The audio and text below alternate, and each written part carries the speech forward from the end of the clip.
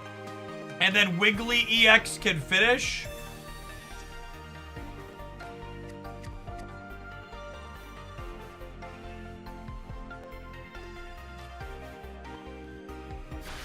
Assuming they don't have a potion. And if they do have a potion, they'll also need to flip aheads on the sleep check.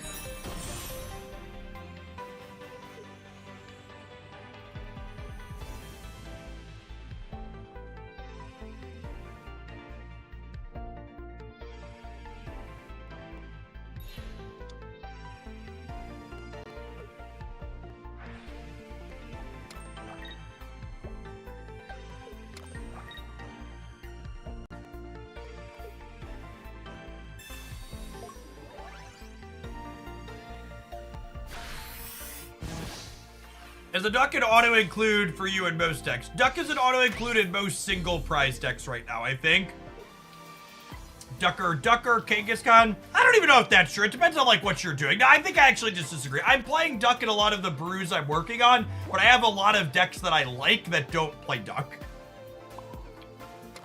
I think Duck's just a good supporting cast for a lot of things you might want to be doing. Get this out here to play around Sabrina a little bit.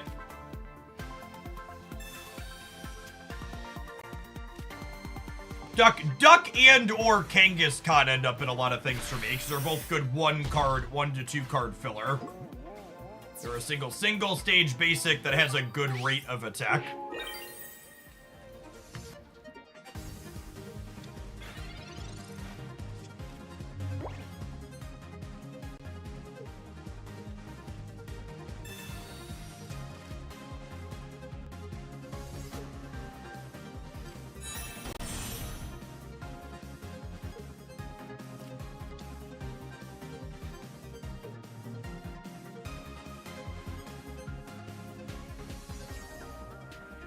The Wiggly's threatening a very sleepy song. Is Dunzo.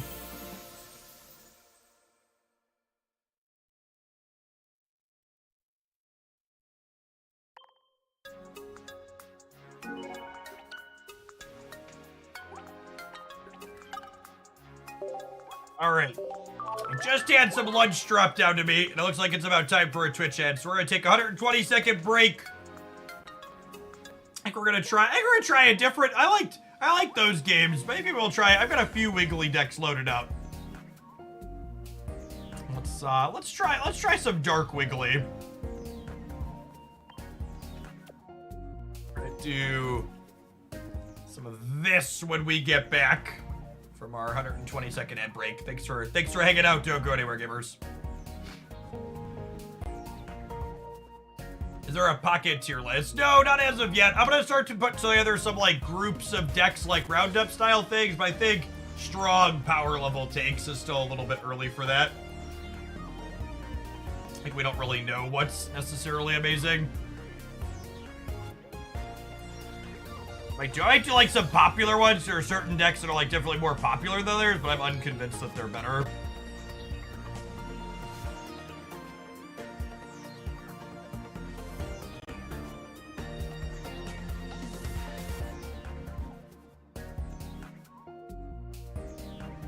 I think my take on the current state of Pokemon Pocket decks is people seem to have figured out all the aggro decks and like haven't worked on anything that's not just like make your EX attack as soon as possible and hope it's good enough.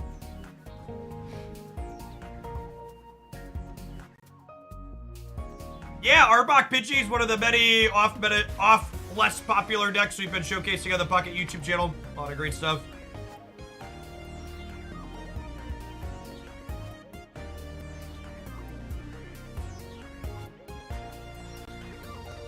I'm already level 87 on Raid. You're a long-time player. Maybe if you're gonna be here later this afternoon, broski, if you're a regular, I wouldn't mind someone walking me through some of the newer features. I think my account's like 49 or 50. I was an endgame player for a couple of years, but they've added a bunch of new stuff since last I played.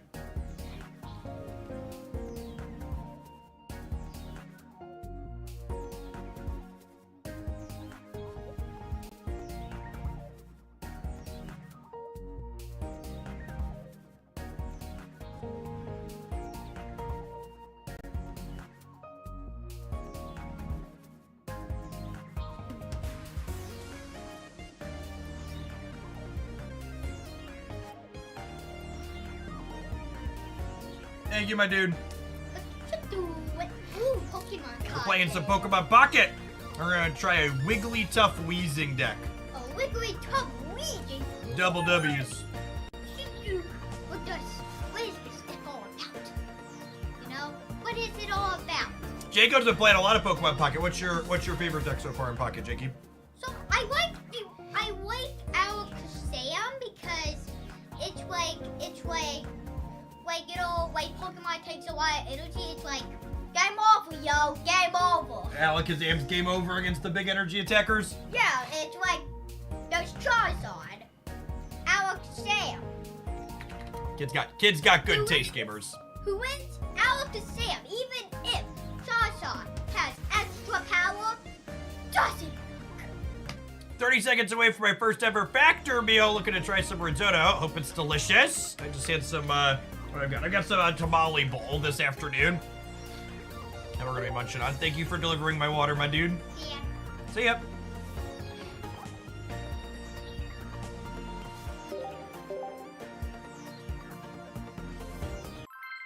The kid being raised properly, like some Alakazam.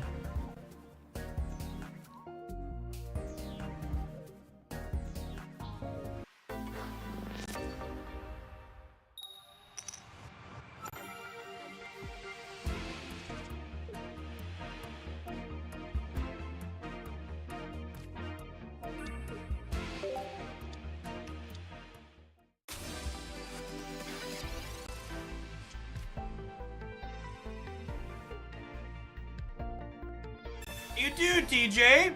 Thank you for the entire year. Welcome back. Loco, thank you for the brand new Prime.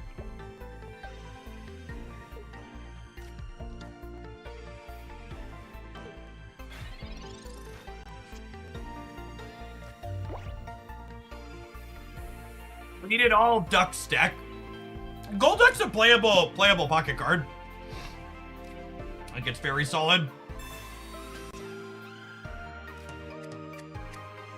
Second Duck isn't stellar here. We're really looking for a coughing or a Jigglypuff. There's a poof.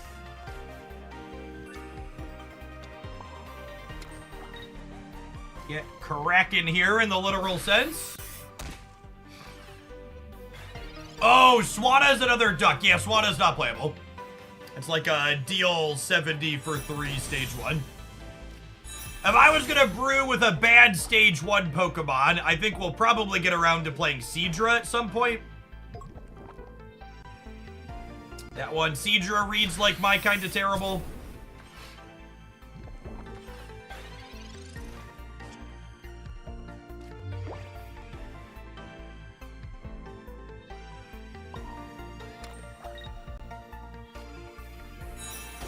If you're one of the regulars who enjoys when I do viewer deck submissions in other games, I think I've got decks I want to try today and tomorrow for Pocket, but Wednesday, we're going to take a crack at our first viewer-submitted Pokemon Pocket day.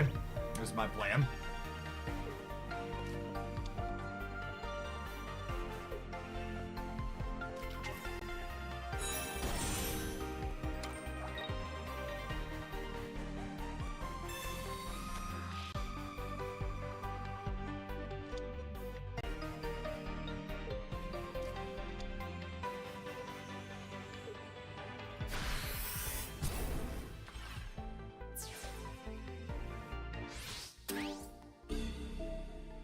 Opponent done messed up here. Oh, maybe they couldn't re-evolve the coffee. I think they played it this turn. Either way, Giovanni lets me take an energy and a match point back here. Although the match point's a little bit less important, or the energy's a little bit less important because their cards all attack for pretty little.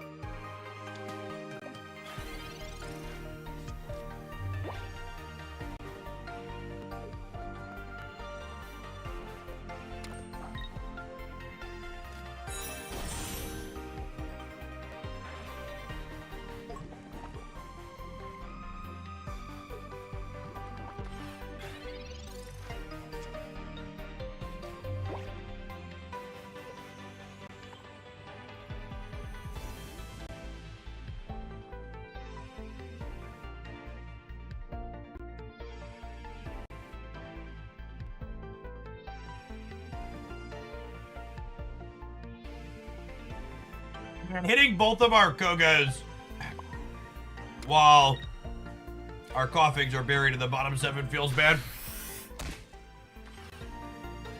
Koga returns wheezing in the active spot to our hand, so let's just buy a lot of time.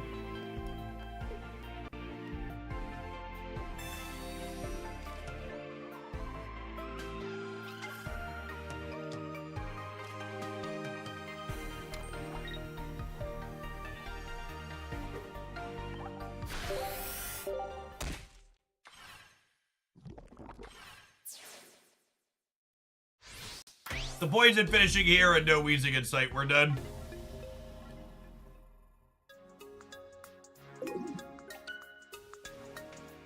The energies each turn are use them or lose them. So always want to make sure you attach General unless there's something weird like an Alakazam that means you don't want to.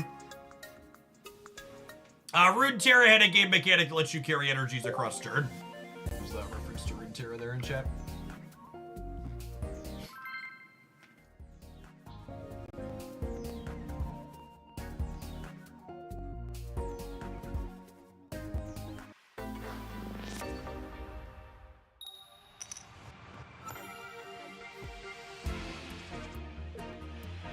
There's a coughing. Coughing! These are all my friends.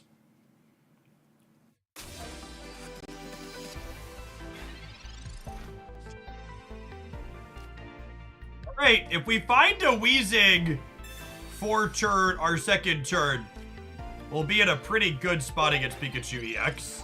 We'll put a ton of damage on this before they can really get going.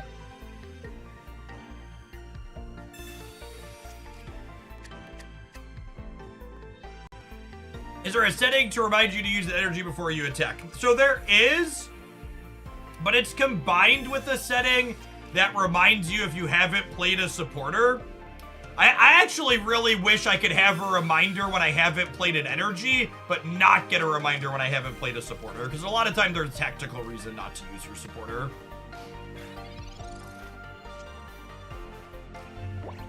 Alright, well, the red card did effectively nothing. It didn't help or hurt us. Our previous hand was bad, but this hand also doesn't have the thing in it that we need. Yikes. Without wheezing here, I think we're dead.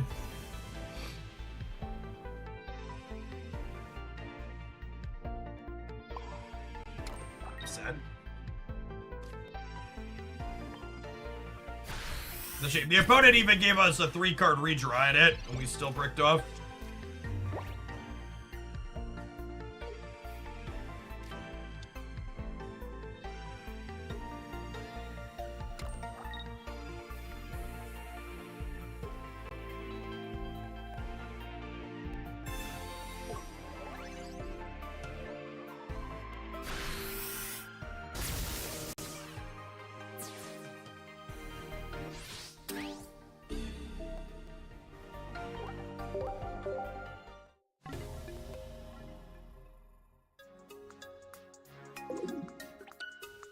Pokemon you want to see come to pocket that aren't already here.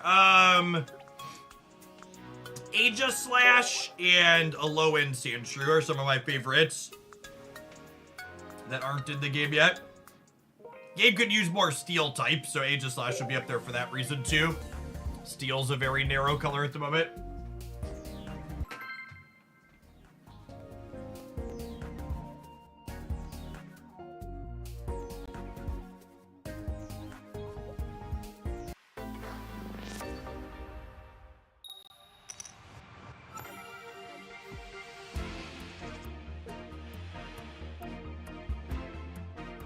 Wow, that really sucks, man. I have heard a lot of unfortunate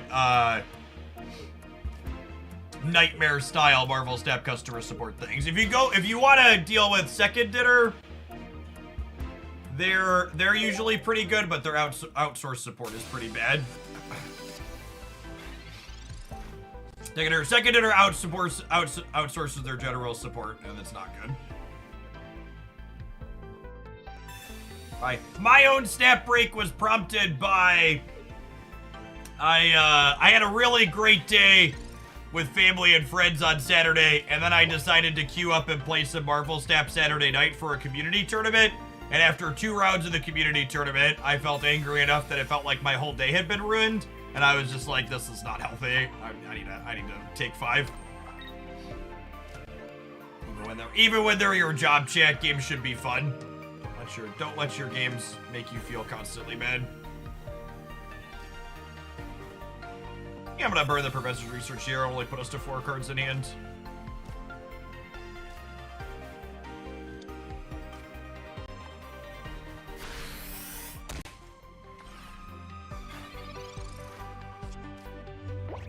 What did Snap trigger that? The last Marvel Snap deck I was really kind of having fun with was Bounce. So it was like my baby. And like, we traded Hela being the best and most popular deck for a deck that is playing 2 copies of Cosmo, with Cosmo and Mystique being the best deck.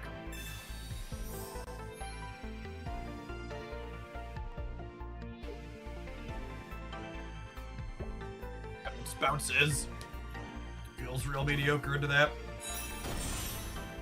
Please retreat to the Pikachu EX. Please retreat to the Pikachu EX.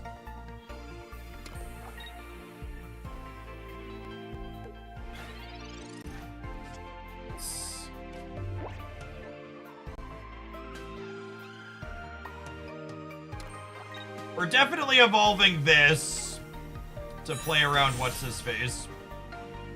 Red card. I think I'm doing this. I don't know that I'm putting regular Wiggly on the Jigglypuff. I don't know if I want the EX one yet either. I'm just gonna wait to make that decision depending on how other things in this game line up. So now they can knock out my Farfetch, but if they knock out the Farfetch, the Wiggly takes their Electrode. And if we take the Electrode, the Circle Circuit on Pikachu EX is less scary.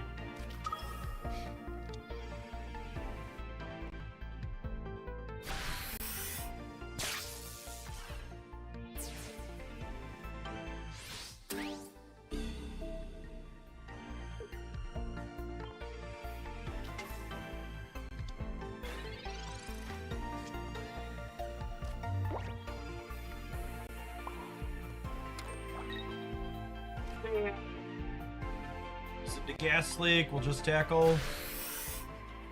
And then Weezing. One of the many reasons why Weezing is good is he has 110 HP. So that means even if they go bench Giovanni, the Pikachu EX is still only dealing 101 shot.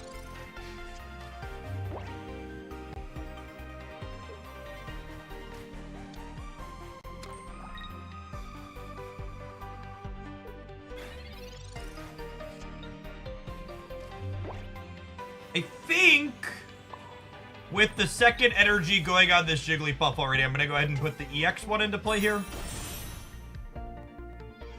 And then we'll go ahead and leak the gas and crack them for 30. And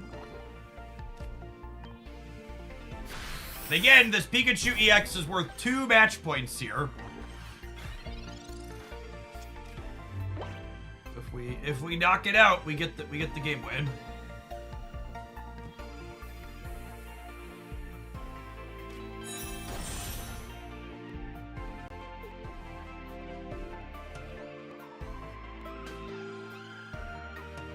Any poison Pokemon fall asleep? Sure can.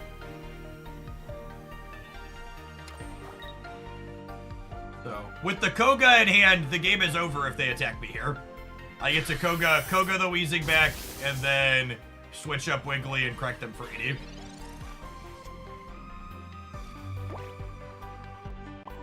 Koga Weezing, I think, is one of the best. We can slot this into different things in the game.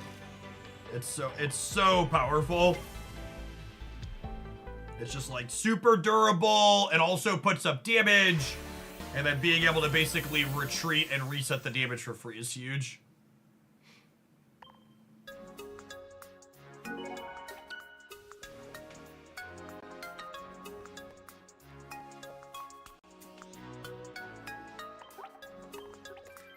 Koga Weezing is solid plug and play. Yes, you get the coughing back. So like when you Koga back the Weezing, you replay the coughing that turn, and then the following turn you can evolve it and then get back to attacking and gassing right away. Very, very potent. Yeah, I think deck codes are my number one. Please add this feature thing to this game for sure.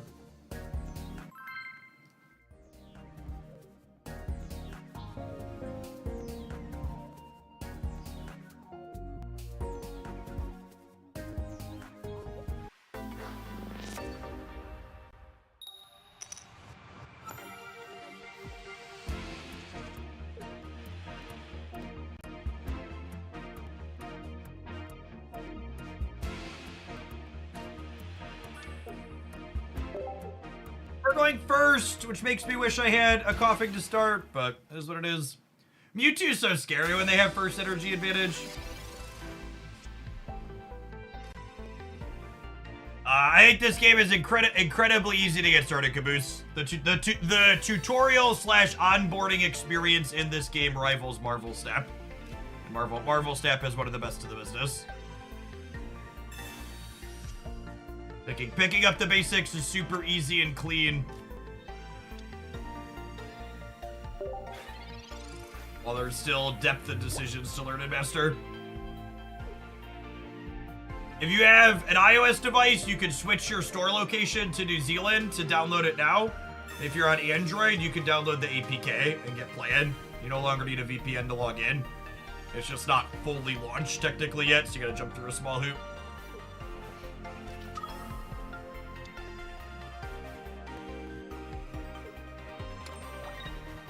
If you don't want to jump through either of those small hoops, it'll be available officially globally at the end of the month.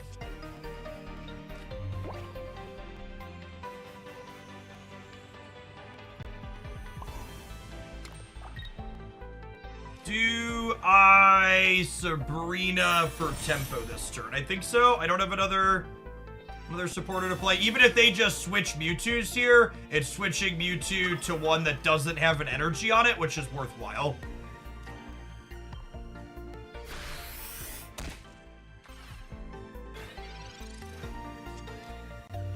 Twiddle, thank you for the 14 months. Welcome back.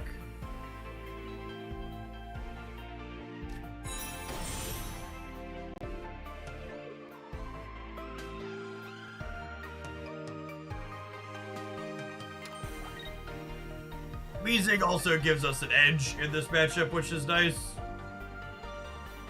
That's Dark, which deals 20 extra damage to Mewtwo EX, so you deal 70 per turn cycle for 1 energy. Just so much.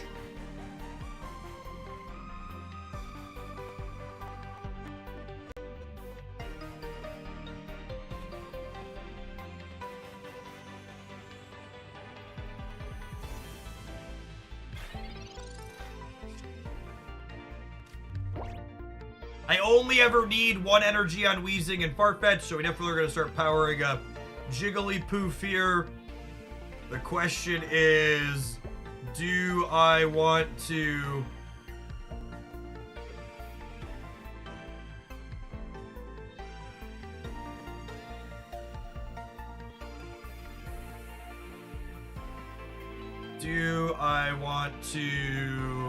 switch to Weezing and crack them here? I think I do. It's close.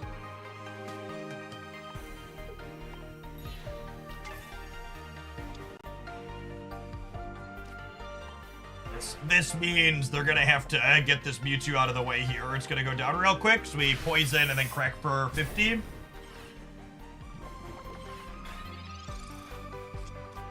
For iOS, there's more hoops. It'll deactivate Apple subscription to other stuff, or you need a payment method in New Zealand. That's good to know. I figured chat was making it out to be too easy, but it's good to know that that is the case. They're making it out to be too easy.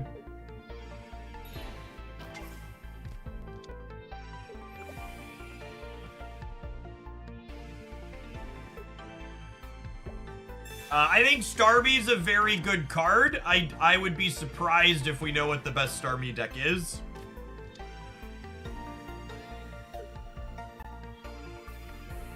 I also think all of the decks that people keep talking about being the best are the ones that have very clear cookie cutter, this is the obvious way you're supposed to be building them, and the devs pre-built these decks for you.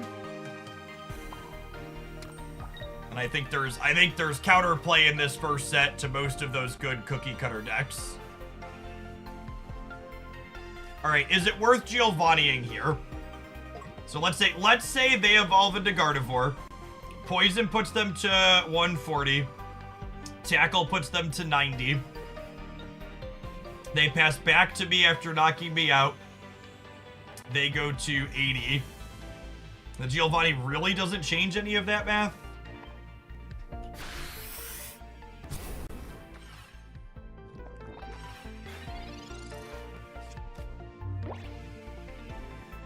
I'd feel better if we had second coughing here.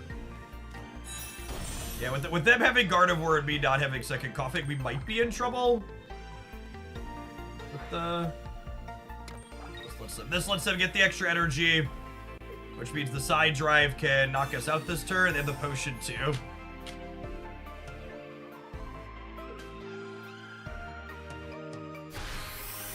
Consider weakness with your math there. Yeah, if you go back and listen to me count, I counted the weakness. I counted Weezing cracking for 50.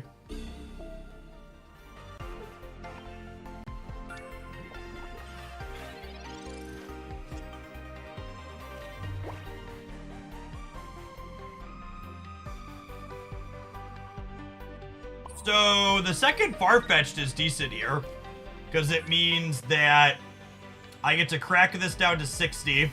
They knock me out with side drive, they go to 50, and then my second Farfetch switches up and knocks it out with the assistance of the poison.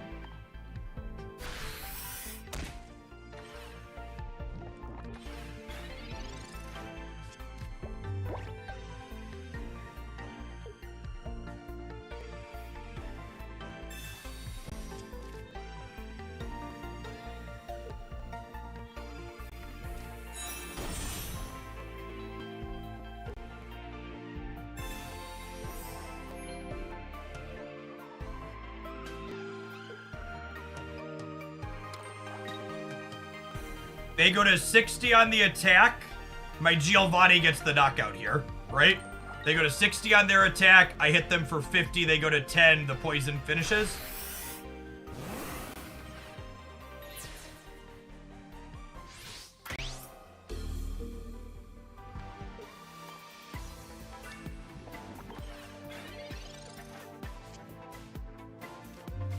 Now, the downside here is that I lose to them having their second Gardevoir, which could be likely, because second Gardevoir means that they get to attach 3 energies, which lets their Gardevoir crack for 60 and finish the duck. And these are like, again, what goes into talking about, like, what are the best decks or not. Like, this deck that I'm playing is, like, completely unrefined. And, like, we're in a spot that's, like, reasonable against this deck people are calling one of the best ones in a game where we bricked having our second Weezing. And we bricked having Kogas.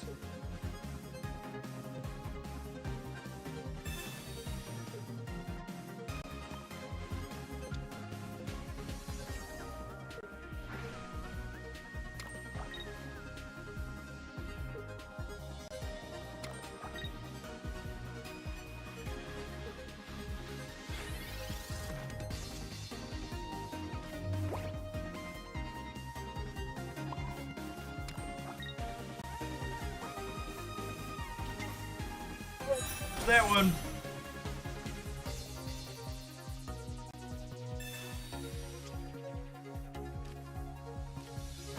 Oh, did I mess up?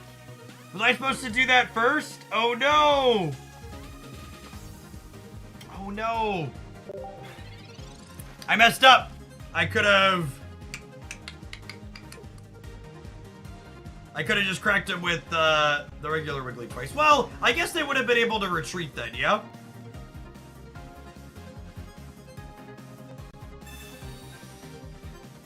Nah, I think the EX line is still correct. Oh no, not red card, please, no, stop. Mercy. I guess they got rid of my Weezing, I suppose. Okay. Okay, getting rid of my Weezing might win up the game.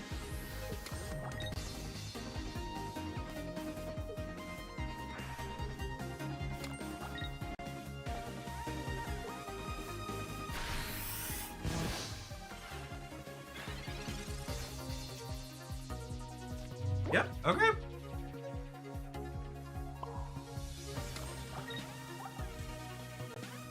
Sabrina twice.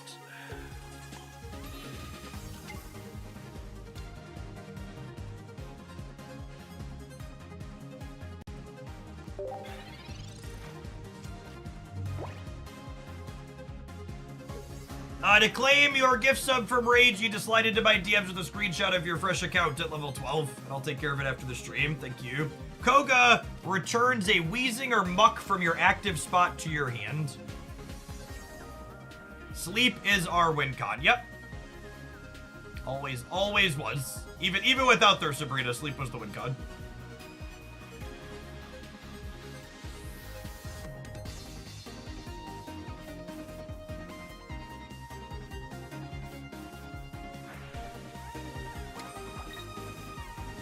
Yes, Koga does not return coughing, only Wheezing or Muck, so I could not bounce coughing there.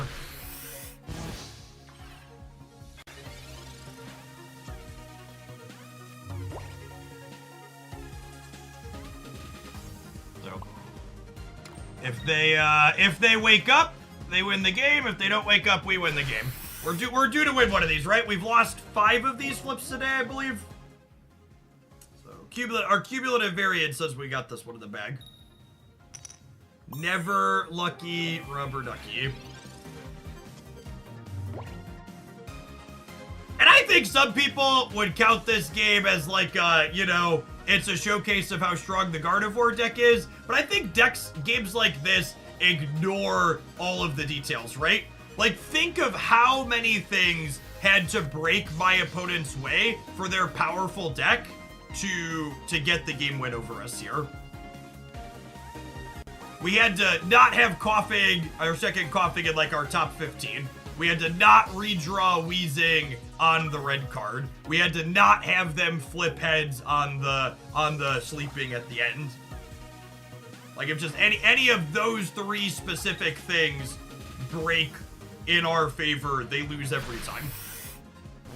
And this was a game where they had both Mewtwo EXs and they had a Gardevoir online early. Literally the only thing that didn't go well for them was the fact that they didn't get second Gardevoir early.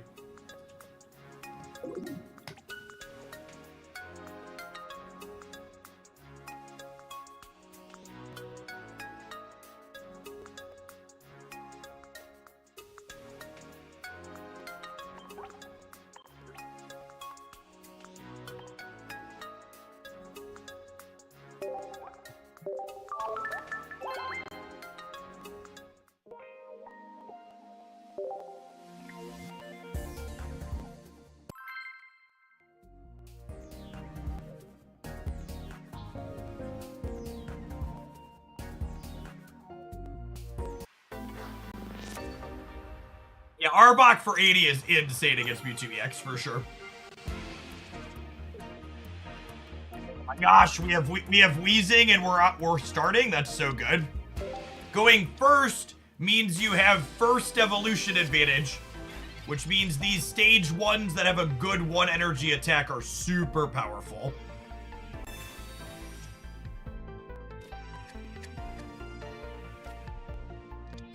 Mankey's actually kind of terrifying though. Primeape hits for 100 and we're weak to fighting. So could be a little bit of a scuffed game for us due to weaknesses here.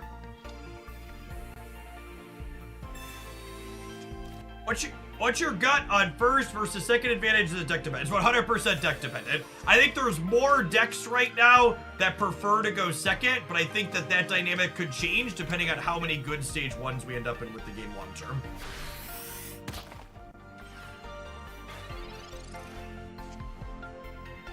Poison saves us. Unfortunately, if they have the Primeape on curve, evolving gets rid of the status effect. So we're gonna make them have it here, but definitely not great for the home team if they have their stage 1 on curve as well.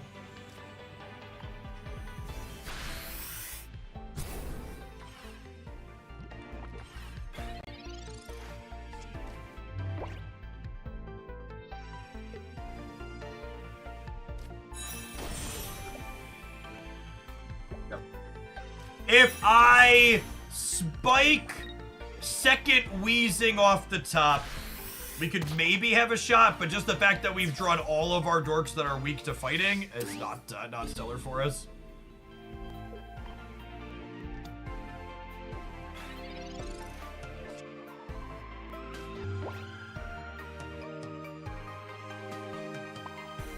Okay.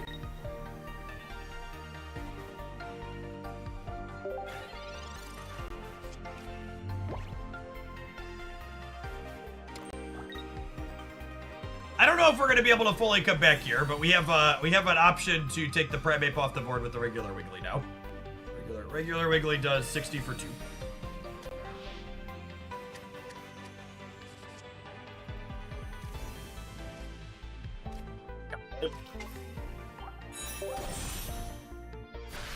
I think we were torched either way.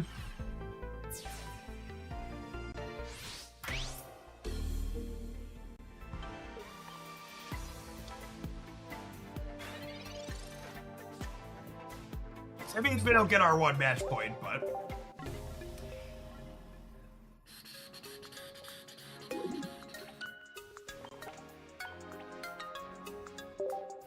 Yes, clouds are notoriously punchable. Yep. Famously, in fact. Let's check the Wonder Pick for Frogadaires real quick. It's been a minute.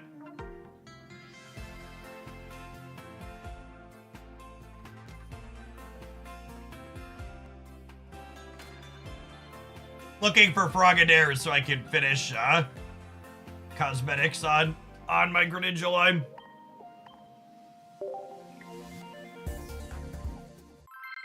We got Misty first till kill that stream, of course. Shrug and you move on to the next one.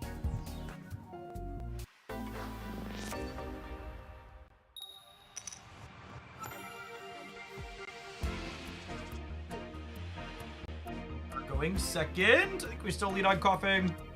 Jiggly slash Wiggly's like our finisher in this deck.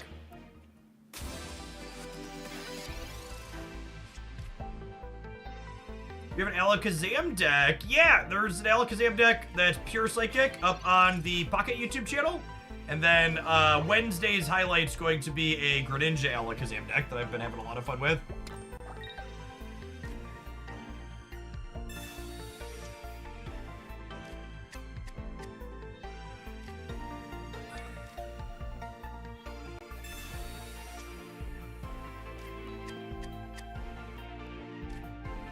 I've just been accepting friend requests from subs who add me so far. My code is in the subs Discord server, but eventually the list is going to get full via that method, I assume, especially once this game full launches.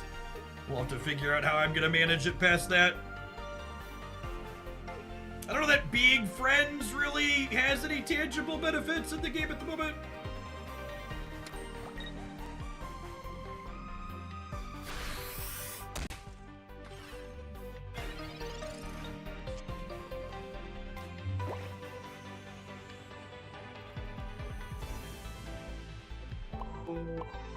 I think we just have some duck-on-duck violence here.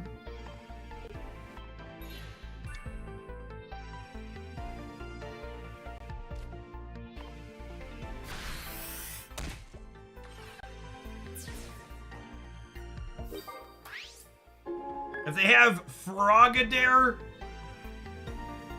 they could crack us for 30 twice, but we have 40 into 40, which is good too.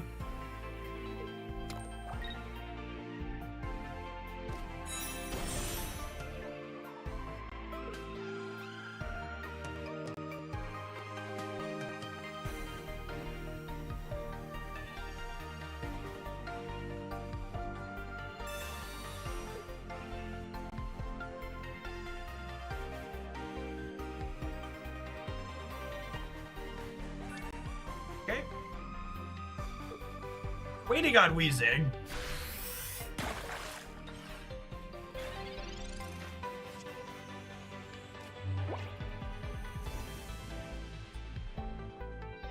I think I'm supposed to put an energy on here and crack them for 40 just to make it so they have to have the Greninja to have a shot. Greninja potion buys them a turn 2, but...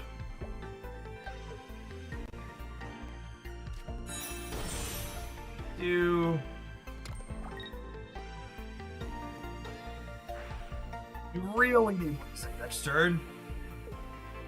Oh, they have Dark Energy. That's interesting. Are they playing the Arbok build? I like the Arbok build.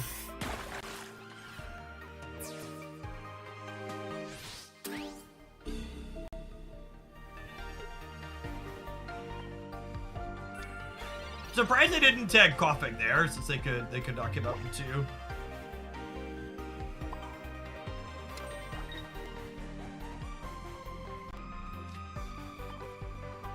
I think not tagging the Coughing was a mistake. It would have forced me to put it up here.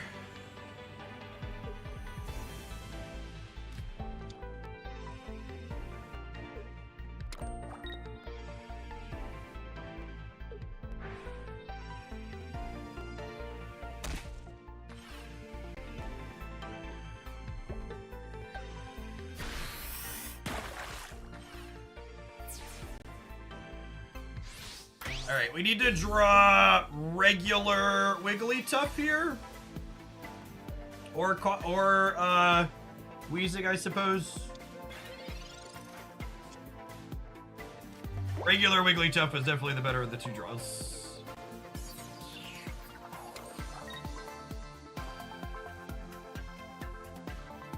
Unfortunately, I can't just Sabrina and KO the Ekans because then I lose to the Greninja tagging my Coughing. Oh, I guess the Greninja does 80 as well.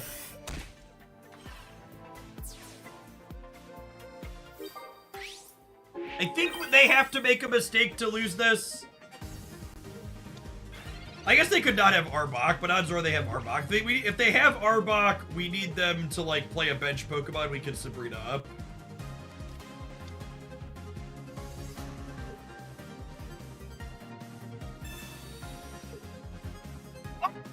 Play my Jigglypuff! No!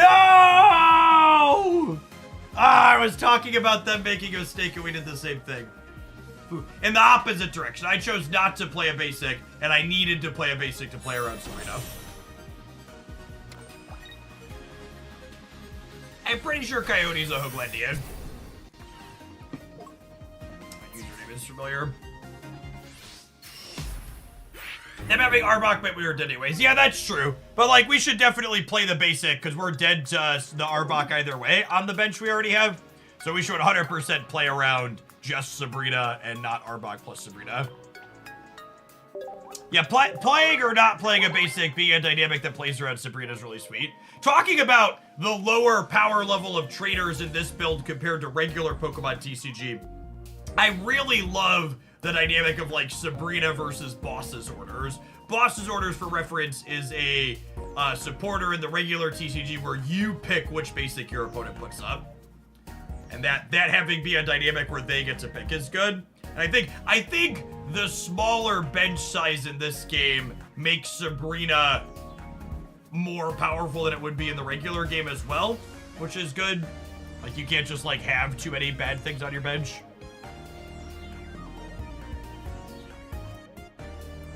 I have no idea how the friends list works, but telling you, I think I have a bunch of slots. Maybe I can only have so many pending friend requests at once. And I gotta go through some of these approvals. That might be it. We were talking about it today, so people might have been adding me.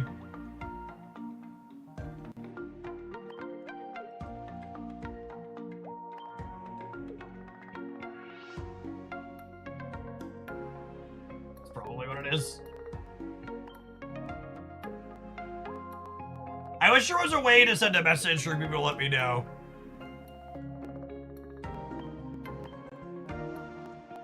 That was it. Let me send you out. Okay.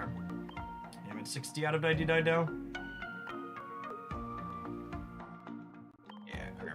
I'm accepting ones from usernames I recognize. Which one are you, Worldbreaker? Like I said, I don't even know that this really matters. Like, my name will show up in your Wonder picks, but I'm just opening regular amounts of packs. Red card is worse than worthless and actively helps your opponent in number of spots.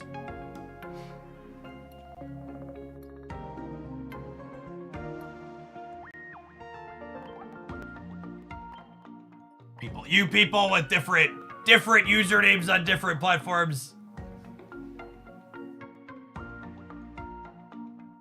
Thanks, Late Night Snapdad. Appreciate the 2 years. Yeah, I think the #1 mistake that I made, Smiling Coyote, thank you for the 21 months.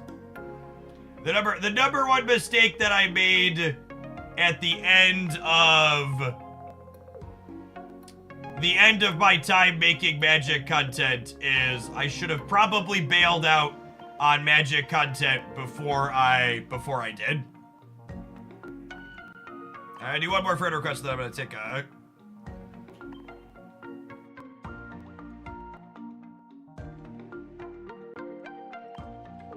I should have taken a break on Magic before I did, because at the end while making Magic content, my numbers suffered because I was just super miserable.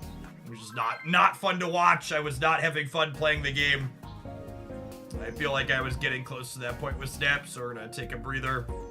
I don't think we're gonna be done with Snap altogether, but I need a short let's not implode and do other things in the meantime.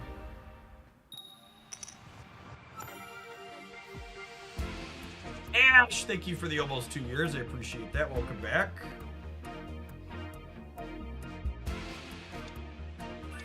If I had wheezing, I'd open on coughing, but without not wheezing on the open, I think we wait.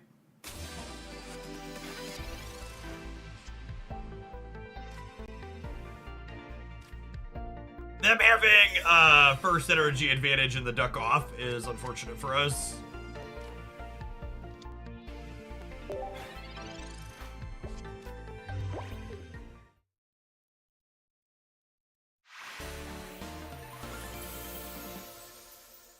Somewhere to be. All right, that's kind of a blessing in disguise. I actually just looked at my timer and I actually need to tap a Twitch ad roll.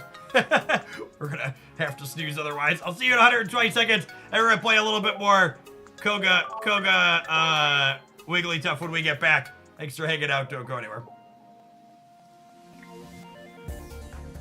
Sometimes real life happens, video gamers.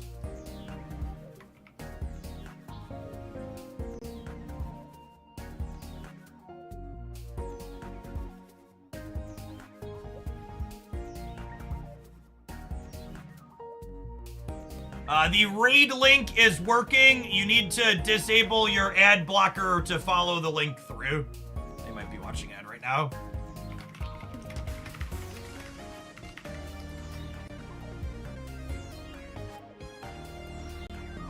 The way link forwarding works, it makes a number of ad blockers unhappy, but that's how it tracks where you installed the game from.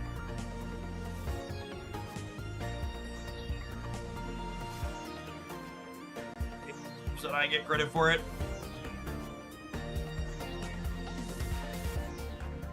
You're on mobile and can't click it on chat is what I mean.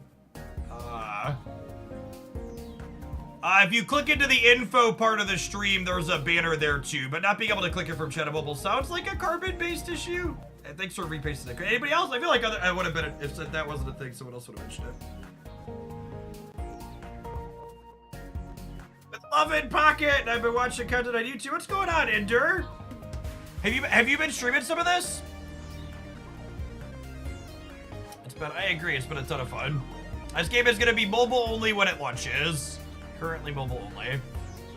Yeah, that link works, weird. Maybe, are you on Android or iOS? I wonder if one of the platforms isn't like the emoji in front of it. All of the mobile game promos I do are always only for people who haven't played the game before. You should never make multiple accounts to try and scam the sponsors. Looks very bad on me.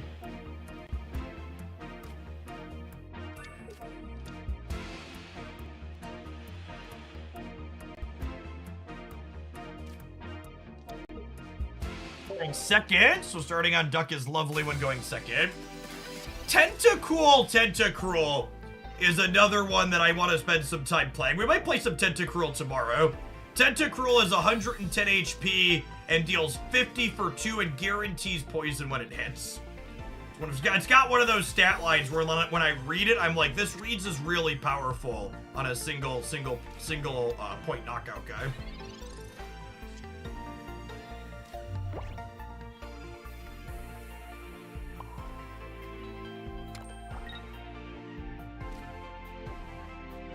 Drowsy. Hypno is one of those cards that I read it and I'm confused that people are playing it.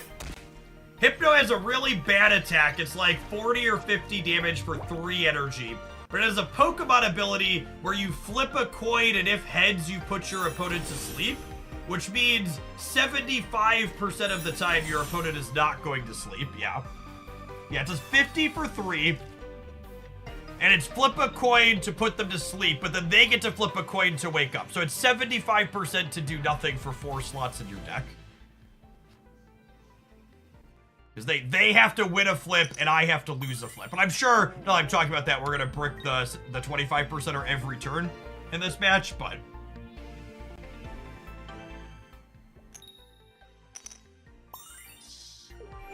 easy game.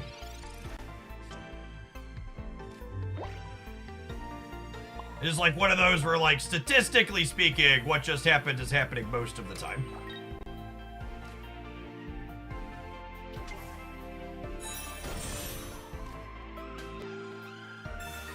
Sounds like we're playing Tentacruel Greninja. Thank you for the biddies, Duck. I appreciate that. I think I'm waiting on my last bench slot for a Jigglypuff. I think we're gonna give them the Toxin Hug here. Crack him with the tackle. I think in the paper card game, if I recall correctly, Poison is the only status condition that doubles up. Any paper TCG players fact check me on that?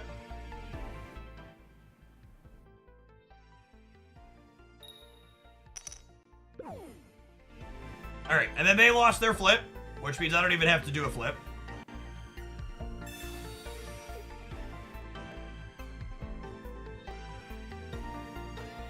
We're gonna get to knock my duck out here. But, and this is noteworthy, this is, again, a really big thing about thinking about how you manage things in Pokemon Pocket, is my opponent and I are about to trade 1 match point for 1 match point here. But I'm about to be up an incredible amount on tempo. So we'll each have 1 knockout, but they've gotten rid of 0 of my energy with their knockout, and I'm gonna get rid of 2 of their energy with my knockout. And that's one of the dynamics you really want to be thinking about in terms of profitable exchanges, is how much energy did you miss? And now, if we get down to the full back and forth of this game, I did spend an energy to retreat, which cost me some tempo. So this is me catching back up and then getting ahead a little bit here, where I have 2 energy on the board, and now they're only gonna have 1 energy on the board.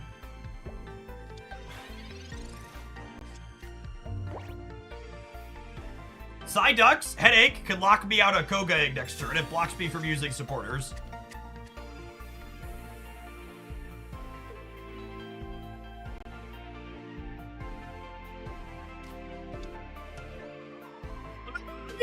Thank you for the 13 months. Welcome back. Loopy's been streaming a bunch of Pocket as well, gamers. There's someone I've been chilling. They do some Snap too. I've mostly been watching on their Pocket side. Be sure to check them out.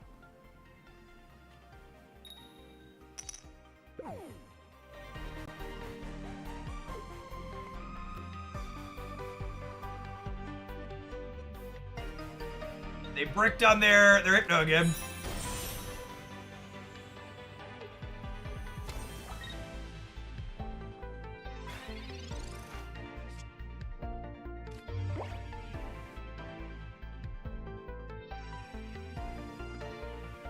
Just not a Jigglypuff in sight, eh? 2 Jigglypuffs, 2 Pokeballs, bottom 7 cards.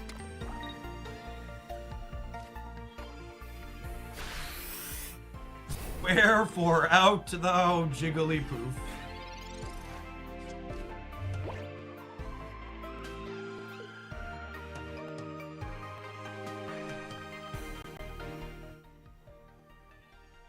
And this sleep actually doesn't matter, because if they hit and I miss, I can Koga back the Weezing. And I want to Koga back the Weezing anyways because of the damage on it.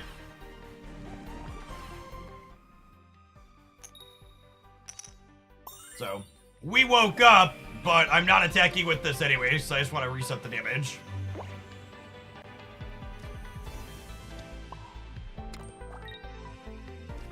This is why Koga is so powerful, because I have the second coughing set up on my bench here. So I basically just get to keep wheezing in play, but I spent a supporter to heal it. I lose an energy in this exchange, but it doesn't really matter, because everything in my deck needs so few energies to attack.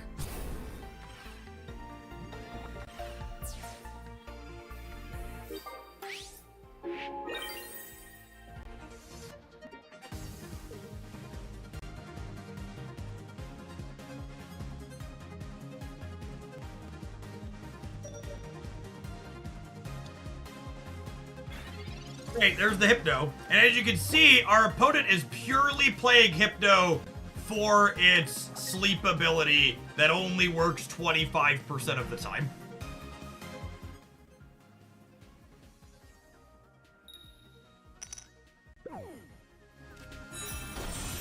I honestly think it's difficult to mess up your economy decisions inside of Pocket.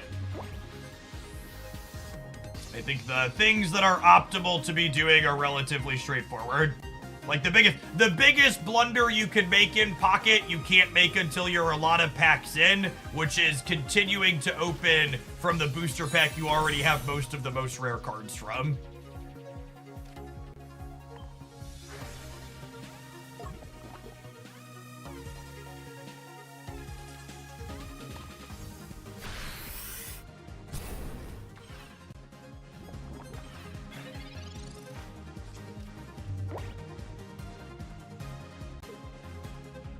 There's some X speeds here. Is that why they put this up? Kingler takes forever to charge up, right? It is 80 plus a potential for 80 more, 25%. So guaranteed 80, 25% of the time does 160. Yep. 1 X speed. So they're not knocked out this turn, but this costs them infinite tempo, right? If they hit the 25%er here, they could buy a turn. Great, there's the first half of it. Will they finally sleep me and will I brick on Koga? Nope.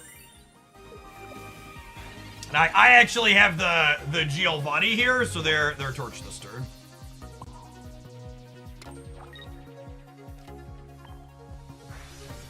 Sprugaleek.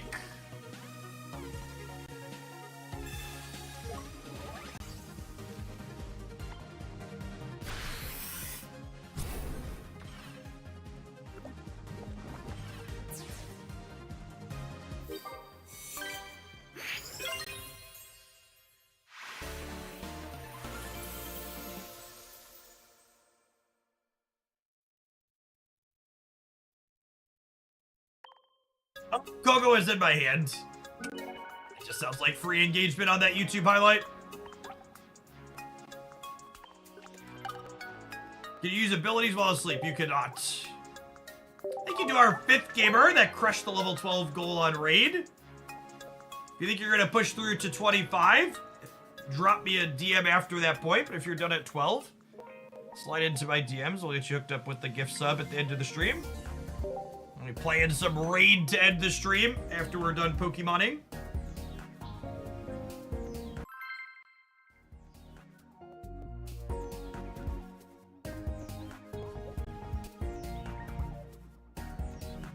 Did Hypno do anything that match? No, they literally lost their 25%er every single time. Card is wildly inconsistent.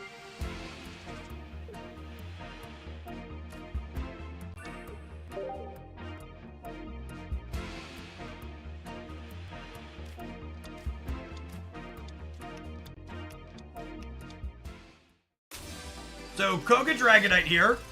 Ooh, it's Koga Dragonite, but it looks like they didn't know you're not supposed to have Dark Energy in it. They have a Dark Energy on deck here, which honestly makes them scarier, I think. Like, it's less consistent, but if they high roll and hit the right energy, it's actually better for them. A little scary.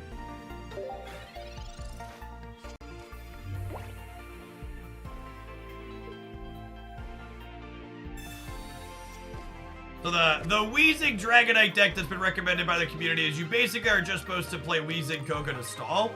Oh, they're doing something completely different then. Not an established net deck. What's the best card of the game right now? I think if you asked me to pick out a singular card that I think is contention for best card of the game, I would probably say Wigglytuff. Or sorry, Starmie. I'm looking at Wigglytuff in my hand. I think Starmie EX would have my vote for strongest individual card in the current client. It's very, very potent.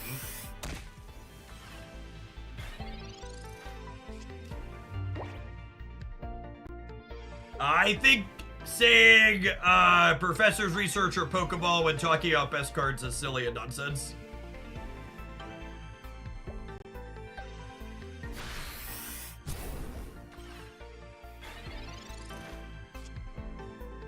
They're just not comparable. Did not have their evolution. There's no reason to get energy on Wheezing in advance. It only ever needs a singular energy. So we want to get Wigglytuff powering up here because that's our attacker that needs more than one to give us flexibility down the line. Tier 0 means that Professor's Research and Pokeball go in literally every deck. They are a cut above the rest. It is pointless to talk about them into the discussion because it's accepted that they go in everything.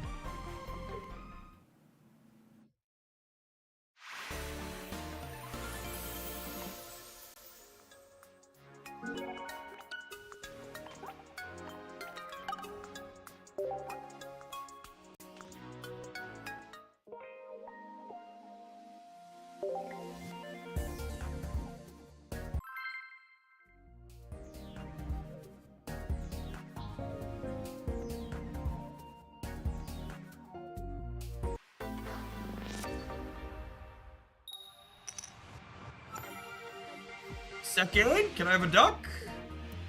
No ducks, Sedge.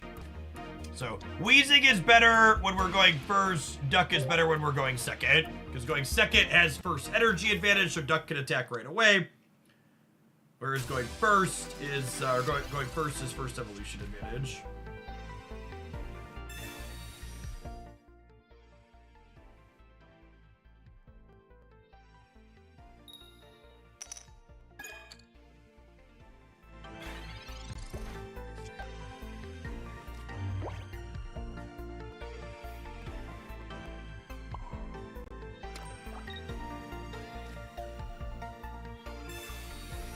Bricked. GG gamer. Thanks for playing. If they're the 18 Trader Articuno EX deck, Wheezing on 2 is gonna be real good here.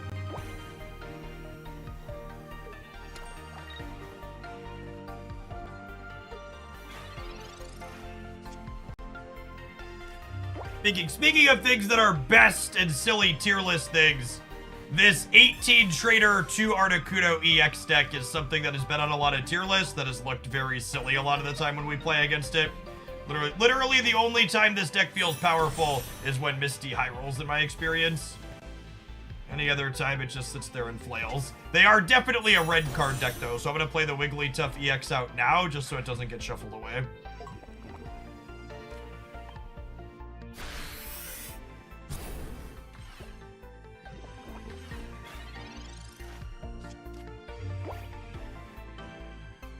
I Professored Research this turn, so I can't Giovanni. But yeah, we'll burn the Geo at like first opportunity, most likely because of the red card.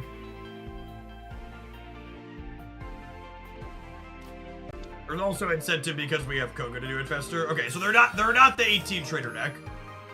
They've got other stuff going on with the bricks this year. Just burnt down basics to start.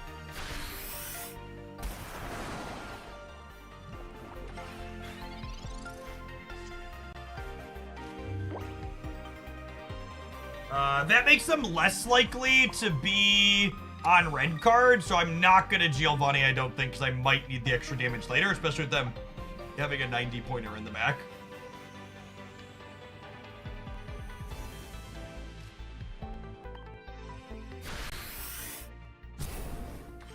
It's 90, they go to 50, they hit me, they knock me out, they go to 40, and then Farfetch finishes them.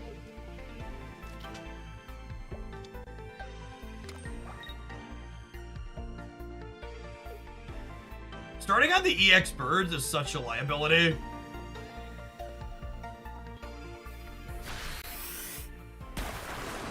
Bruxish does have synergy with Blizzard. This puts damage on my bench. I'd be kind of surprised if they had Greninja in addition to the other ones they've showed us. I'm gonna move into Duck here because they only get one knockout point if they knock out Duck. We're now 2-1 here.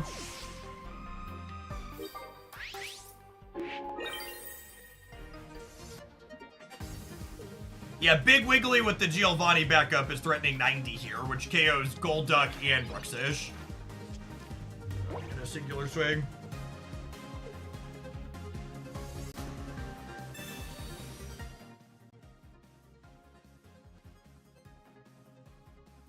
Even if they hit on this Misty and then have Golduck, we have the Giovanni, so we'll be done here. Oh.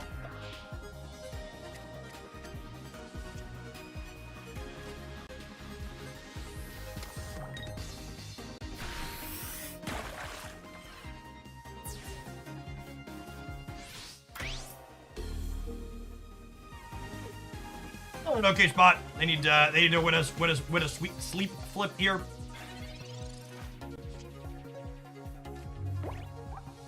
There is no reason to play out Farfetch'd unless I want to lose to a Sabrina, so we're just gonna sleep song them. Hope things work out.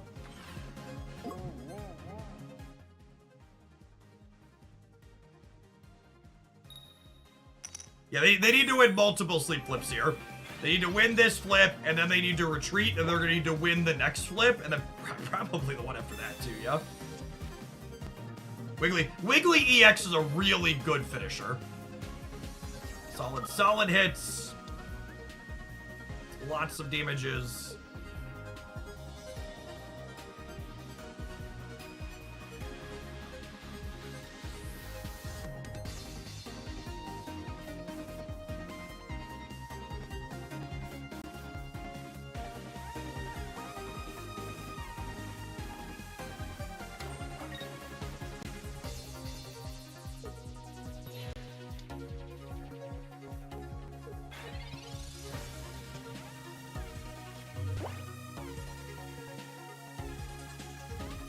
Keep putting my energy on because I can, and again, I am explicitly not playing Farfetch'd out because they're on 2 prizes and I don't want to get Sabrina.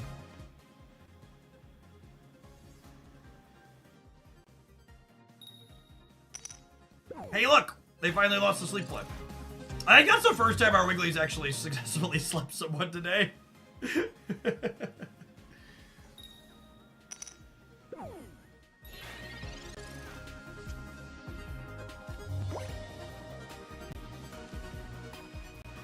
Stayed sleepy through the end.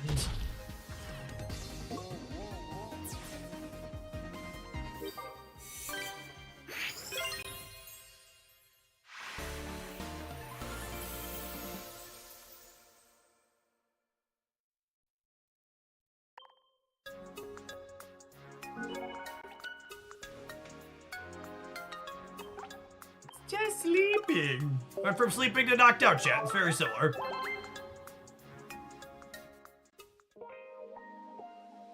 I don't know, if I'm being honest, I think Moltres is the only of the EX legendary birds I really like. And that's only because it accelerates and then you retreat it out. I really think leading on an EX Pokemon is a really big liability. I think finishing on EX feels strong, but I really like the decks that like put up 2 decent like 1-point knockouts and then close on the EX afterwards. We're going second, which makes this duck lovely.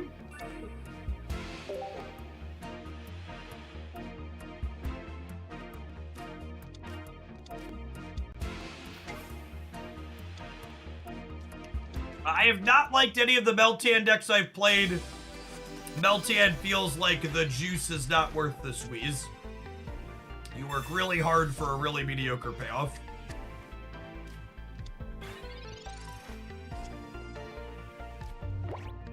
When my son started his free-to-play Pocket account, I have him opening Charizard packs, because Charizard packs have Charizard and Moltres, and they also have Greninja and Alakazam and Sabrina and a bunch of other good things you need and we'll play with.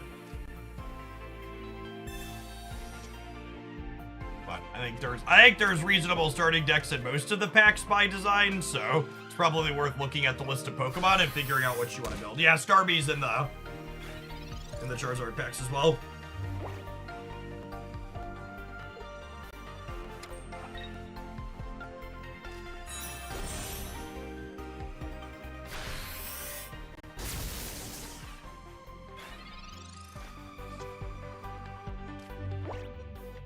Alright, I think the play here is this on here.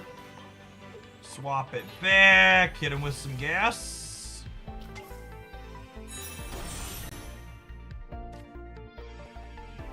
Zapdos having a retreat cost of 1 is pretty good on the EX, I suppose. We were talking about those being good, bad, or otherwise. Second Coughing's actually really good here with the Koga teed up in hand. The Pikachu EX decks usually don't have room to play red cards, so I'm not going to play around it by evolving the Wigglytuff, I don't think. Because there's a world where we draw non-EX Wiggly and it's useful. I think one of my favorite things to play with from a deck building and in-game sequencing perspective is I've really enjoyed playing with these stage 1 Pokemon that have EXs and non-EXs in the deck simultaneously. Stage 2 odds too. Gengar has a regular and an EX, and we played a Gengar deck that was playing both of those that felt really clean because of the kind of decision tree. Makes it having 2 of them makes it less face up what you're doing as well.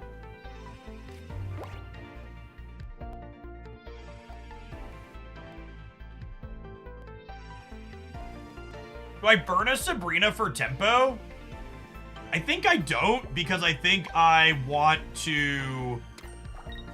just want to put damage on the Pikachu EX because it's their best attacker. Weezing is insane against, and this is the thing too when it comes to like meta games and what's best. A lot of people are like, Pikachu EX and Mewtwo EX are 2 of the best decks. Well, Weezing is insane against both of those decks. Like Weezing doesn't die in 1 to Pikachu EX, and it's super effective against Mewtwo stuff. Yes, the Sabrina egg, if they have Electrode, lets the Voltorb retreat for free, which is why it's one of the more important cards to be put in Dark type. Man, I wish I had Wigglytuff. If we had regular Wigglytuff in my hand, this game would be over, because we would get the knockout on Pikachu. I guess if we top deck it, I can Koga the Weezing back and still do that. Oh, baby, talking about... I love when we talk about a thing and then it happens instantaneously. It's my favorite. So because I didn't play the Jigglypuff to start, I have to, like, lose an energy, but I think that's fine. Like, they're so far behind when I take this knockout here.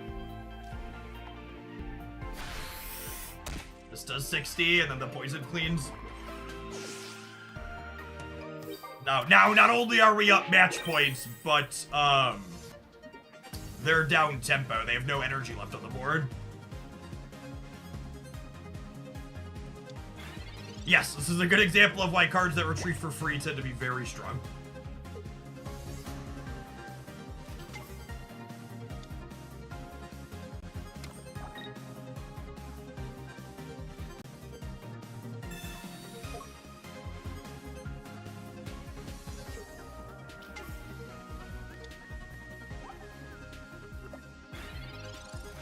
Now we're totally Sabrina-ing them, yeah?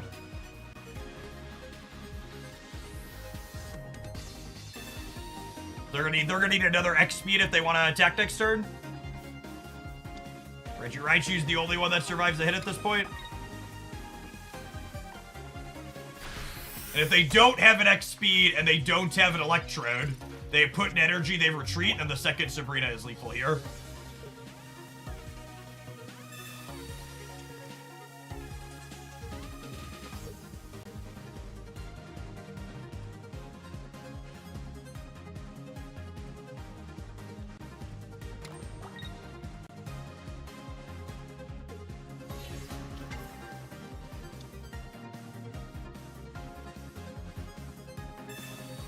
Ooh, that's pretty good.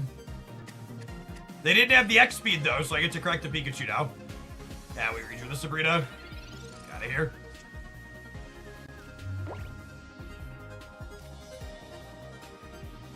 A game winner on the regular Wigglytuff here.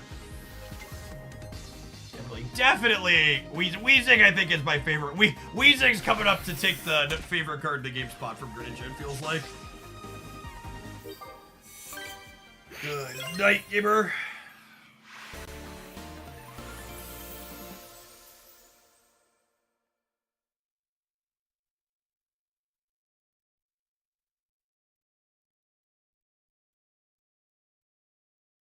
So that was great.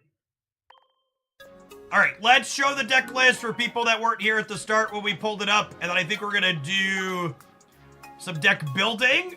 Duck cheered some bits for something that I kind of wanted to work on anyways, to Cruel Greninja. So let's showcase exactly what this one is for people that want to see it, and then we're gonna build some Greninja Tentacruel after the break. So notable choices here are one-ofs are Wigglytuff regular and Giovanni. And then we're playing full twos on the rest of it. 2 Ducks, Weezing, the rest of the Jigglypuff line, and then Koga Sabrina.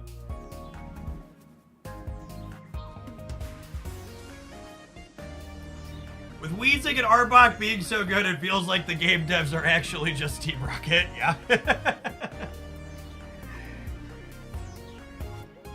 Coolio, have some Twitch ads. I'm gonna build a Greninja deck. We'll place for that when we return. Thanks for hanging out. Don't go anywhere.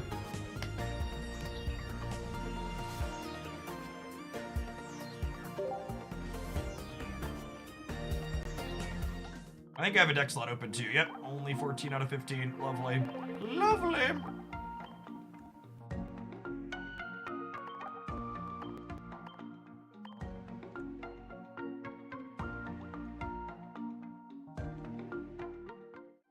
Nimbus! I've enjoyed this stream so much I had no choice but to prime. The one James, thank you for the 54 months. Psyduck is Pokedex entry number 54. I hope life's treating you well, James. Are you thinking about checking out Pocket when it drops?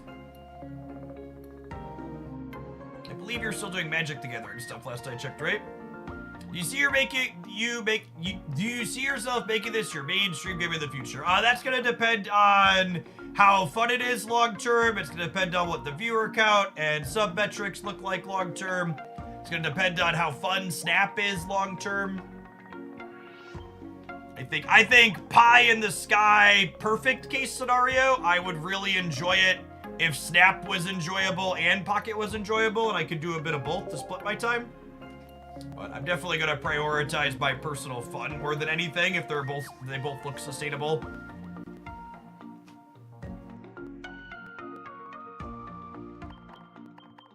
Do I have enough Tentacruels that we could unlock some cosmetics? We'll see how good he is. I have cosmetics on my frogs, chat. You've been playing a lot of frogs. My kingdom to be able to set default flares. I don't love my frog and air flares. I need some more of him so we can get better ones on him, like my Greninja flares. My first time seeing this game. So it's basically like they took paper Pokemon and modernized it for the 21st century with some digital only mechanics. Am I still spending on this game every day? No, it only took 3 days of opening 100 packs a day for me to have functionally every card in the game. Risky Talent. I'm missing some cosmetics. Yeah, kind of like Pokemon Alchemy, but also one step further, James. So there's no energies inside of the decks. There's an energy zone you get 1 from per turn, and the decks are only 20 cards. and instead of playing to 6 knockouts, you play to 3 knockouts. So they made the game faster and they streamlined a bunch of it, while also doing some alchemy style things.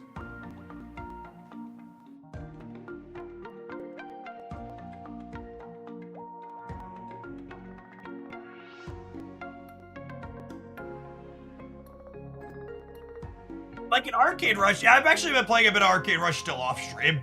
I don't know that it'll be a game in terms of metrics that we'll do on stream a ton, but I think I will continue poking at it. Async gameplay's a great one. Alright, I probably want one more trader line. Obviously, we want researches and balls. I want at least one Sabrina. I think I want Misties. I think we're obviously not a high roll Misty deck, but just getting Greninja or Tentacruel attacking Suitor sounds lovely. And that leaves me with 3 slots. You play any Magic, Digital, or Paper off stream? I do not. Magic doesn't really make the game I used to. Magic doesn't really make the game I used to love anymore. They changed their design philosophies. It doesn't hit the same for me. Modern Horizons was the beginning of the end of Magic for me.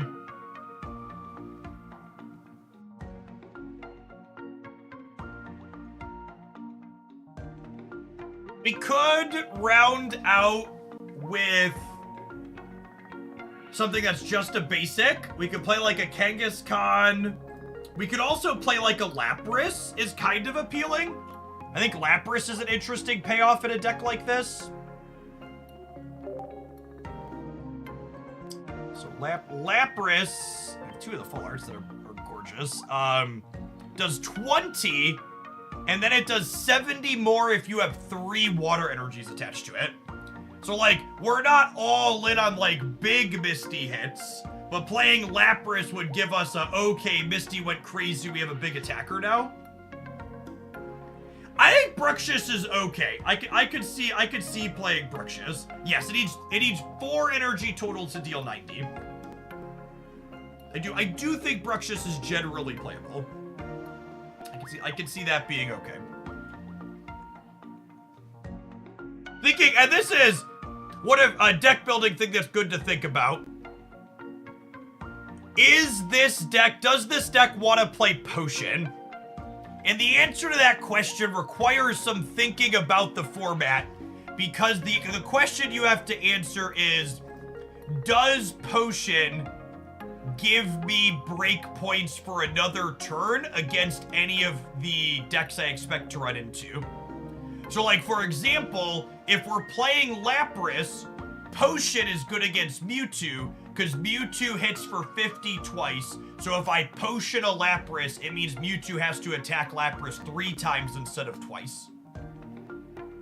Are there any other breaks like that in the decks? Unfortunately, Tentacruel dies to 1 to Pikachu either way, and it already breaks in 3 hits against Mewtwo.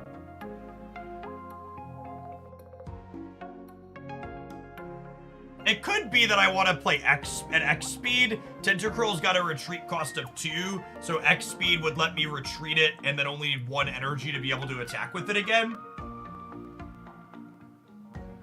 Yeah, I think given the context of Tentacruel and Greninja both surviving Mewtwo's 2 hits anyways, X speed's probably what I want. How's Blastoise in this game? I think unfortunately Blastoise is the worst of the Kanto starters, but it's okay. There's a Kanto deck highlight up on, there's a Blastoise highlight up on my Pocket YouTube channel. That's all right. Let's round out with X speed. Change our highlighted cards to the lands we care about.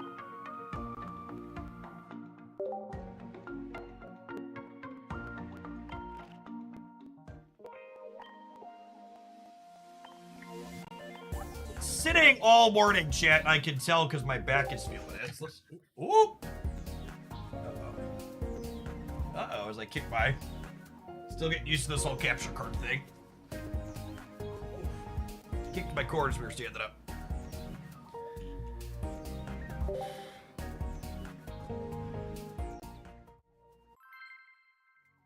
Why Tentacruel instead of Golduck? It's similar damage. Yeah, different breakpoints though.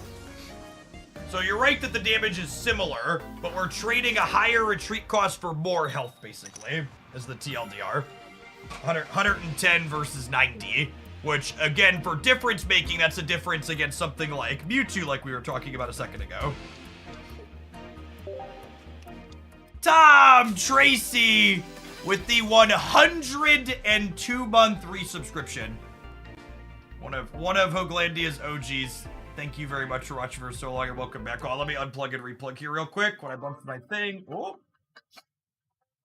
Oh. When I bumped my thing, it came off center. Uh-oh. Uh-oh. Hold on.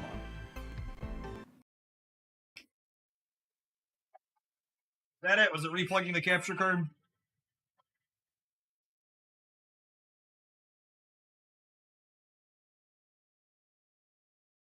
Have you lost my thing? I think you've lost my thing. All right. Hold on. Forgot how I fixed this last time. I'm sad because my hand is good, but I'm gonna fix the technology and retreat. Apologies, opponent.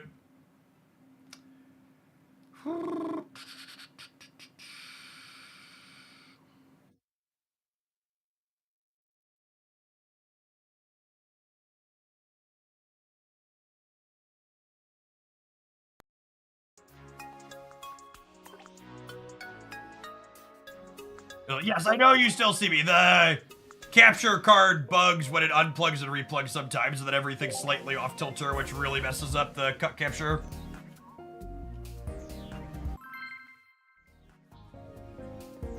Yeah, Sam, we're planning to keep the pocket stuff on the regular. I imagine we'll do even more of it when it releases.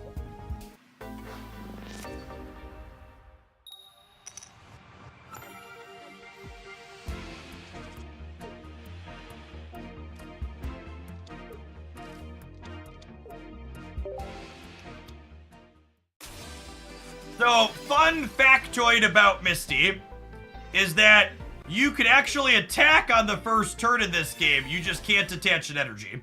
So if you hit heads with Misty, not that we would ever dream of hitting heads, you can actually attack on turn 1.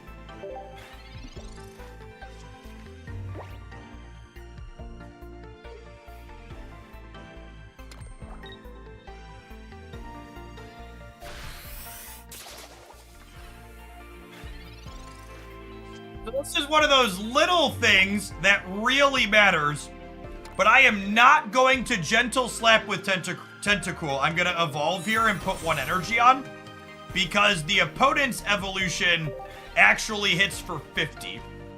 So if I put an energy on and then they evolve, they're gonna finish my thing off here. So I want to get evolved here, so that way I'm not at risk of getting knocked out by their stage 1.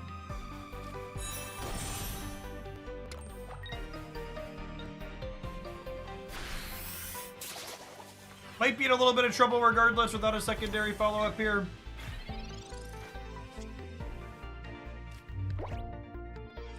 It's extra basic.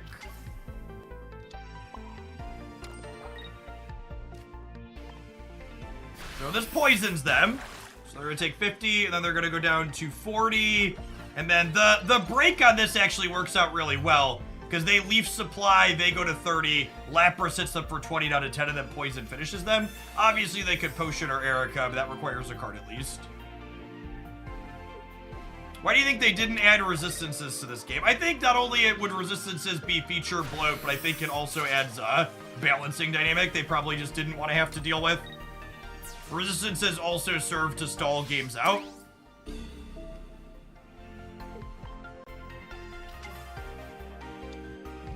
We're gonna draw second Misty, and we're gonna flip 3 heads in a row, and this Lapras is gonna crack it, yeah? The dream.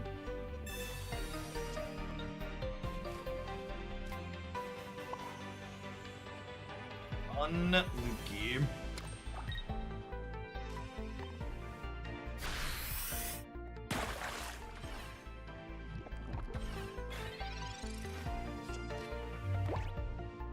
I really needed a Froakie this last turn to be able to start working up towards Greninja.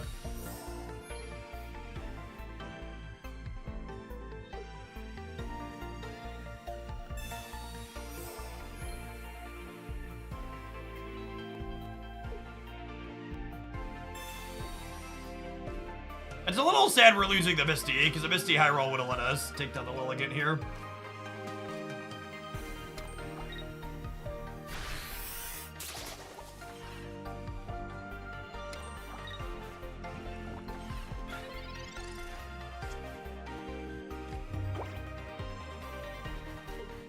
I mean, they did technically make my hand worse. I didn't redraw Frogadair. I think we're done at this point. No Froakie, red card not saving us. We would have had a chance that game because of our opponent's red card. They gave us a redraw and then we also bricked on it.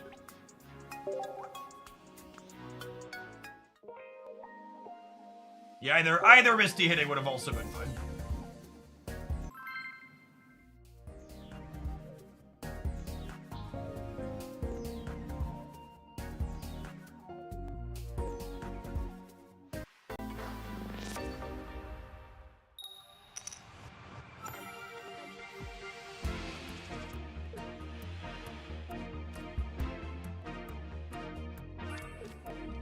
We're going first, which is lovely for Frogadair.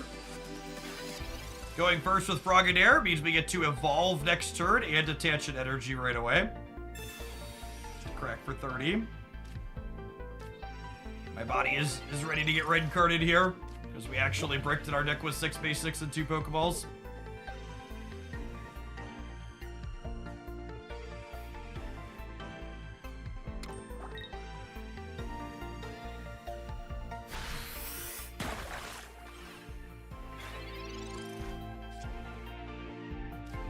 Lapras, which is lovely. We're actually not Mistying this turn.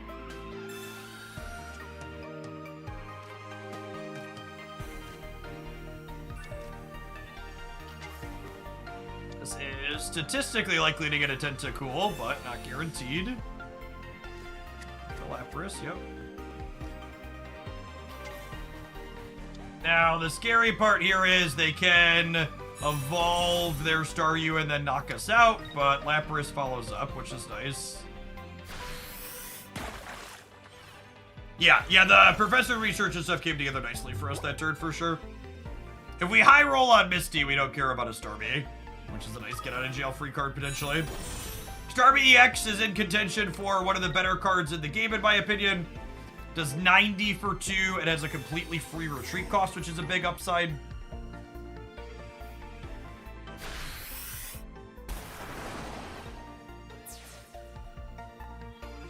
The one kind of risk associated with starting on an aggressive EX attacker is you can't retreat it out, and Starmie mitigates a good bit of that.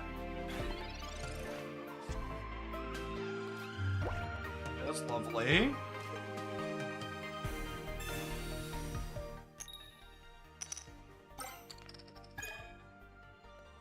Extra. Seems fine. And I think with only hitting the 1 extra there's no reason to go crazy, right? We'll do this, we'll tap them with this, and then this way, if they have the Giovanni to finish the Lapras next turn, we can get the Greninja going. Starmie can't retreat if you don't have a bench. Yeah, I do think Starmie is a little loose in the decks that are playing very few basics. I agree with that. You need something to be able to retreat back to. Okay, they had the Giovanni. We have the Greninja. So if you don't have any bench Pokemon when your only active gets knocked out, you do lose the game. So they're gonna need a bench here. Hey, look, that's guaranteed to be a Tentacool. And they can't Sabrina me and Giovanni me, which is nice. So with Lapras on the bench, I can play the Tentacool out.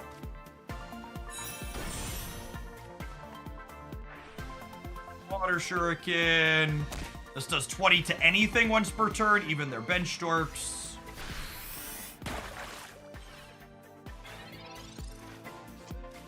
They brick on their other basics. A lot of people are only playing 4 basics and 2 Pokeballs in their deck, so while this is a little bit of a low roll, it's not that far outside of their average case.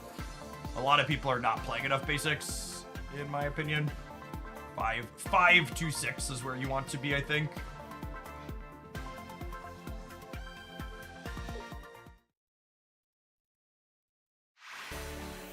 Done here because they're playing a low basic deck and bricked off.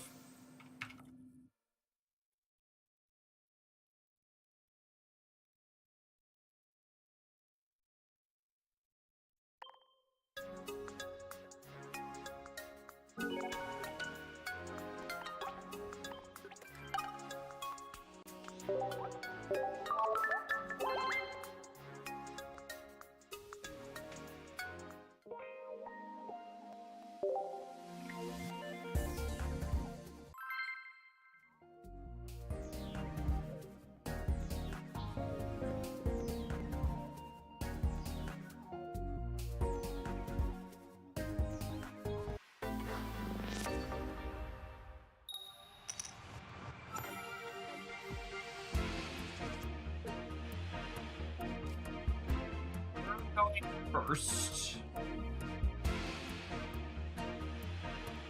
Don't love either of these leads when going first. I guess I'll lead Tentacool in case we spike a Misty.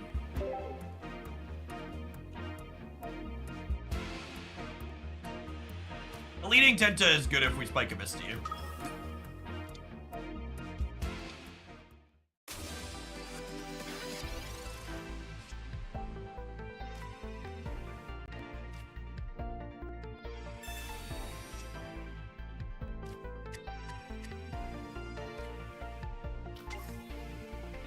No energy on the first turn, so we'll end. Might just be X-speeding Lapras up next turn. See what we draw. Ooh, Articuno Dragonite. Seems sweet. If I don't claim my booster packs after the timer's up, can I bank it and accumulate indefinitely? No, you can only hold 2 timer boosters at a time. They want you to log in once per day.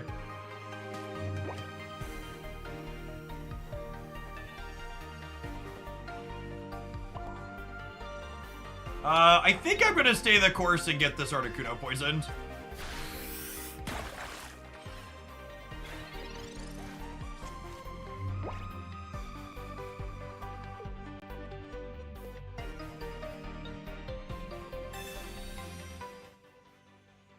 And obviously, if they high roll us here, we have to leave. We're dead, but is what it is. Yep. I don't even have to high roll, right? Like a single one is probably good enough to kill us. I guess I could draw my Misty and Misty them back. As the saving grace, but Misty is definitely one of the highest variance cards in this game. It's kind of like Pokemon Pocket's Hella if Hella's coin flip happened at the start of the game instead of the end of the game.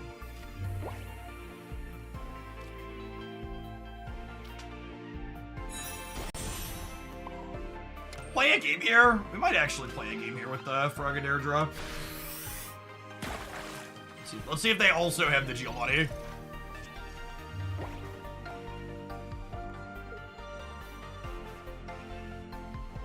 Yes, the game guarantees that you have basic in your opener. Narrator, they also had the Giovanni. Okay.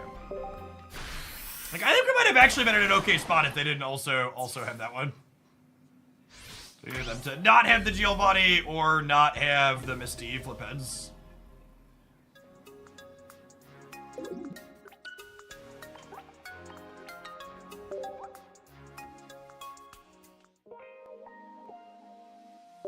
Imagine not having to wait through the rope while they play 3 cards over 6 turns. Yep.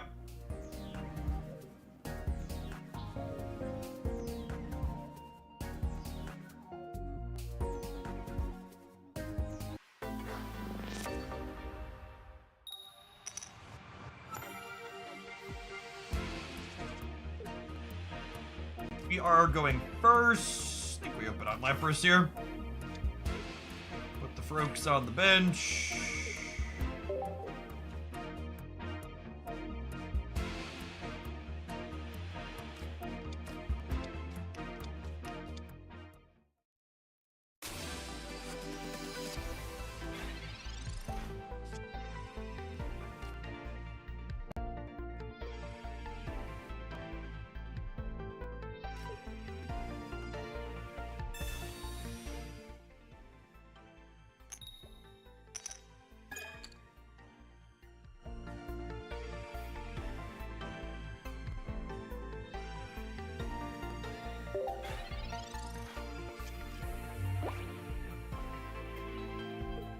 Hey, thanks, Boob. Appreciate it.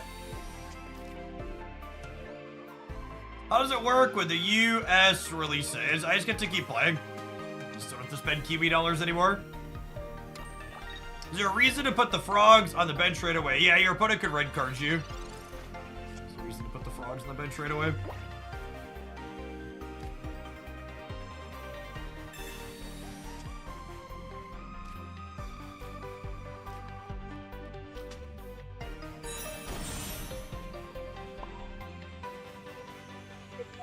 What a damage on them!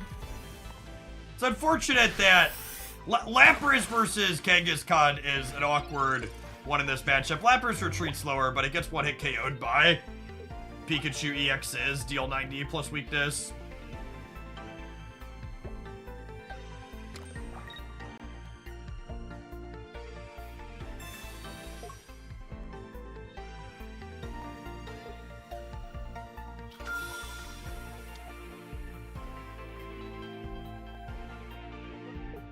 EX speed.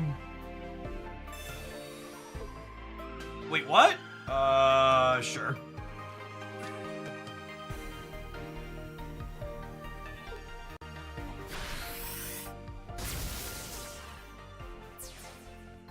Lapras reduce our gambling factor by not flipping coins. Yeah, I guess, but like, dealing 20 guaranteed is lower than dealing 30 on average too as well, right? On the Kangaskhan versus Lapras.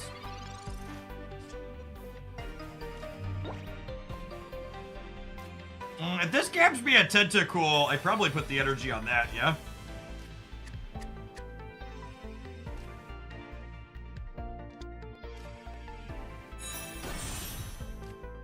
So this puts this to... This puts this to 100, and then I put it to 80, and then on my turn I put it to 60. 60... Yeah, I think I want to go in on the Tentacool here.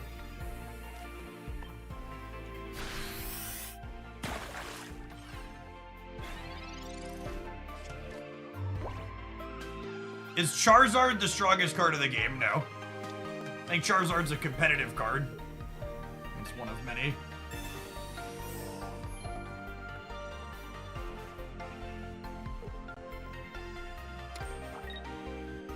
Oh, I guess the downside here is...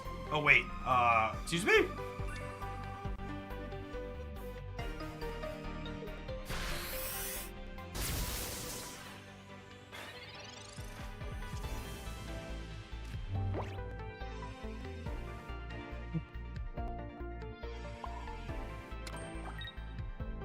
If I'd hit X speed there, we'd have got them. I think we're done, so yeah. This is the punish. The Sabrina's the punish for powering up the Tentacruel as opposed to the Greninja of the previous turn. If I would have powered up the Greninja here, we could have dealt 80, and then they knock it out, and then we can clear with Lapras the following turn. It's close considering we were weaknessed out.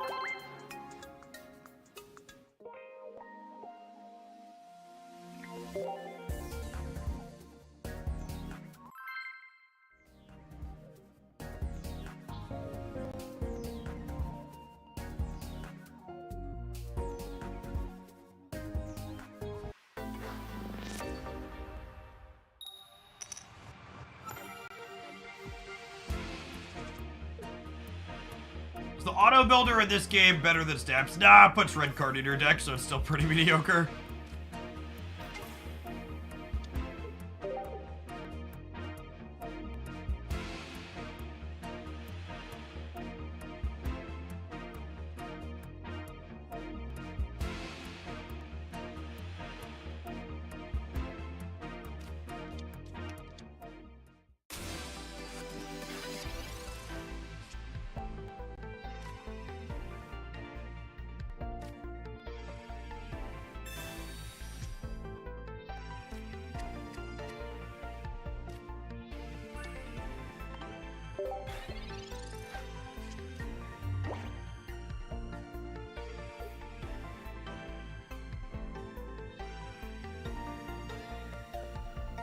Does every deck need to only be one type of Pokemon? No, but the one type of Pokemon decks are more consistent than the two-color decks because of how the energy system in this game works.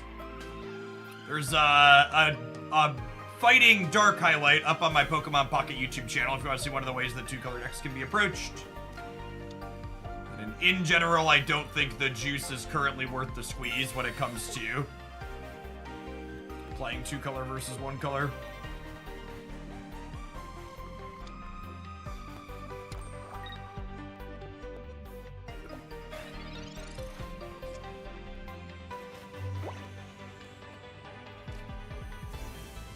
Is this a Lapras is a sacrifice angle?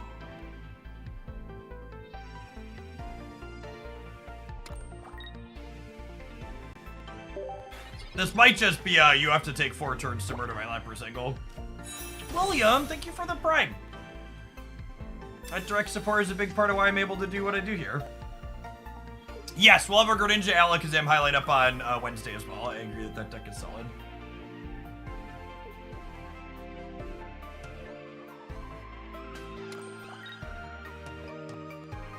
Yes, an item card that lets you pick your energy type would be a welcome addition to the game for sure.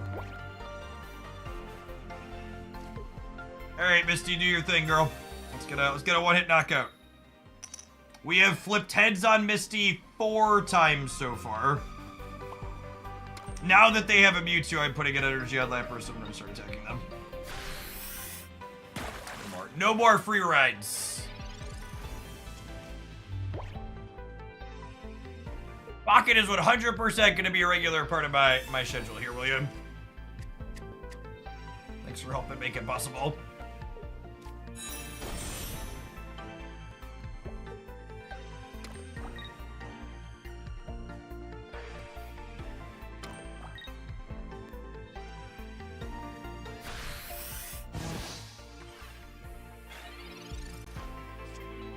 Do you play much TCG Live? I do not. There are basically no content metrics for people streaming TCG Live.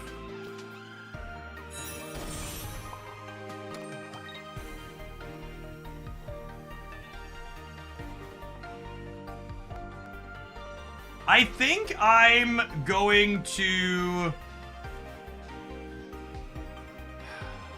Do I want a Sabrina the Mewtwo up to start putting damage on it? I think I do.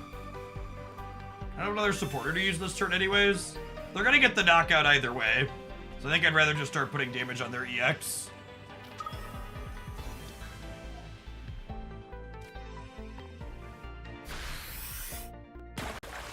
Yeah, for those that are new, Misty, you flip until you hit tails, and for every heads, you get a water energy. So, high variance card by design, but ideally we get like 1 or 2 energy from it occasionally. Do you have any insight into why there are no metrics for live? There's no metrics for live because regular Pokemon TCG is unironically one of the most complicated and obtuse card games you can play in existence. It has an incredible amount going on, and it is hard to both play and follow.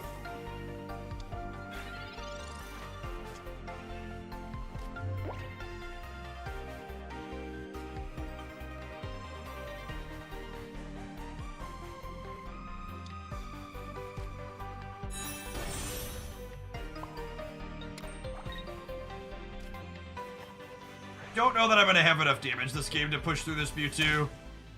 I think we needed a Misty to break our way. Yeah, actually, I only have 80 next turn, yeah. And they have a deal 150 every turn with the Gardevoir.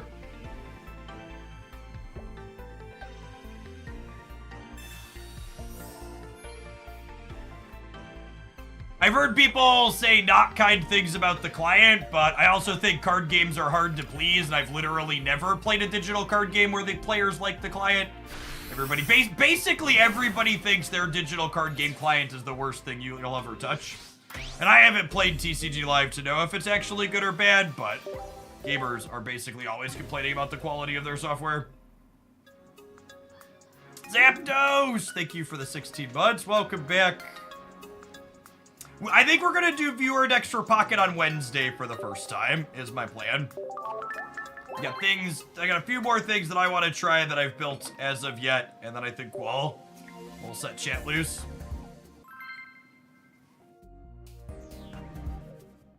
The Snap client was really good when it launched, and it has accrued an incredible amount of technical debt over the last 2 years that have made it feel slow and bad in a lot of ways. Yeah, I'm genuinely not convinced that Lapras is better than Kangaskhan in this deck. No, I'm unfortunately not sure that Lapras is a playable card. If Lapras was going to be playable anywhere, it would be here. But I think there's a good chance it's just bad.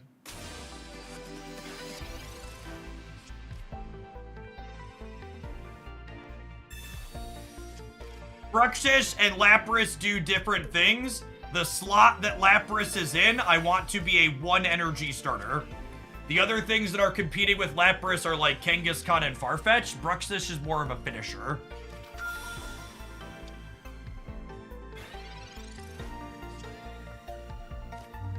I think it is important that your Pokemon Pocket decks have good things that attack for 1. It's actually one of the reasons why I think Greninja is a solid card, is because Frogadier kind of lets Greninja be both a finisher and a card that attacks for 1, okay?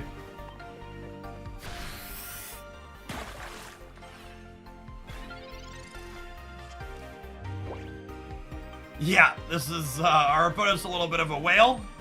Probably a little bit lucky too, but likely a whale. These gold-backed cards are called Crown Rares. They're the most rare card in the game. They're one per 500 packs on average.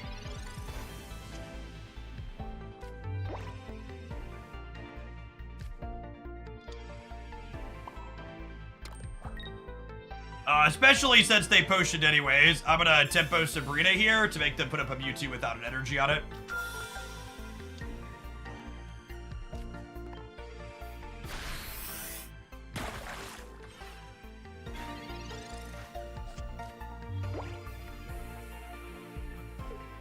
Is Pocket meant to be a collecting game or an actual battle? I think there's another app for the TCG. Why do those things have to be mutually exclusive?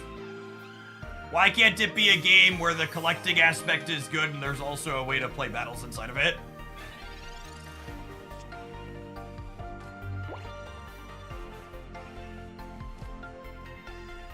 Outspeed, really good draw here. Means it means to start attacking with the Tentacruel this turn.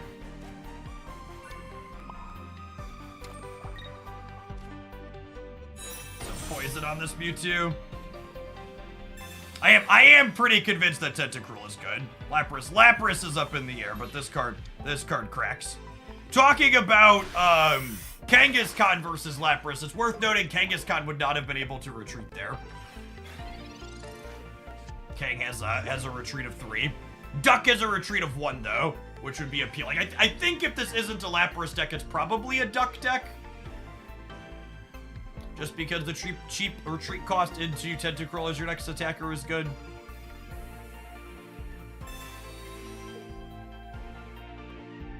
I mean, you're already poisoned, so Lapras can happily hang out now.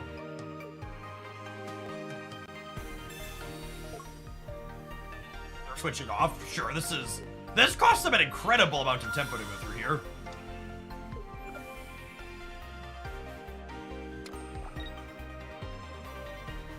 Can hedge 1 Kang, 1 Farfetch. Yeah, I've done that in some decks as a coward split for sure. Classic coward split choices.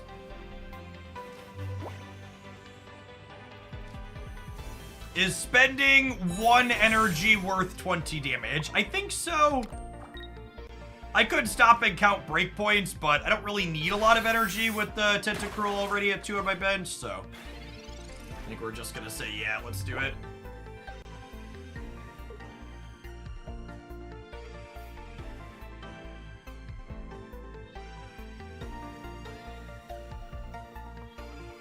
That's actually a great call out for Ball and Squirrel. Even in the fire matchup where Lapras would typically be better than Kangaskhan, their most common opener is actually weak to lightning.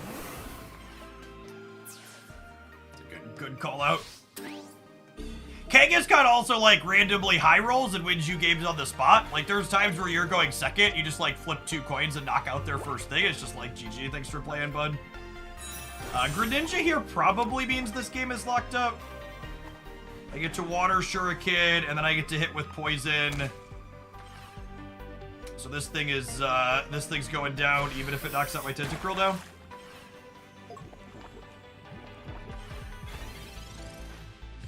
Would it be correct for them to not kill Lapras there and just build energy? Maybe. It's not like the Lapras is doing nothing, and I'm building towards Greninja on the bench, so... Yeah, I also could have retreated the Lapras with my energy for the turn is noteworthy, so probably not. I think generally speaking, doing nothing is wrong in this game. Like some small edge cases where it's not strictly true, but in general. I should have played the Froakie out last turn. I'm just talking and clicking. Talking and tapping when we're playing a mobile game.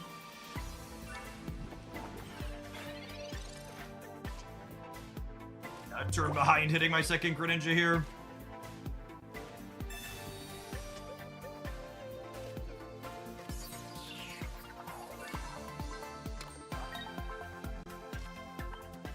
Shuriken on the bench Mewtwo, work it down. Finish this one off with the Mist Slash.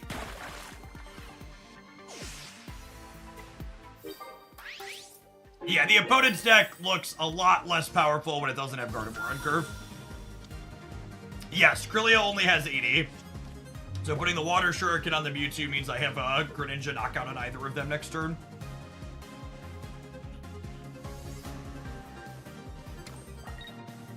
Plus 60.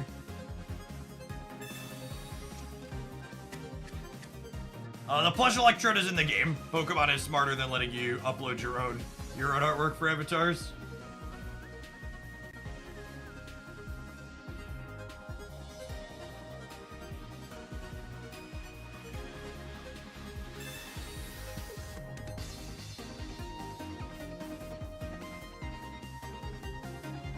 I mean, they only have 1 point, right?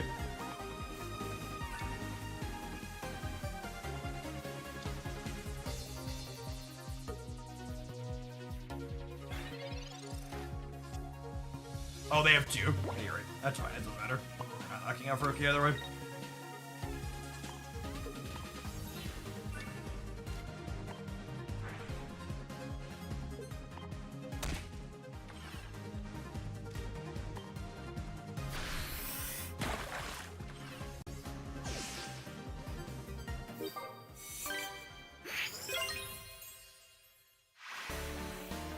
For some more tries. We're about. I'm sure the Lapras looks less embarrassing if we ever hit a game where my Misty flips heads.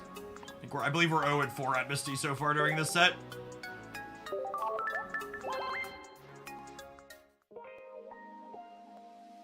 All right, Twitch adverts. More Greninja when we return. Thanks for hanging out. Don't go anywhere, gamers.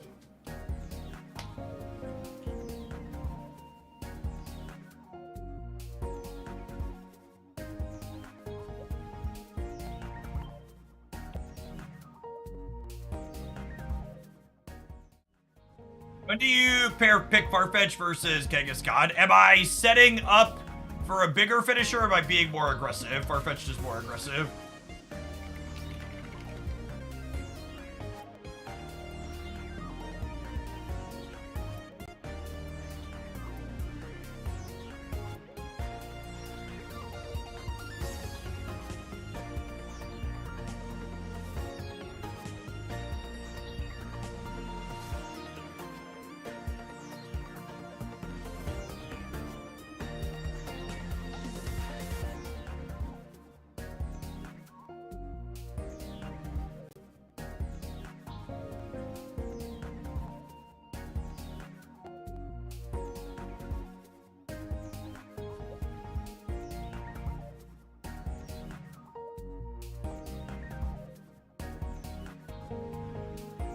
This is a game where knowing what the cards do is very important. Had people just place high energy mods in the face of an likely Alakazam. Yeah, knowing a lot of the skill and knowledge like any TCG is knowing the output range of your opponent, then being able to play into and around it appropriately.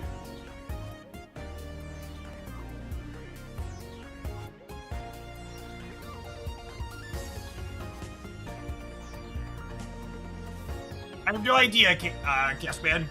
We've been talking about Kangaskhan versus Lapras. You gotta remember, it's not only about damage consistency, but Lapras can high roll in a different way with Misty, and Lapras having it only 2 retreat cost versus 3 has been relevant at multiple points. So as is often the case, I wouldn't be surprised if the answer for Lapras versus Kang in a deck like this is like, it depends, and it's situationally different. The raid promo will be active for at least a week, maybe a little more than that. Let's say a week, and I'll let you know if it's longer than that. So you have a little bit to 25 if you want to push for the big one, and you haven't played the game before.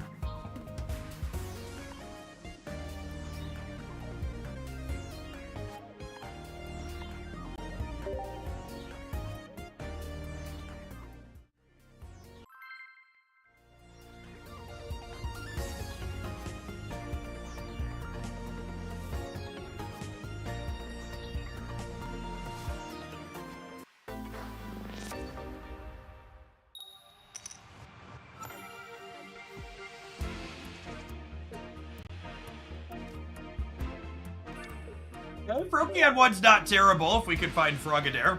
We're going first, which means we can attack for 30 with Frogadair on 2. Should be nice.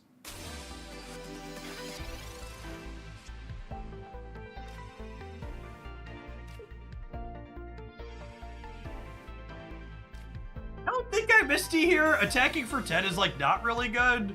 I'd much rather use her on a Pokemon that's gonna get more potentially, yeah. Like, if we high roll 2 Misty Heads next turn on the Tentacool, we can retreat the Froakie and KO their Froakie. Yeah, Articuno and Bruxish have some synergy together. I just don't know that I'm a huge fan of Articuno in general, if I'm being honest. Articuno EX seems really clunky and awkward in the games where you don't start with, Misty being crazy.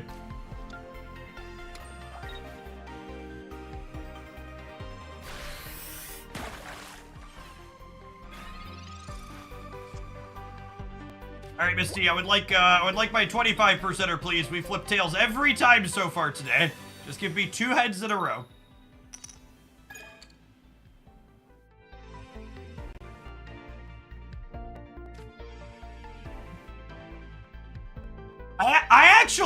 We drew the X speed, so I actually only needed 1 head there. And actually, I didn't even need 2. I actually only needed 1.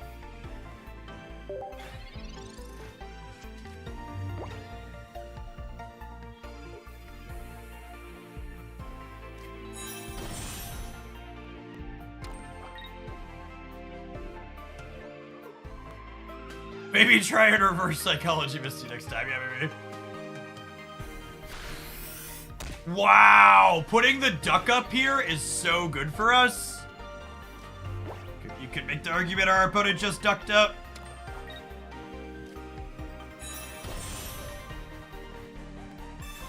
It's gonna be Quackers, chat.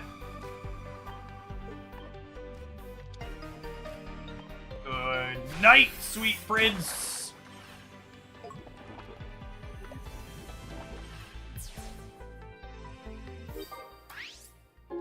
What's the best Starmie deck? I don't know the answer to that question.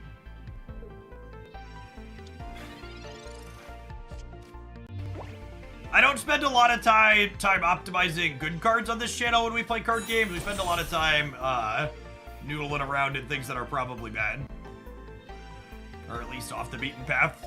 I'll get around to playing with the EX decks eventually, but for now I've been trying to figure out 1 prize decks that feel good.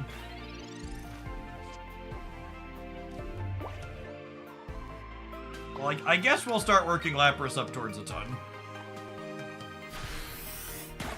It's a darn shame our Frogadairs are nowhere to be found.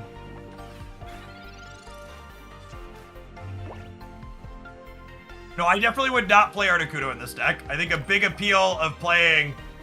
Well, two things. Again, and this is understanding what your slots do in a card game deck. The Lapras slot is a starting attacker that hits for 1. So replacing her with a card that takes multiple energy to attack does not serve the same function / role. That would be bad.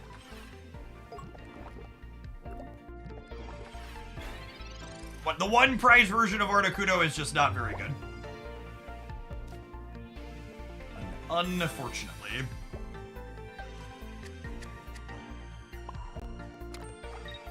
Need a Frogadair that turn. 2 Frogadairs and a Professor's Research at our bottom 7 here. Doing a Pokemon to the bench to remove poison. It does.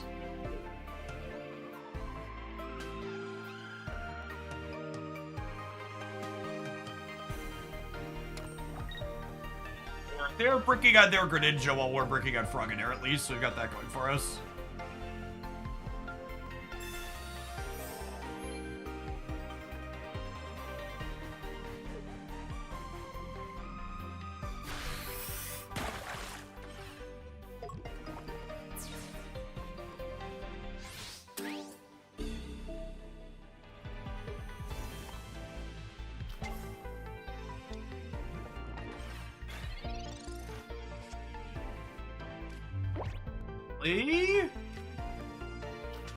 And then we're actually gonna put, this is again one of those little things where you're thinking about how you're allotting energy in this game.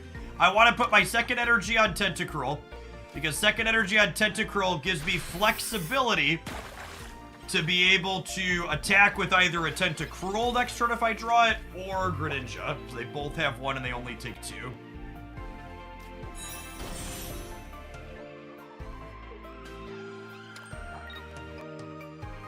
Oh, them finally spiking Gren is really good, because it means my Froakie is dead.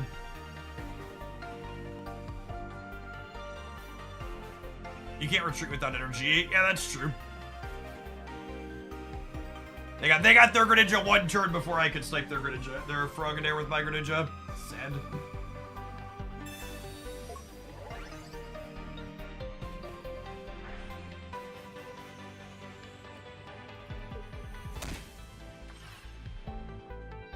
Wait, does this finish me?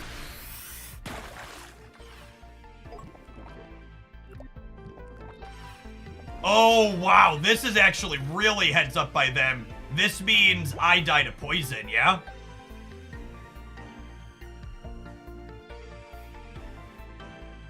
Cute line. Okay. Let's lead on this and get rid of their Tentacruel and see what they put up. It's match point. It's match point 2 for us.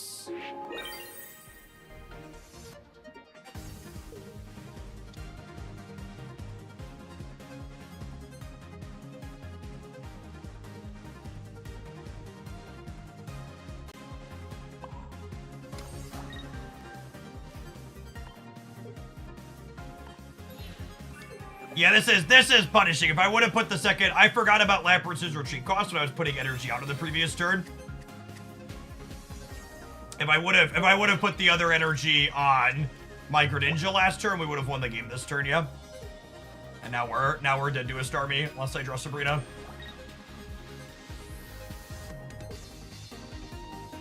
Well, they put their energy on the bench. Are we good then?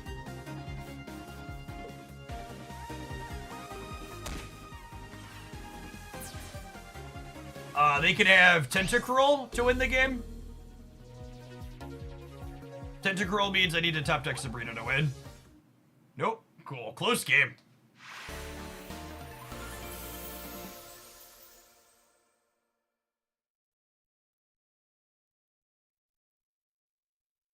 Small mistake on my part. Gave them an out and they missed it.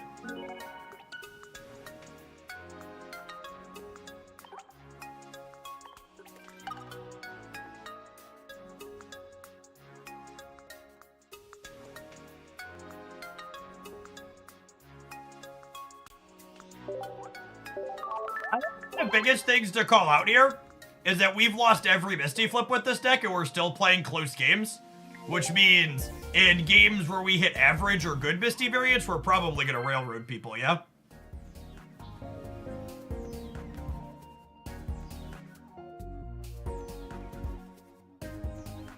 You always get 15 experience for winning a game. It's static. Am I a Pokemon fan? Yeah, I'm a millennial, which means I'm a lifelong Pokemon fan.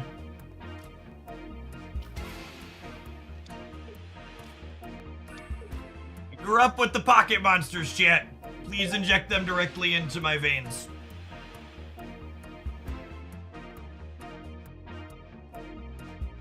I know I play an angry old man on television, but I am only 33. I was smack dab prime Pokemon generation. A child of the 90s, if you would.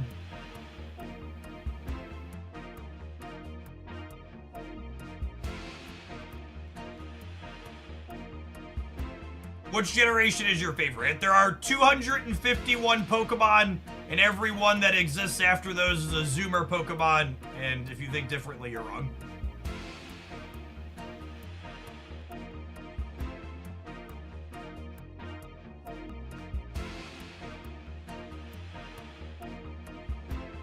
I actually think you're wrong if you say there's only 151 as well, because the lore is the original 250 are really interconnected, right? Like, originally they were all supposed to be one generation, right? And there was some type of software limitation that they couldn't, if I recall correctly. Am I getting that right? Can someone fact check that? Like, there's a ton of overlap between Gen 1 and Gen 2.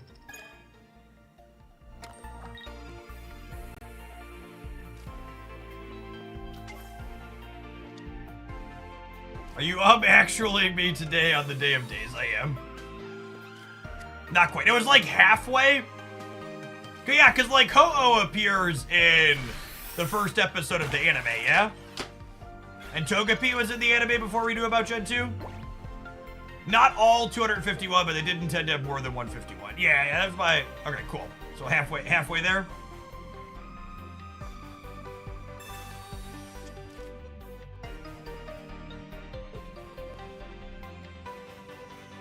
So one of the things that's interesting, and I'm gonna have some videos talking about min-maxing the Pokemon Pocket economy when we get a little bit closer to release and I have time to formally put them into words and the editor work on it.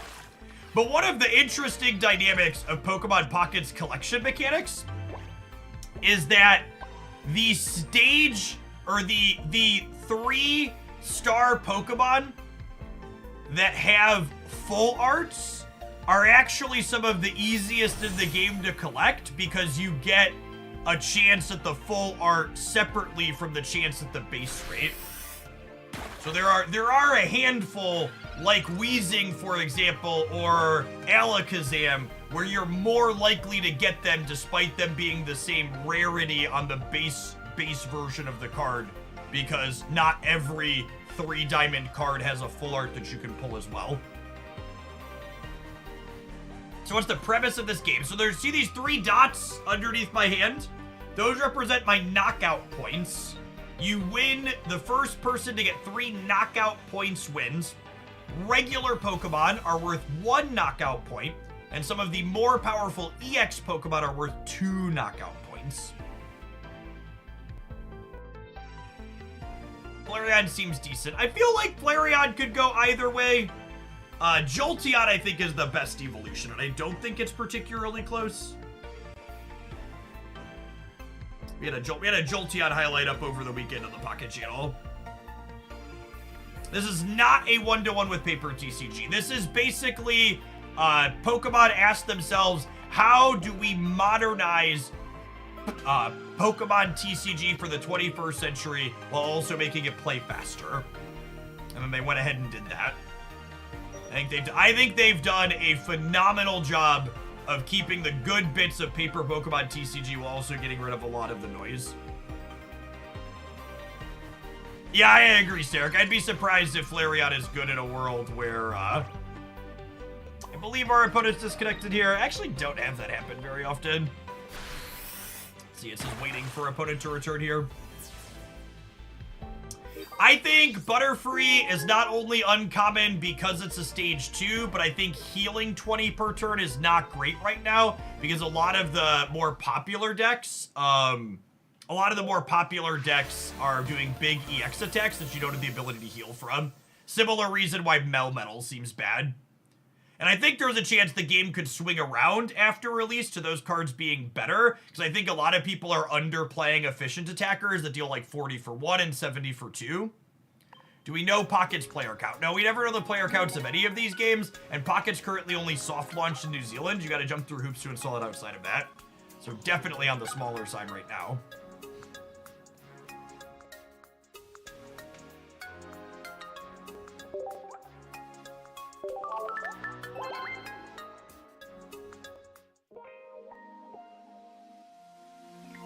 Yes, Venusaur EX is a prime example of a card that will be more powerful as small attackers are more common.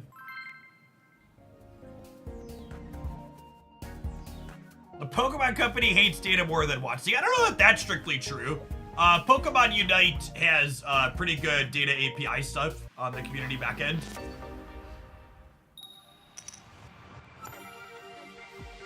Stan, thank you for the 11 months. Appreciate that. Welcome back. We are going second, which makes Tentacruel more appealing. Again, going second means we have first energy advantage. So by the time we can play a stage 1 out, we'll have a second energy, so that makes Tentacruel a little bit more powerful.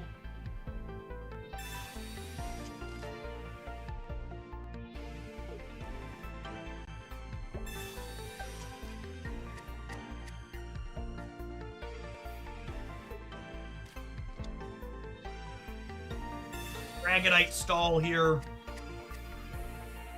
It's probably going to be pretty important that we find, Tentacruel early. Like that, shit. Okay.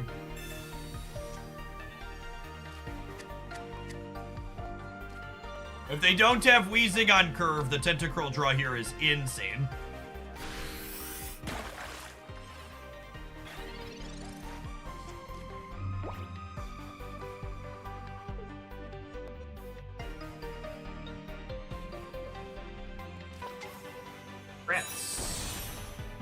This could be worse for us. They're gonna need to have Koga right away now.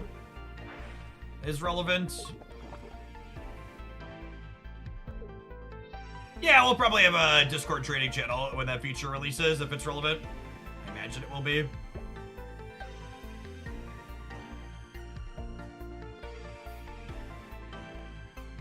You talk about them announcing a dev roadmap at rollover. It sounds like someone broke the Snap Creator Discord NDA.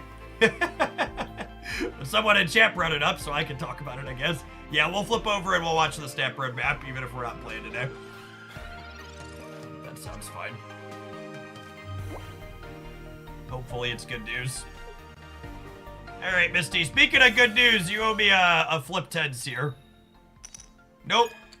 Nope, not even one, skimmers.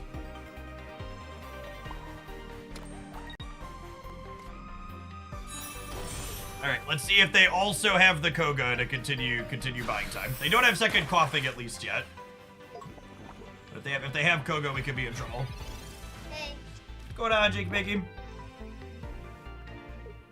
You know that deck I made and you helped me to make it? Which one?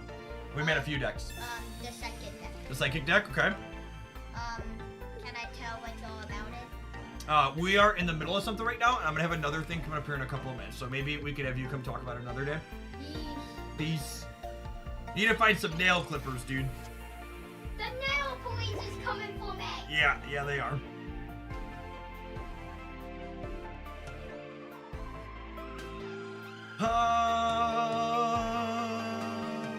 I mean, I don't want to switch. I don't want to switch the thing out for free. It's a big rip that we both bricked on Misty and don't have Frogadair here.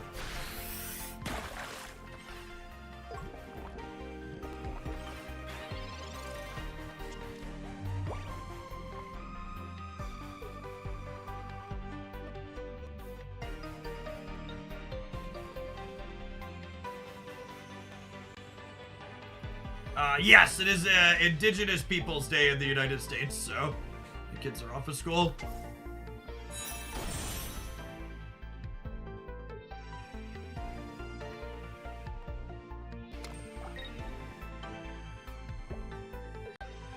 They still don't have a Dragonair. Okay, this Sabrina actually means we're in a great spot.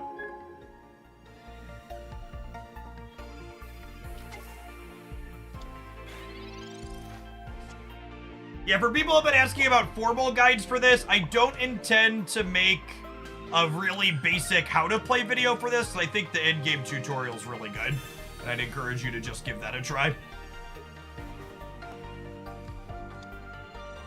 So installing and playing it yourself will do way more for you than me putting together a bunch of graphics. Hands-on is best. If this Tentacruel would have been a Golduck, we would have knocked out the Dratini heroes, don't worry.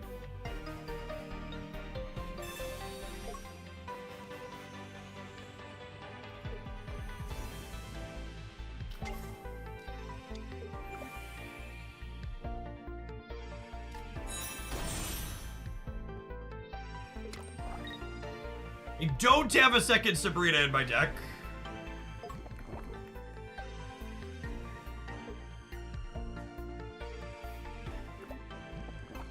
limits on the types of energy you can run a deck. You can technically run up to 3, but it's super inconsistent to try and run that many.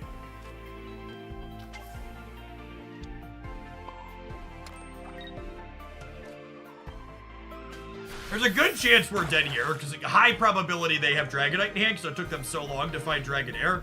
And Dragonite's just gonna, like, put us on one.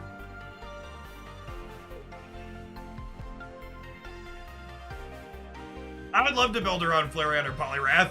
They're on my laundry. Eventually, we're gonna try every card. And viewer decks will let chat kind of dictate which ones we try sooner, basically. So Dragonite's big and scary here. He does 50 damage 4 times, chosen at random. The most noteworthy part here, though, is that he can overkill things. So the Dragonite, in theory, could do all 200 to the same thing.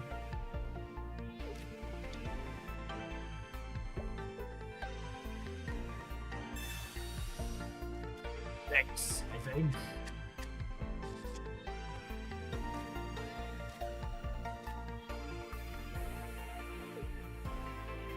Alright, Froakie, I'm gonna need you to take one for the team here, bud.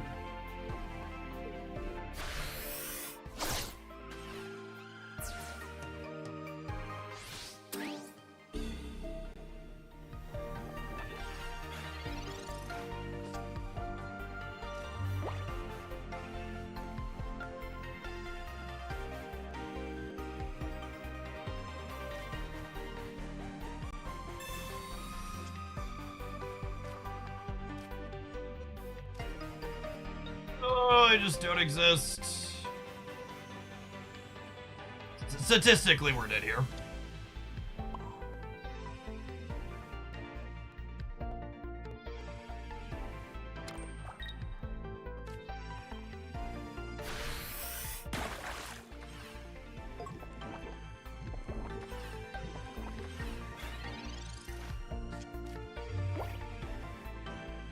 They could have an extreme low roll, but on average we have lost the game. Can we power up Lapras instead? Maybe it really doesn't matter.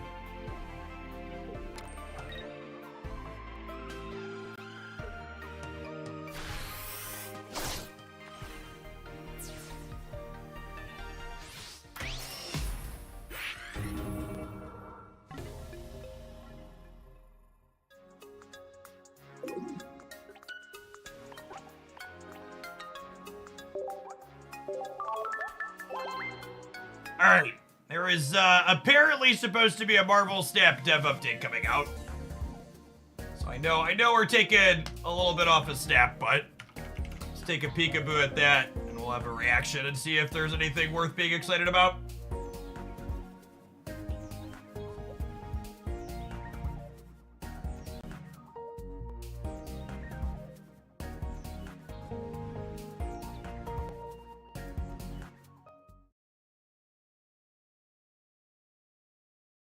See if this thing comes out on time.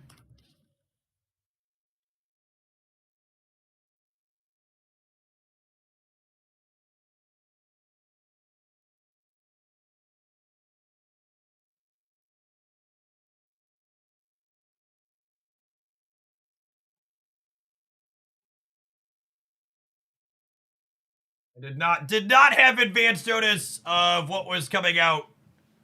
Right, those are my notes for the editor. We did not have advance notice this was going to be coming out, so.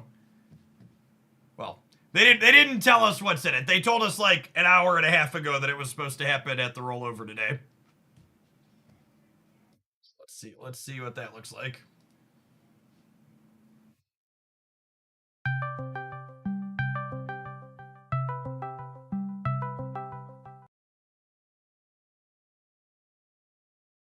Well, that's going to be really confusing for everyone. You're not getting a Discord call. Apparently, the dev roadmap is starting with a Discord call.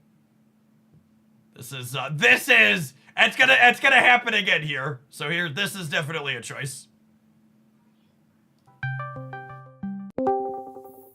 Hello? It's Guest Gaming. How you doing? Listen, I got a quick question for you. What would you think about making Ben. We've talked about this before. I'm still not putting mustard on my grilled cheese. What? No, not that. We've got a new development roadmap to announce, and I wanted to ask For reference, the audio being in separate channels is a choice on the video. It's not a choice that I am making. I cannot do anything about it. They have elected to have them on separate audio channels in the video. If you wanted to help us premiere it. Yeah, absolutely. Sure. But why me? Well, let's start at the very top then. Actually, Ben, you know what? Stop. But Ben, don't answer that. I'll do it. Welcome to the new Marvel Snap development roadmap for October 2024. Hello everyone, it's Guest Gaming here. Listen, we've got new features, we've got new rewards, we've got new game modes, we've got so much to talk about, so let's get right to it. As early as this week, Marvel Snap has 2 incredible brand new additions coming to the game: the Collector's Vault and High Voltage. So let's start with showcasing High Voltage, the newest and fastest game mode. I think it's incredibly generous to call the Collector's Vault a new feature. I'm sure he's going to talk about it in a second, but they told us about the Collector's Vault. Basically, bundle variants are no longer exclusive to the bundles, and for some likely very outrageous gold price between like 1,500 and 3,000 gold, you're going to be able to rebuy old variants. It's just a new section of the shop. So it's nice that those are coming back. I think it's upside that people can get things like Peach, Momoko, She-Hulk or whatever, and other ones that you miss, Peach, Momoko, Mystique, and other excellent ones. But a year after bundle variants happen, you'll be able to buy them in the shop now. But I think it's like putting that in a new feature is like not really. It's just a new section of the shop. To ever come to Marvel Snap. It only has 3 turns, insane replayability, no snaps, and it won't make your legs go numb. Every game you start with 2 cards and draw 2 cards at the beginning of each turn. You'll see the new energy counter randomizing energy below, always between 2 to 5 energies. The total max energy per turn compounds throughout all 3 turns. Your opponent and you will have the same energy maximum. Some games you'll use as low as 6 energies over 3 turns, and others you'll use 15. If you win 20 volts, which get added to your rewards track on the homepage. Showcasing Hela is a little bit tone deaf, but I doubt Guess. I don't think Guess got to choose the stock footage. I'm sure he's just picking from it. That was almost assuredly. This is like the appropriate reaction to like showcasing Hela. I have mixed feelings about a mode that doesn't have a snap mechanic in it. The variable energy is neat. I think conceptually this is really neat. It is only temporary though. So there's no snapping and it's only temporary. This is gonna be come and gone in a week type mode like Deadpool's Diner. So if it's good, enjoy it while it lasts. Using these rewards and the rewards from the missions, you can progress up the rewards track and unlock things like credits, a red neon border, an Iron Man variant, and an avatar plus the new card, Agony. Agony is an unlockable 1-cost, 2-power series. Agony is also our return to direct-to-series 4 releases.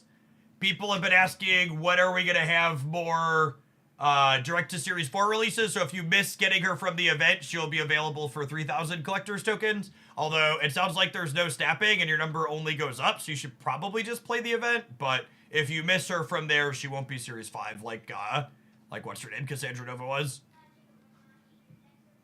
Series 4 card from the High Voltage rewards track that reads, after you play a card here, merge this with it. High Voltage and Agony release this week, so get ready to get shocked.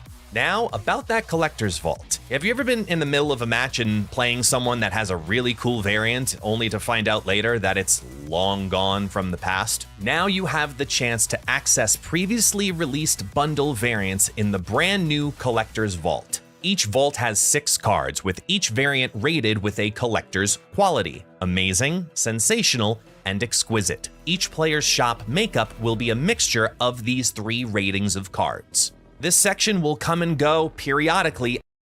Okay, they said there were 3 rarities, and they showed us 1,400 gold and 2,000 gold. So I assume the top one is 2,600. They told us specifically the cheapest ones would cost more than super rare, and the most expensive would cost more than the spotlight variants that are returning. And returning spotlights are 2,400. So they're more than 24. It's probably 25 or 26. And randomly add different variants from years past. If your shop does not have an exquisite card, the next time the collector's vault comes around, you will be guaranteed at least one in that next appearance. Okay, so it's also... This is a really interesting way to do it, because it technically still FOMOs some of the bundle variants, where you're not guaranteed to see every bundle variant you've missed every time. So the more you're missing, the less likely you are to get the one that you want. But this is a loot box in the shop. So I see why they're adding this in with this type of mechanic, right? Because like this still does make getting the bundle variants ahead of time the best way to do it, right? Log in and see what's inside your collector's vault before the vault doors shut. The vault doors are going to open for the very first time here in Marvel Snap on October 18th. Speaking of this week, to celebrate the 2nd anniversary of Marvel Snap, we're getting login rewards, we're getting a community. Are this border credits? I wish they would give us more actual progression currency in here. Or like I wish for things like this they would really give us wild card boosters, so that way like the boosters could at least not be boring. But like these are useless filler for most people, right? Like even absolute best case scenario, let's say you like this border and the white border, it's still 3 days of filler in here, right? Fried chicken. It is from fried chicken energy, yeah. Login rewards, we're getting a community voted variant once again. We're getting a special birthday bundle and everybody's favorite, Twitch drops. We'll also be celebrating with the finals of our first ever Marvel Snap Creators Gauntlet. The next one is kind of near and dear to my heart. Deadpool's Diner comes back, but this time with a cornucopia of bubs. So put on your sweatpants and get ready to give maximum effort. I'm surprised Deadpool's Diner is coming back this quick on top of High Voltage. I'm excited. I like Deadpool's Diner when there weren't, bots everywhere, but the core idea of this is good. Because Deadpool's Diner returns this November. While this is all exciting and happening in the really soon, what about the kind of soon? In development. Based on your feedback, they prioritized character mastery and moved it way up the timeline. Your voice matters. That's interesting. So we kind of knew character mastery was coming back because they mentioned part of the reasons why split rates were broken was because they accidentally implemented part of the split changes that are coming with character mastery stuff in advance. And for reference, the last time we heard an update on character mastery, it was like postponed indefinitely due to technical architecture hurdles they weren't sure how long it was going to take them to overcome. So I'm glad. For people that aren't super plugged into Snap, character mastery is basically like achievements per character. You'll like get an achievement when like your Deadpool's over 100 points, or when you've bounced 30 cards with Beast, or random stuff like that. There'll be specific character ones, and then there will also be, you'll unlock it based on how many splits you have, or how many variants you have. That was the original true. I wonder if that was the original draft. It'll remain to be seen if them actually happening means they overcame the technical hurdles, or if they're dropping some of those features and releasing it more bare bones. Maybe we'll get more info. Let's listen. So now you're going to be able to show off your favorite characters with all new and exclusive flares and finishes based on your... Ooh, that's kind of nice. The neon flare that still has the background over the top of it. I like that. Oh, and there's gonna be a track inside of each character. Your progression through the track. And yes, all of your current collection applies retroactively. So if you have a bajillion splits and variants of Thanos, they're all like a bronze background here. Looks clean. Is this it says galactic finish? Is that what that is?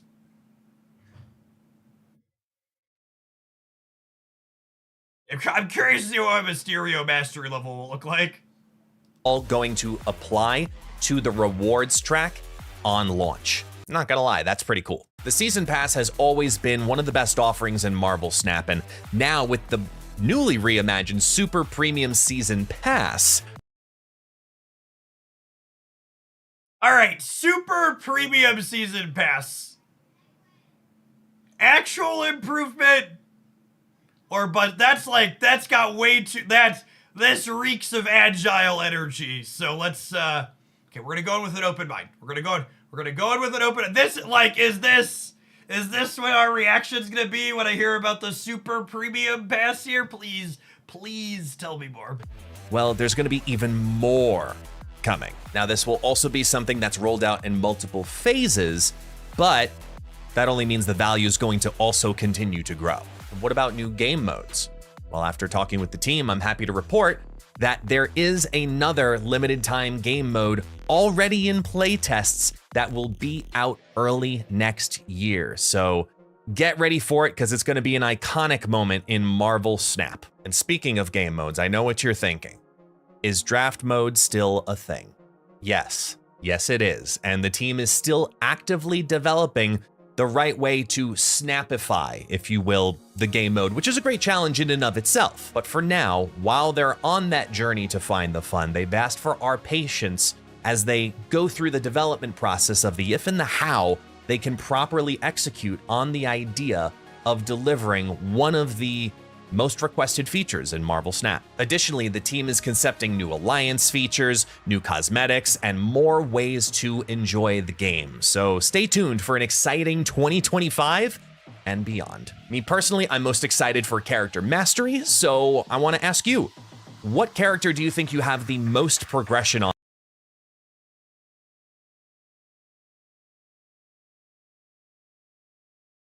High voltage, collector's vault.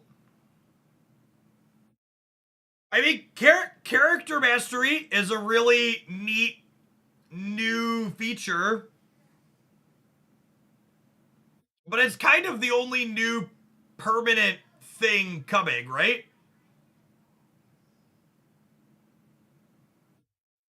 I don't know. Maybe we get to a point where they have enough limited time game modes where we have like a tavern vault style, there's always a limited time game mode queue and it like changes week to week or every other week. But I will say, I don't like there's not any permanent extras in here, right? Other than character mastery? Like, high voltage is limited time, this is limited time. I don't know, maybe draft hits eventually and draft is always on? Yeah, I feel like their long term is like, okay, like 1 week a month is Deadpool Diner, 1 week a month is high voltage, 1 week a month is whatever this one's gonna be. I think that would be good. On already in your collection. Let us know down in the comments below. Thank you all so much for watching this Marvel. All right, we have a map with some more information on their website too. Guest did a great job with this. His edited stuff is always really good and on point. They've had him back to do a few things here on the official channel. I think he's a stellar choice for those. So there's that graphic at the end. High voltage, yeah, 2,500 confirmed here on the collector's vaults.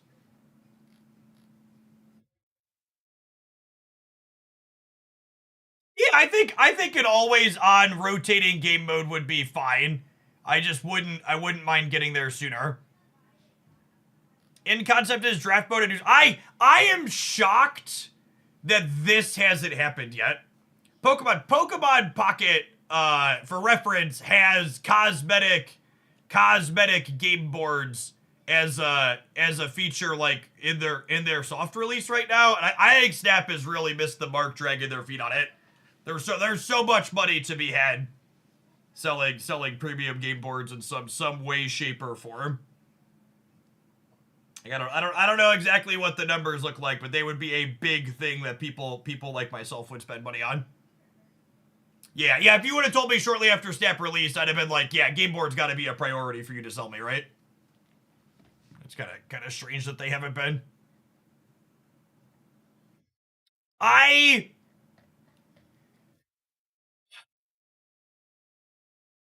Do we have details on what character mastery is going to be exactly? Character mastery. You have a spot She-Hulk. All of your Electro variants and splits count towards XP. You unlock new finishes and flares. Okay. So my take from reading this is that they're not going to have gameplay related challenges for the characters. Which was that was probably the technical hurdle they couldn't overcome and have elected not to just have. So they're still gonna have like the rewards and stuff from it, but it's gonna be split based and how many variants you have based. So it's gonna be purely spend based is the TLDR.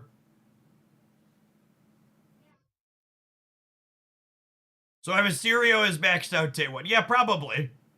Or close to. I got 27 or 28 splits on him.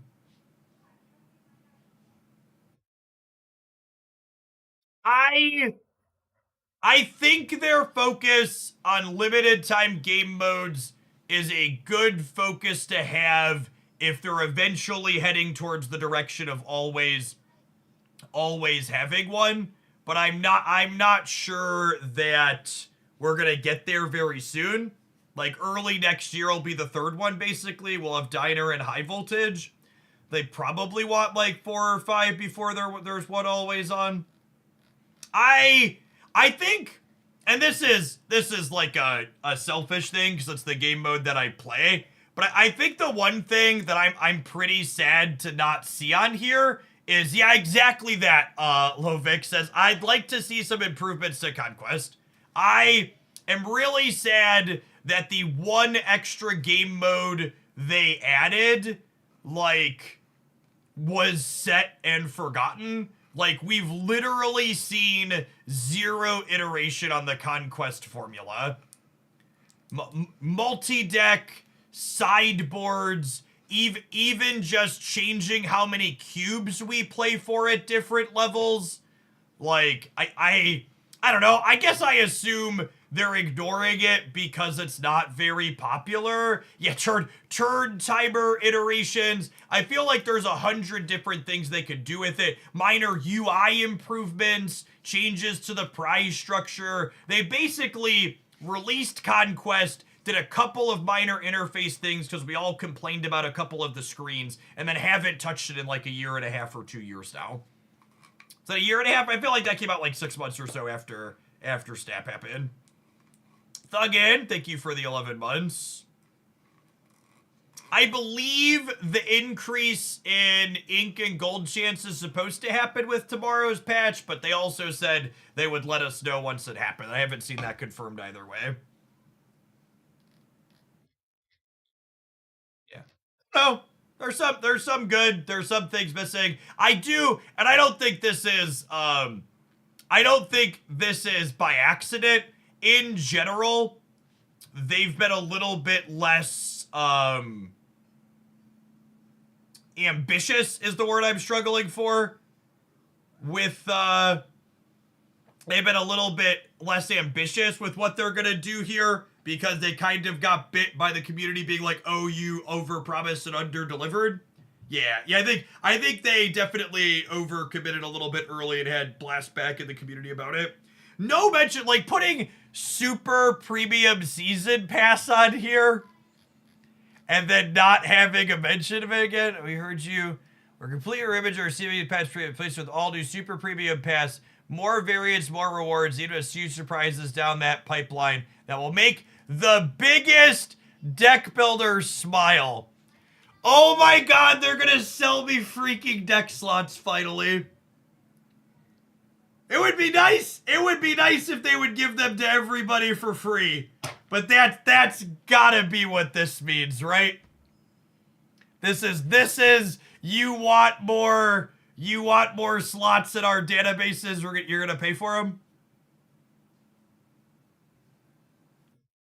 I feel like that's the only way I can read that. Does anybody else in chat have a different or more charitable implementation of what this could mean? And I also wonder if it'll be permanent extra deck slots or if you only have them while the premium pass is active. I mean, I've said before I would pay money for deck slots, so like 110%, they're gonna sell deck slots, they're gonna get my money. It would be nice if it was free for everybody, but if they're gonna offer them as a premium, I'm certainly gonna open my wallet.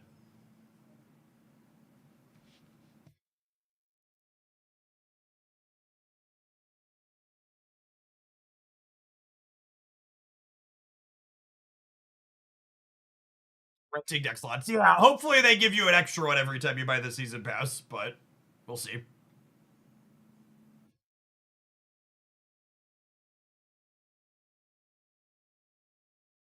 Any other comments, questions, or things that I missed in here? I don't think so. I think we hit it all by looking at the season pass stuff. All right, if you watched this on YouTube, you could have watched it live. Make sure you tune in to twitch.tv/Jeff Hoogland, Monday through Friday during the week. This will be our review that will slide up there later for people that ask about it. If you want a link to this article, it's in the video description down below. People watching on Twitch have this. Okay, Boomer Girl. Ping me on the Discord side to get access to Beverly Shills. I appreciate you watching so much over the last little bit.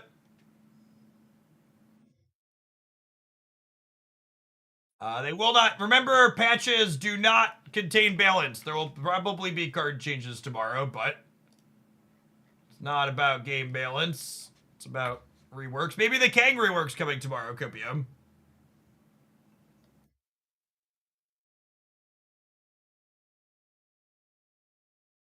All right, for the remainder of our stream, gamers, I'd like to give a shout out to Raid Shadow Legends for sponsoring our stream this week. Shout out to the Hooglandians who have already crushed the level 12 goal. 11 folks that have done that. If you want an easy way to support my content and you haven't played Raid before, giving it a download on PC or Android or iOS using my link is a great way to do that. I've actually played a ton of Raid in the past. I was a daily Raid Shadow Legends gamer for, well over a year.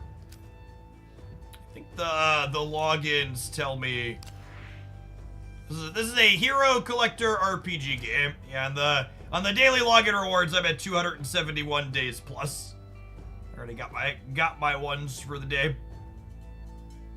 How do you have 31,000 energy? You slowly built it up. Towards the end of my time playing Raid, there's so many different ways to do stuff. I just wasn't using the energy mechanic, so it just kind of built up on me. So, it's a reference to show you that I'm not just BSing you. Level 60 characters are, or at least when I was playing, were the highest, most built characters. And I have a couple of those. So these are 1, 2, 3, 4, 8, 9, 10, 11, 12, 13 across. And we're 1, 2, 3, 4 down in here. And I think I have more in my vault too.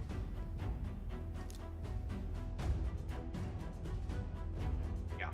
I've played a little bit of Raid.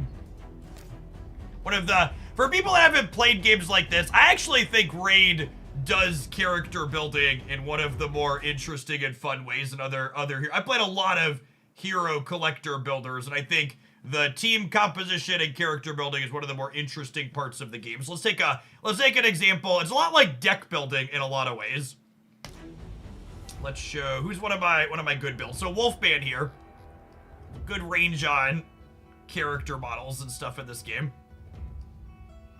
So Doggo here is a DPS character. Figure out where exactly I want to put some of these things while we click around. And when you build characters, you're looking to mix and match your stats in different ways. So on DPS characters, you're typically looking to get your crit rate stat as close to 100 as possible. So this character technically has a little bit of spew in his build. He has base 15 and then 87 more. And then you crank up a mixture of your crit damage and attack, and what's like an ideal ratio of things to have there depends on what exactly the character is. And the way you're accomplishing this is with various artifacts and things. So this character has constantly move myself around until we figure out exactly where we want to be. Has different gear here, so we can see this chest plate gives him 12% crit rate and crit damage. And you're looking at the different main stats and substats on your gear to mix and match what you can get, while also min-maxing secondary bonuses. Like this character, for example, is playing this Swift Parry set, which when I have 4 artifact sets on him, gives him more speed, more crit damage, and a chance of being unkillable when he takes a fatal hit.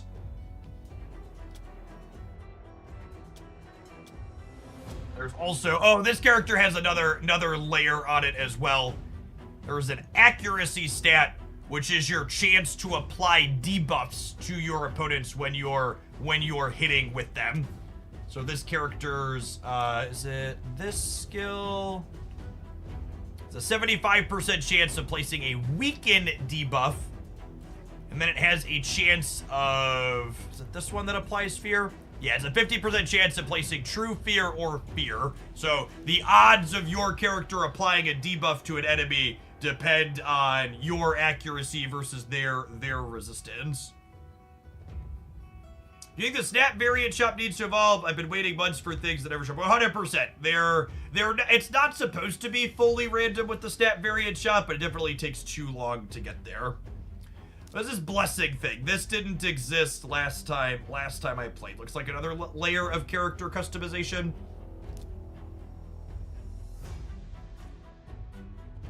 Chance of blocking things.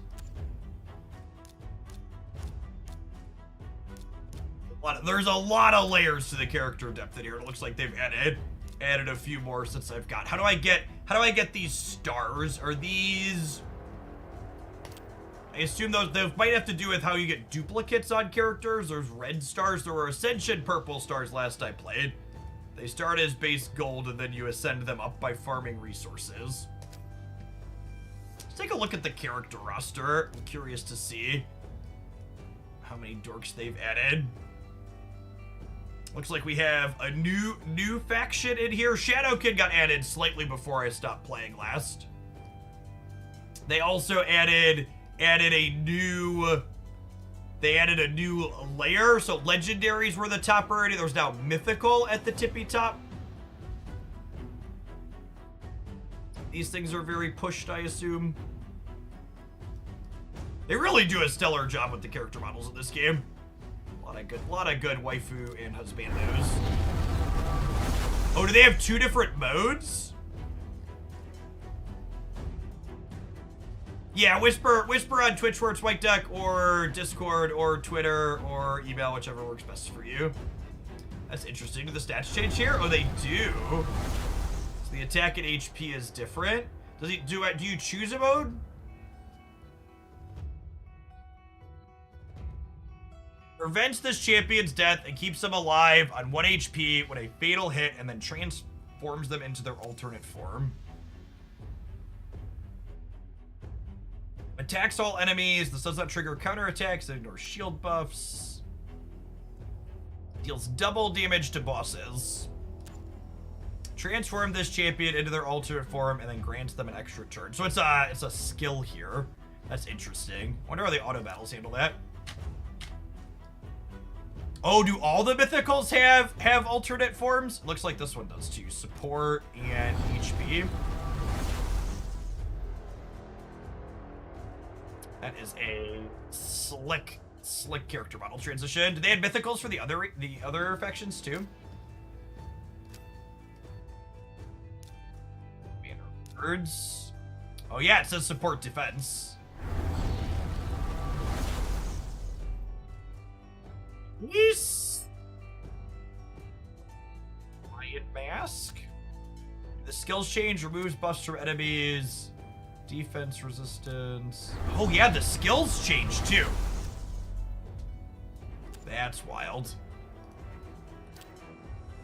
Do I have shards left? Might crack some shards. I think I had some shards sitting on my account.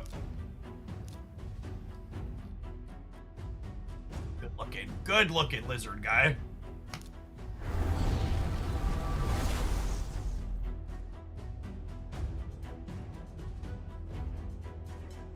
It's neat that they're kind of two characters in one, so from the purpose of flexibility and how they fit into different compositions is probably there.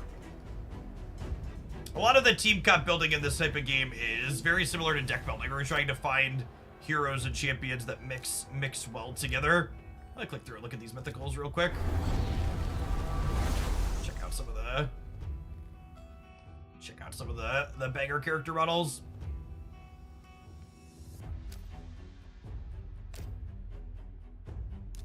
Secret Order. These two, this Dorko, one of my favorites for a long time. He has another one that he pairs with. They get a team bonus, so there's at least one mythical at each of these. The real question is, I wonder if you could get these mythicals from the regular shards. I bet they're probably some type of separate system.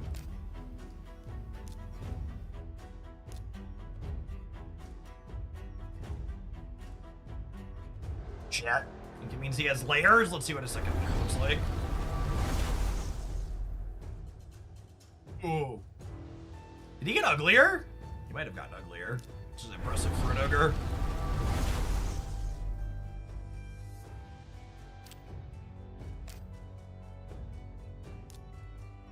Well, there's two in here. Oh, there's a chicken. Caw-caw! Who doesn't love a good lightning chicken? The Blood Crest.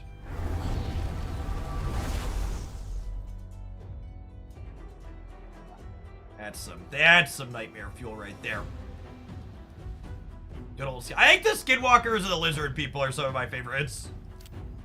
I always like the Argonians and stuff inside of there's some fan service wolf mommy right there. Ben?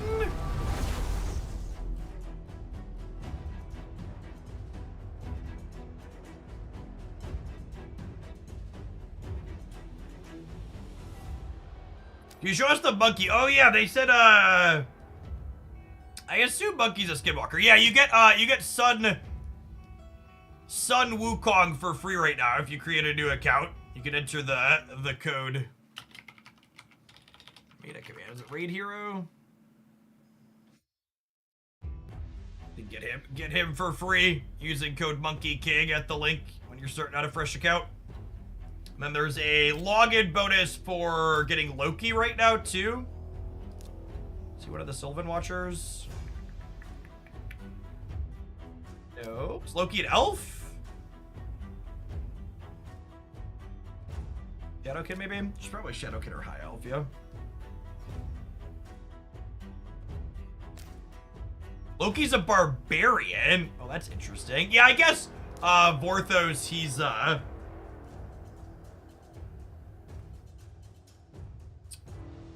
of the Asgardian, like Valkyrie type stuff are right here. Odin's a barbarian too. All the Norse gods. Yeah, they're having a Norse god crossover. Got it. Is he a support? Yeah. Steal buffs from an enemy and their turn meter. If the turn meter was not stolen, fills the turn meters of 15% instead. Okay, so he's a good starter. There's 50% increased attack on on your team. The target is an enemy, has a 75% chance to block active skills and buffs. So target is an ally or this champion, heal them for 50% and give them perfect veil. A lot of dynamic character designs in these newer ones. Lets you kind of fill multiple things. Places perfect veil buff on this champion for 2 rounds at the start of the round. It's a 50% chance to evade an enemy skill and accompany effects. If it's under a veil or perfect veil, it has a higher chance to evade. If it's below 50% when targeted, the enemy has a 100% chance to evade that skill and accompany effects. Then this goes on cooldown for 4 turns. Okay. What's the Allfather do? This game is intimidating to my temporary. It's so worth noting that, like, my account is an end game account. And I haven't unlocked all the systems. There's going to be a lot of stuff on my account as we click through and go around that's not unlocked by default. It has good onboarding, yes. One of the things they scale up the systems and mechanics and teach you how they work as they go. The starting champions you pick from have less words and no passives.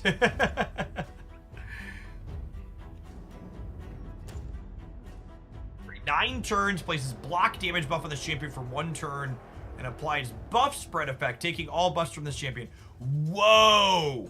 This is like a cracked arena champion, huh? Everybody gets block damage to kick things off? Sanderson, thank you for the 40%. He gives you Void allies 40% in the arena as well for speed to help you go first.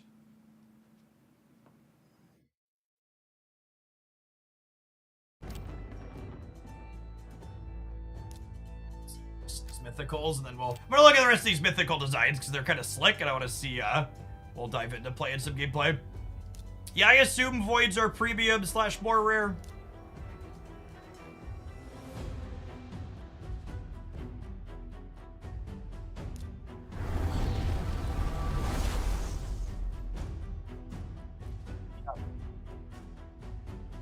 Big demon cloud energy. He's a big boy.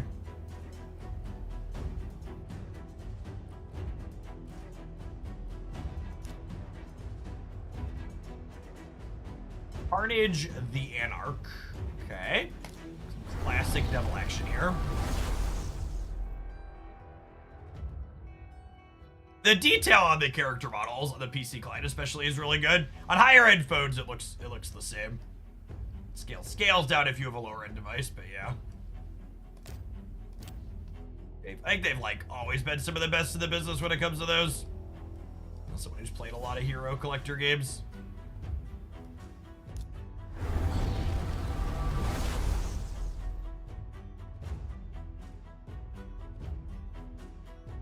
The 3 skulls in 1 here. Looks real clean.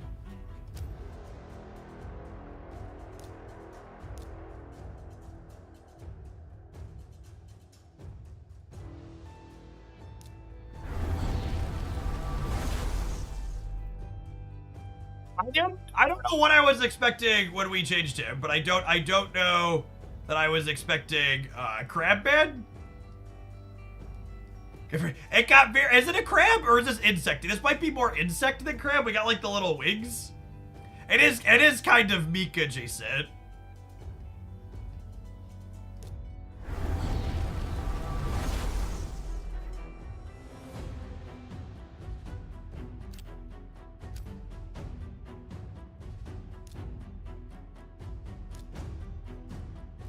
Lobster energy is a good way to put it, yeah.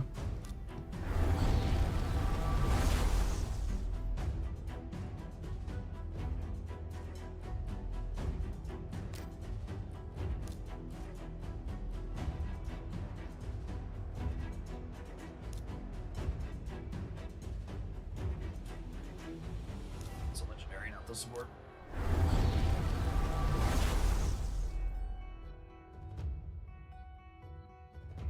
Little spiders, arachnids. All right, let's show some actual gameplay stuff, yeah?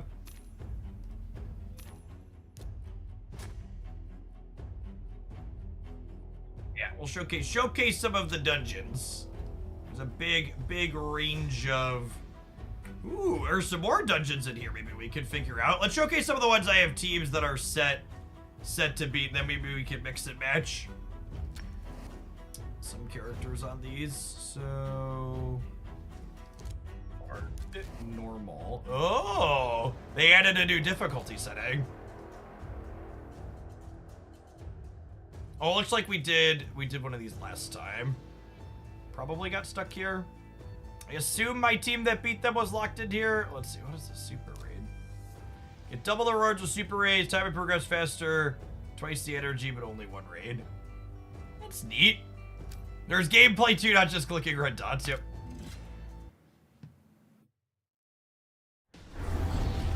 So the long-term goal is to set your team up in a way that the auto battler plays through it. But we could take a walkthrough on what this team does functionally to explain why it's a good team for the dungeon on manual to start. So, what's her name here? Arbiter gives a attack increase, and then she also makes your people go faster. And then she can also revive things later. So we'll start with... Oh, and then I have to click on my people? Yes. Okay. And then Trunda is our character for helping us get past waves. She drops big bombs and has a chance to stun them. So she does damage, plus she's got like pseudo sustain on here. Technically, this team is not speed optimal because this guy here, the Stag Knight, should want to go before Trunda because he provides debuffs, but it's probably fine in the long term. This revives and sustains. This stuns, if I recall, yeah? Yeah, attacks twice is a chance to stun. I kind of want to just get through the waves. You can see here after Trunda plus her, we have 4 things stunned, so they're not going to get to take a turn. And then he applies an attack decrease and a defense decrease, which helps get through the wave faster. And then this character here is not for the waves. She's for the boss at the end. So she has a poison mechanic that gives poison sensitivity. And then she applies poison with her auto attack. And the poison does a % of the target's health as damage, which is very good against high health bosses. So I'm going to tap the auto and let these dorks go through this now that we explained how the mechanics work.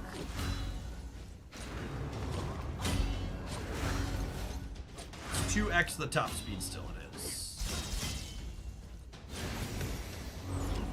And ideally in perfect tuning, and maybe we could do that to customize the character. So something that would make this team better into this dungeon was if Stag Knight was slightly faster than Trunda, so that way he would apply his defense down debuff before Trunda hits with her damage attack.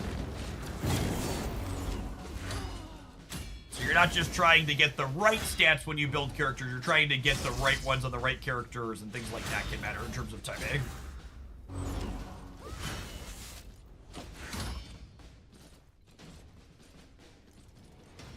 And then one of the things when you're going through these dungeons, you saw there were different stages inside of the dungeon. And each stage has different factions on the character. So like this team can play into these characters because they're void, but there's different colors that are kind of like type advantages, where I think it's green's good to red, red's good to blue, blue's good to green, where they have more resistances and take more or less damage. So it's not even just finding one team for a dungeon, it's getting through the dungeon, different factions in the same, the waves are different per level, and then the boss is similar with different typing. So like this team can get through this void one, but if I recall correctly, it gets stuck on the different typing one above it.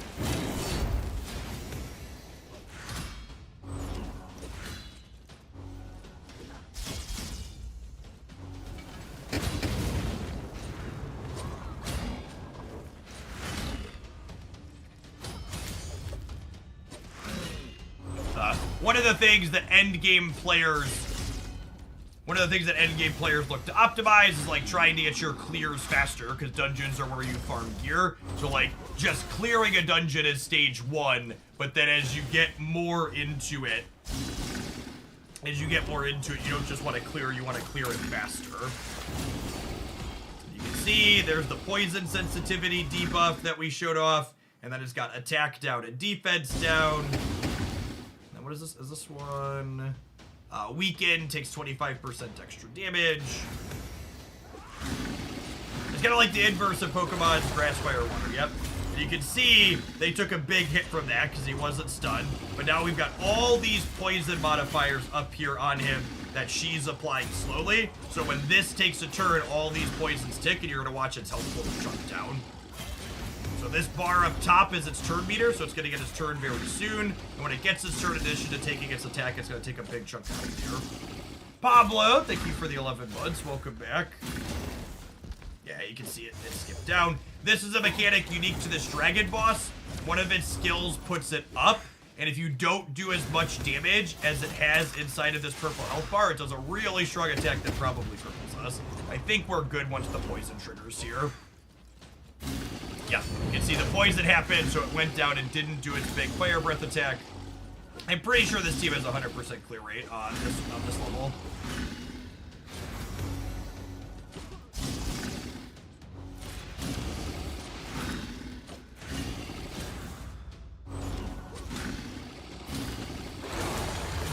You can see our Poisoner got knocked out, but both Sayel and the Arbiter have skills that revive fallen champions. Boundless Life, she'll come back up and she gets Ally Protect for a little bit here too.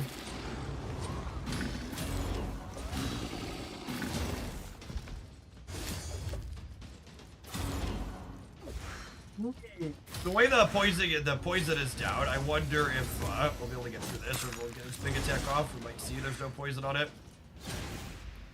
By the way, if you do make an account, there are clans in this game. I created a Hooglandia clan if you folks want to join one. We had enough sustain for his big hit, but it stun us out of a turn. We'll take a look at the clan boss mechanic that you knock out together. I'm pretty sure my teams are built enough that we can clear the clan boss on my own.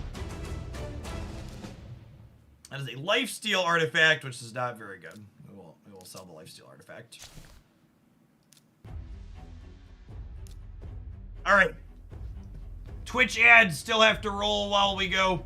I'm gonna go ahead and tap those, and then we'll take a look at the clan boss here in a minute. Thanks everybody for hanging out through our sponsored bit at the end. Checking out some raid. Ace Crusher, thank you for the 38 months. I appreciate that. Welcome back.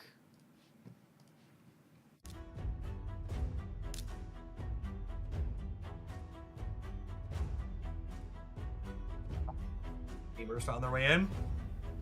How was the day? What's it called? It was really fun this morning. Pocket continues to be fun and good.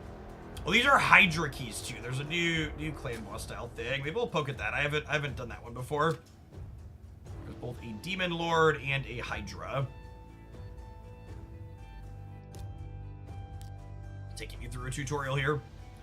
Defeat the Hydra to claim the Hydra's chest. Artifacts can only be found here. Prove you're worthy by defeating the Hydra at higher difficulties for more rewards. Alright, I'll have to give that one a go. We'll take a look at this. Yeah, I'm gonna let the Twitch ad finish so we can not let people miss things while we're talking about it for the people that are hanging out. I'll run to the bathroom really quick while I finish this too. Be right. Oh.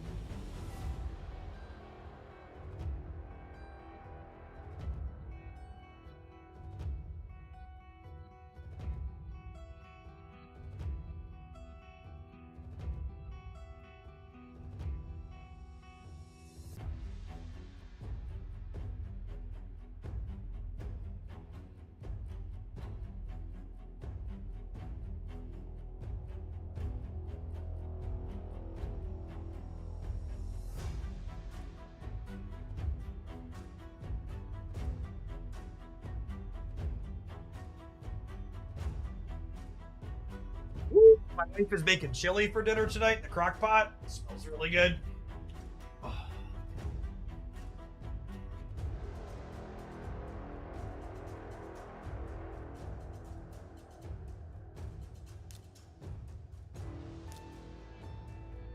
The Hydra has 6 heads, but you only fight 4 at once, starting with the 4 starter heads. If you chop off a head, another will grow back. It may be the same head or one of the other available ones, so be prepared. So the gameplay in here is dynamic. Oh, and we have 6 characters on our teams. Usually there's only 4 or 5. That's interesting. In Hydra keys to battle, you have a limited number of keys each week. Each champion can only fight the Hydra once per week. From here, you must discover the mysteries of the Hydra alone.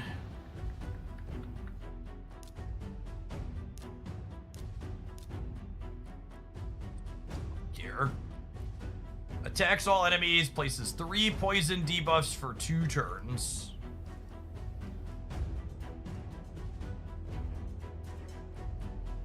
Probably want someone who can purge status conditions. Damage increases by 20% for each debuff an enemy is under. Yep. Block debuffs is probably something I want as well. Attacks the enemy with the most buffs, steals the buff from the target, and then steals 50% of the target's turn meter. Decrease attack, because it looks like they're all about debuffs. So I might even want removes all debuffs for the head with the most. I might even want more than one character that clears debuffs on our team. We have 6 of them. Yeah, just massive debuffs. I think if I recall, can I look at the champions from here? I would need to go through and look at my champion list here to remind myself of the skills. I think I remember this one being one of my favorites. Removes all debuffs from all allies and then places block debuffs and revive on death for 2 turns. Yeah, that seems great. And then her passive hurts her and heals everything else. So she's a character that wants another supporter with her anyways. So I think we want her, and then I probably want another healer. A lot of the healers do block debuffs, so I probably want another one that can both heal her to keep her alive through her spreading her HP out to everything else.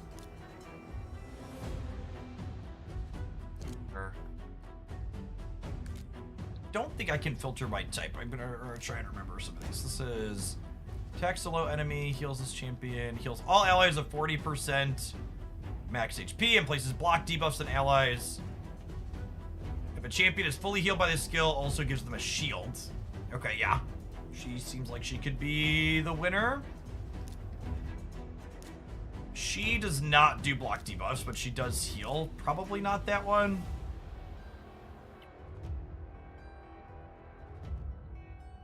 They've added some really good filters, symbol by the rank dropdown. Oh, can I filter here? Okay, got it.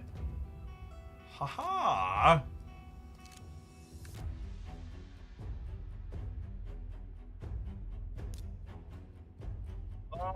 Where's the one that's block debuffs? Is this one? Ha, cool. Other effects, positive effects. Heal. Look at that. Well, that's great. Cool. So we found the 2 that I found already. I do not remember what this guy does. Attacks all enemies, has a 75% chance of removing 75% chance of removing a debuff from all allies, increases the value of shields on allies by 30% of damage inflicted, places block debuffs and a 50% increased attack on allies for 2 turns, also places a shield equal to 30% of... That seems pretty good. It also has increased attack specifically, so it doesn't heal. But increased attack is usually a buff you're interested in. What does this one do? Place a shield on allies. Shield equal to 20% of the damage dealt. Removes all debuffs from allies and places block debuffs for 2 turns. Heal ally equal to 15% of this champion's HP.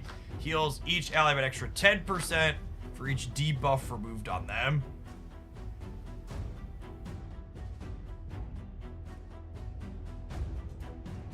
The Hydra can't remove shields free. Honestly, I wonder how many supports is too many. I might just run in with a sustain team to start and put these 3 on there. And then figure out some kind of damages. I probably want some AoE damage dealers.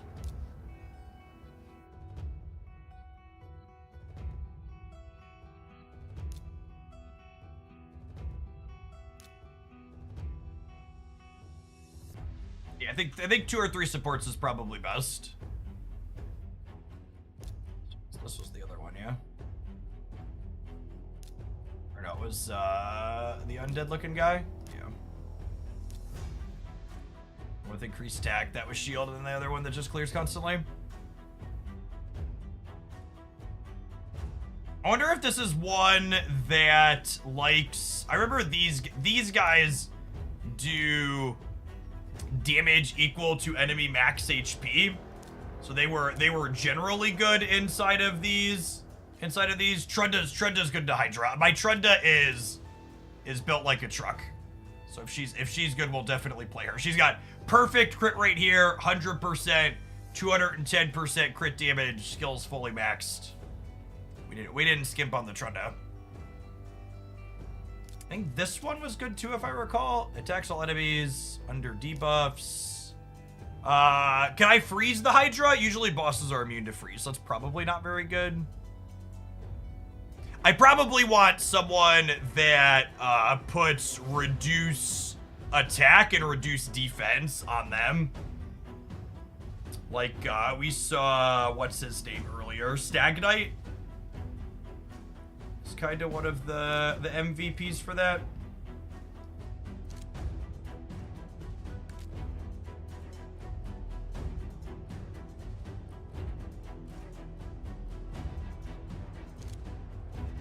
Buffs.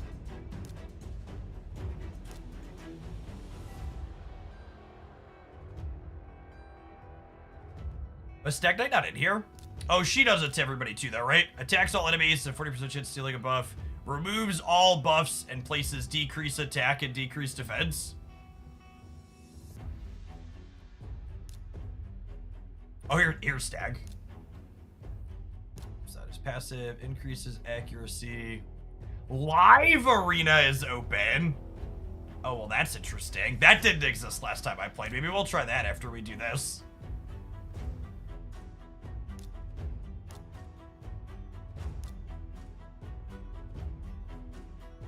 Oh, this puts weaken on them too. Can't stun them though. All right, let's try some things. So,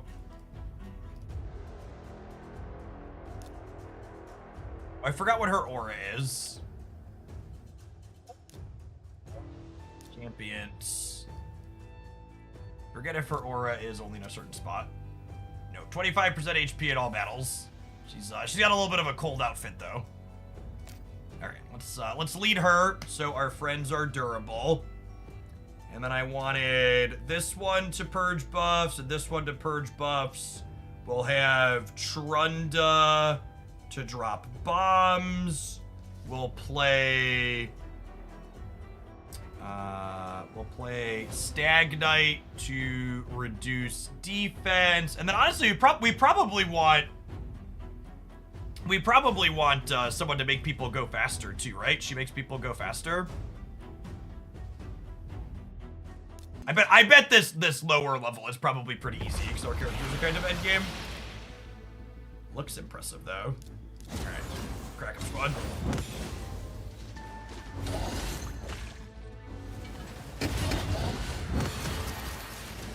I wouldn't be surprised if our team. Oh right, Stagnite's slower than Trunda. We should look at Stagnite's build and see if we can get a touch more speed into him. This is the second team where Stagnite being slower than Trunda was like a Garoon.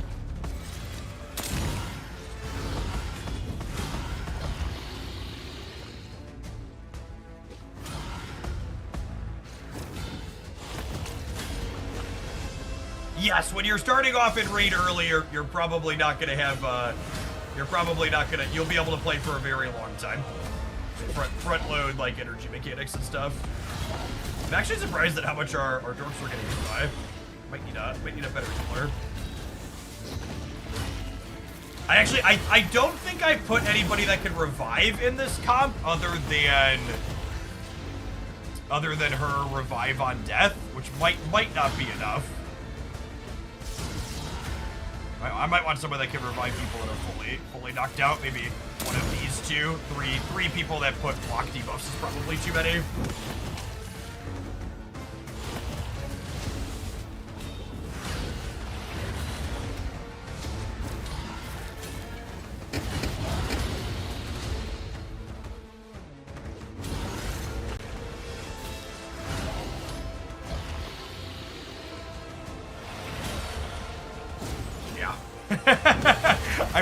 I probably want someone that can revive this squad here.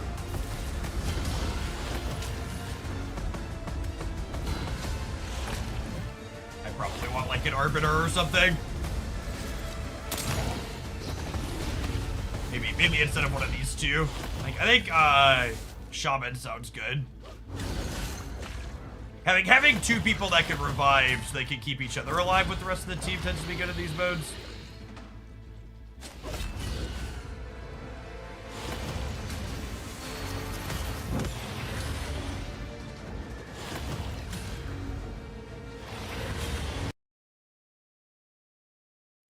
Click off the sound clicks off, so I'm gonna move my overlay around. Some champion. I don't know. We got some champions that are hiding back there. Ah! Different screens need elements in different places.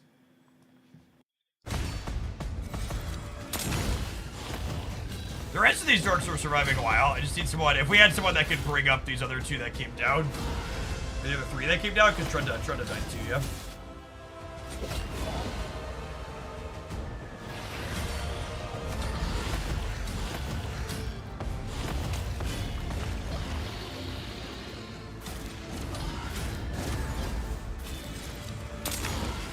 Provoke champion is good. Okay, that's a good note.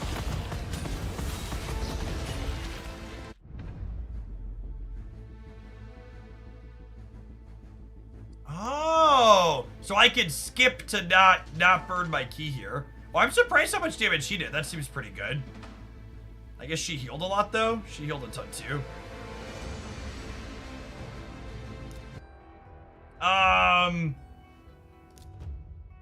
Is she good at this matchup? I remember my build on this character being good for the arena. It's got 500 accuracy. Attacks enemies has an 80% chance of placing provoke debuffs.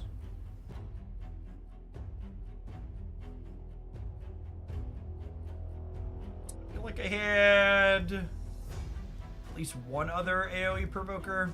That one's probably good.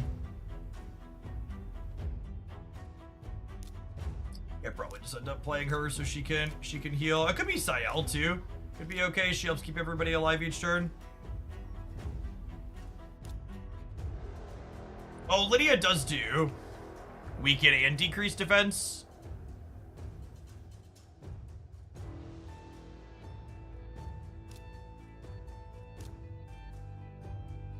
Enemy revive attempts. That's not super relevant here. I think I like these three. Lydia sounds fine, and I guess if I'm playing Lydia, I actually don't need the Stagnite, which might solve my speed timing issue. Get the Provoker in there, and I think I want a secondary healer.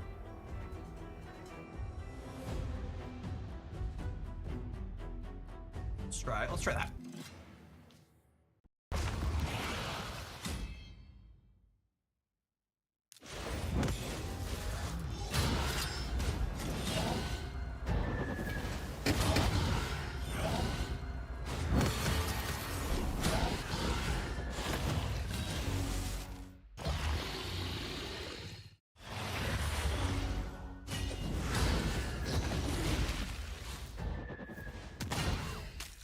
Sayel people should stay more alive from the start too. She heals 10% every time she takes a turn.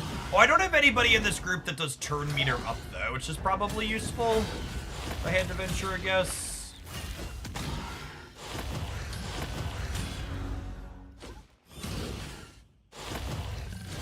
Or our Provoker got skill locked. I might want one big targeted heal to keep her alive too. She might also just like not be worth having on the team.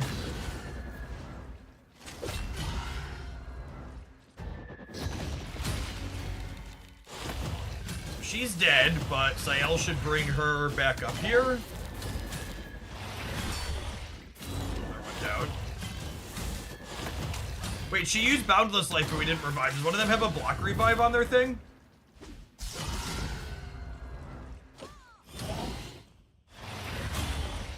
This is going significantly worse after listening to chat.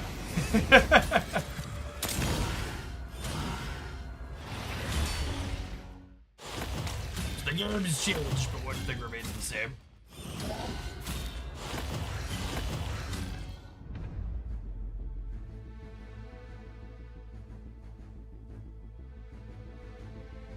Umbral Enchantress seemed embarrassing. I think I want another character that could just like spot heal.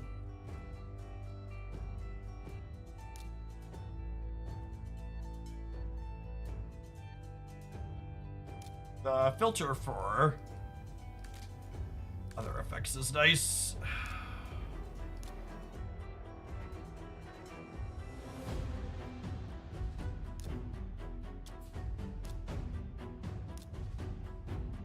The offensive champion. This Storko that heals an ally by 20% of the champion max HP, fills their veil, and then revives a dead ally as well. He's kind of okay. Maybe we'll play him and I'll get a turn meter increase. I'll play him and Arbiter over Sael.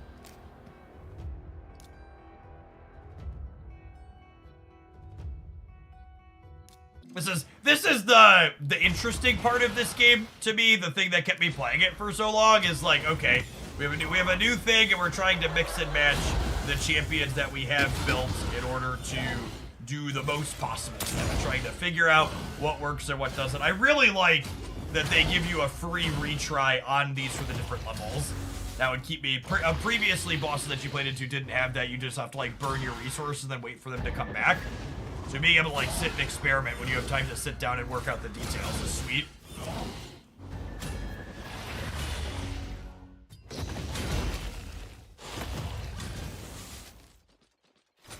Oh, I guess I only have one block debuffs on this team now though, right? Which may or may not be okay. We'll see if the increased sustain from the rest of it can let them keep up. There's a lot of poison though. I might have overcorrected and oh no, I have two. This is block debuff as well, but this one doesn't. This is the only purge existing debuff, so the poison's gonna stay in hit. We might have enough sustain if that's fine. Everybody's lived much longer than the last run, so that's nice.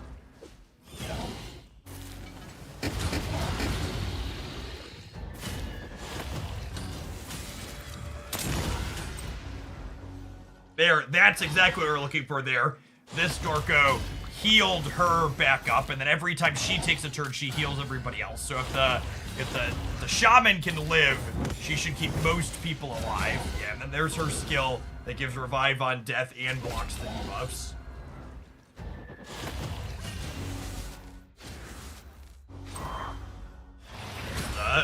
The heal from that again. Well, that was a big hit on everybody there. But then she brought them all right back up.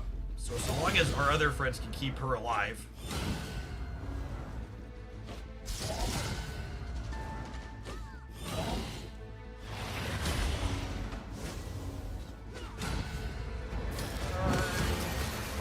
Block debuffs.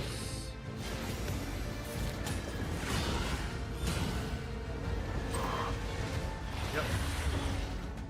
This team feels like it came together well. I think like 1.4 million was our best team. Did someone just get devoured? Where did they go? Trunda disappeared.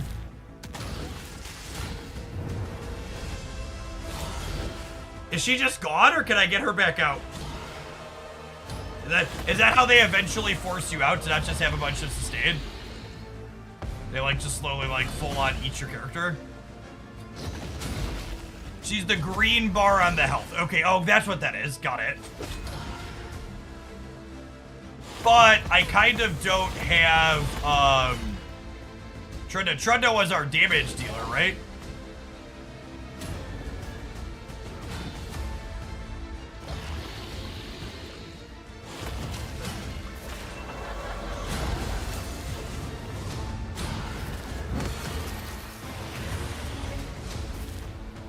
Sustain is definitely working as intended.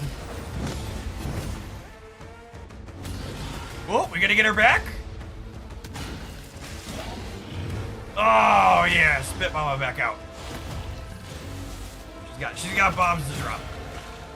And then it said once we kill a Hydra head, another one spawns. Yeah, so it's rotating through. It's like this second one that's about to die. If I do this, it's gonna come back.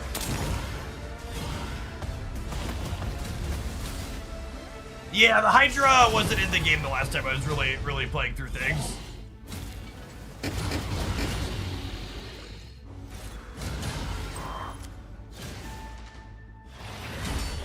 I spawned after a little while, okay. If my team has enough sustain, will it just stay on forever in this game mode, or is there something where you hit a timer and eventually you run out?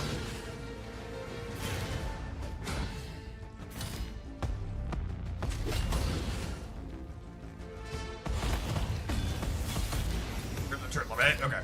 What's the turn limit? 1500. Okay, so I assume I can kill it before then, yeah? So unironically, we might have put together a team with enough to sustain that.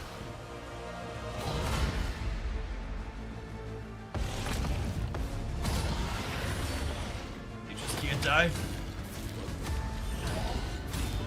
I'd like to attack the head that took my friend.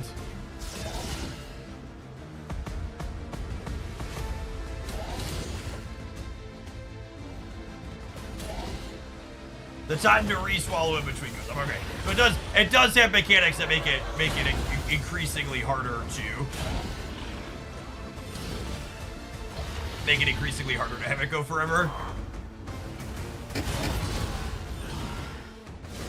Well, I'm gonna let this team go for as long as they can to either kill this first stage or run out, and then I think we'll try the real-time arena next. I haven't seen that before. The AI should be auto-targeting the head that ate the champion. I don't think that was the case. Yeah, ideally, that sounds good. We're about to put another head down here.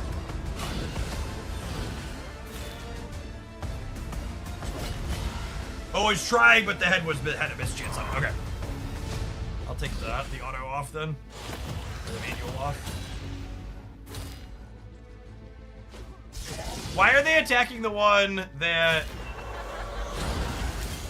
Are they attacking the one that's decapitated instead of this one?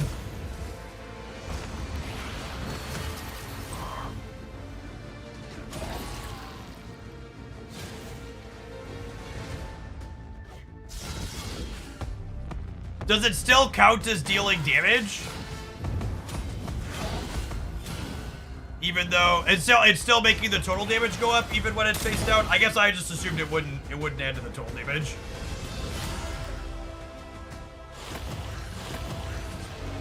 Yeah, okay.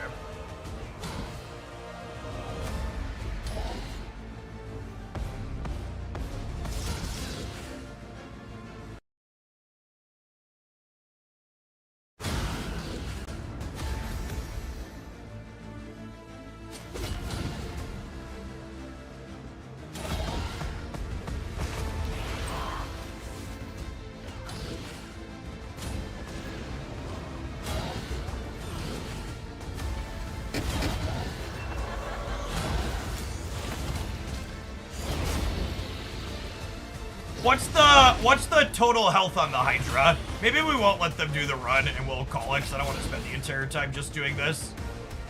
I think we did successfully build a team that can't die here. Someone said the term limit was like 1,000.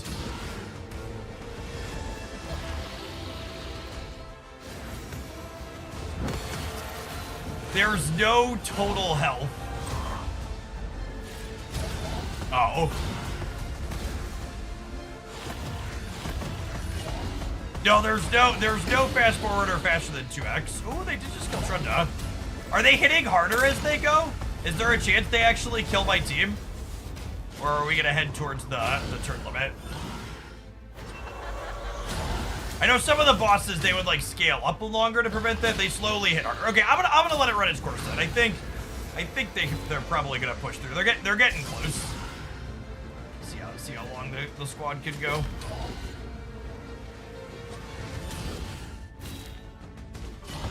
The Sky Touch Shaman. It's gonna heal all the friends. For the normal Hydra, the highest rewards are 6.6 million. Okay, so we're almost at that.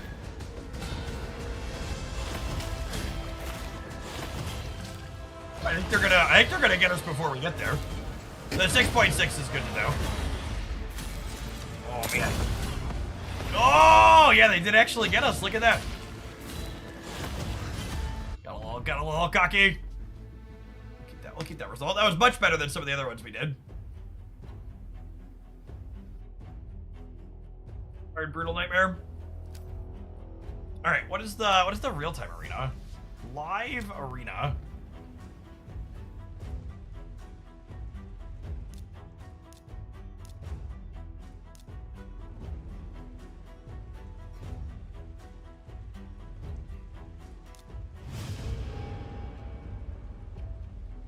Oh, I didn't pick a team? How does this work? Oh, you draft a team? Oh, that's neat.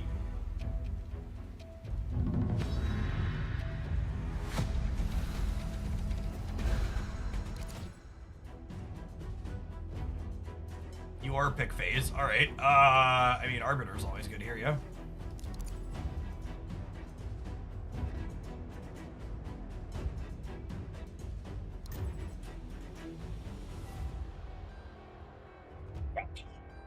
I'm gonna realize I don't know what a lot of their things do. This is gonna be fun, but probably embarrassing. We'll save our damage dealers for last.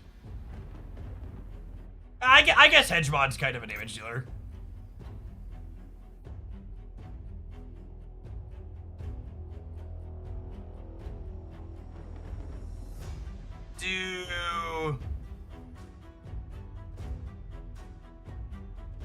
Like Trunda and then someone else who drops bombs.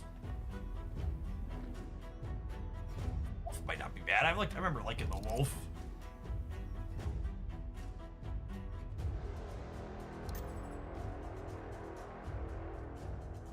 This one's got the most red stars, so we're gonna be in that one.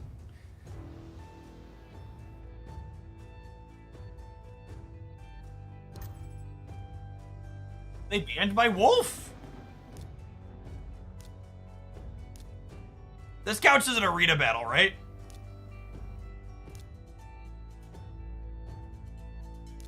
Sounds like as good a metric as any. Yep.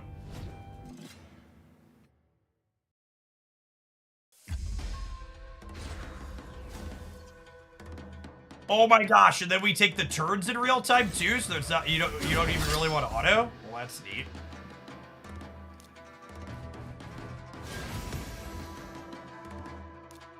Oh, are we gonna skunk them? Oh, I think they might be dead, chat. Trunda, drop bombs. Good night. All right. Well, I was a little worried because all their characters were level 60 and stuff, chat. Some of them had red stars. The last time I played, my arena team, I wasn't like a Kraken in this game, but my arena team was on whatever the highest tier was below having individual numbers. I'll just do that again.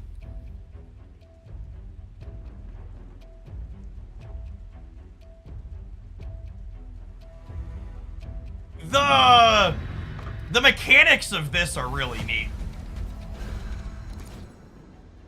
I like the mechanics of this a lot. The pick ban. Hedgebot Trunda still pretty good. Yeah, I think we're just gonna. I think the key is we want to draw. My Hedgebot is cracked too, by the way. We'll have to pull his stats up, but yeah, he's absurd.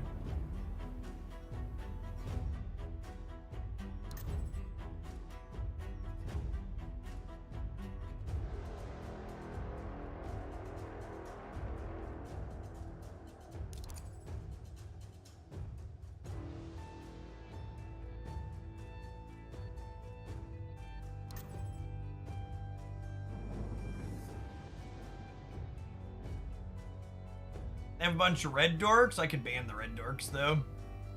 That seems fine.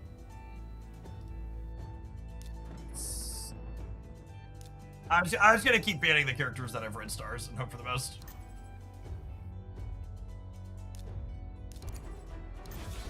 I mean, I bet there's a good chance, because we're low in the arena, that we're just gonna outspeed all these nerds. Oh, and when we don't outspeed them, Hedgemon has a chance to, just block their skills. Good night, gamers. Oh yeah, and he has the item set that lets him attack twice, too.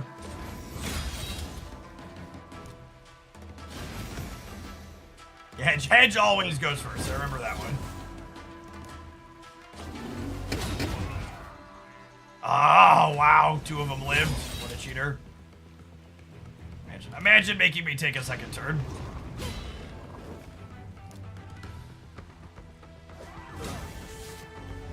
That's fine. You won't get a first turn.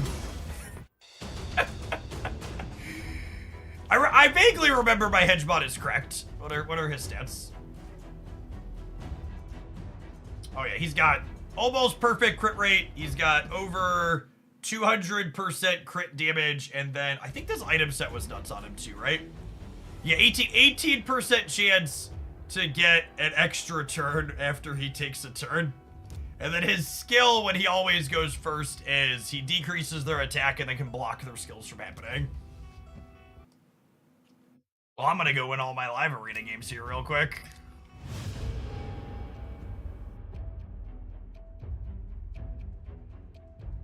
How fast is your Arbiter? That's a good question. Does the cancel Q button work? Oh my god, the cancel Q button works? That's so good.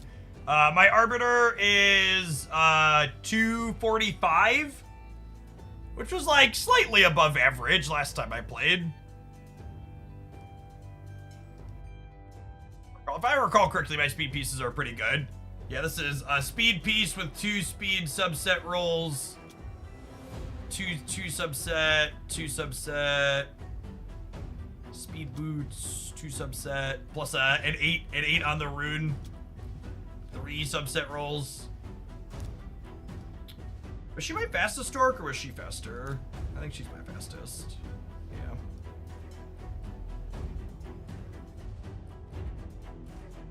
Yeah, to give context, I actually saw there was an achievements thing. My achievements thing was it challenges that I did my raid tutorial in 2020. Your Arbiter was fast. There are people that push 400 plus these days. Is it is the arena metagame at the top still just go first is best?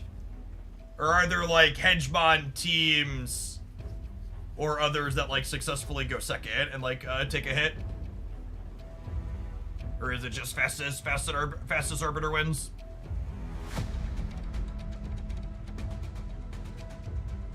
This drafting mechanic is really neat. I actually really liked what was it? There was the 3v3 arena last time I played, had some more depth to it too, because you couldn't just use your fastest Arbiter on every team.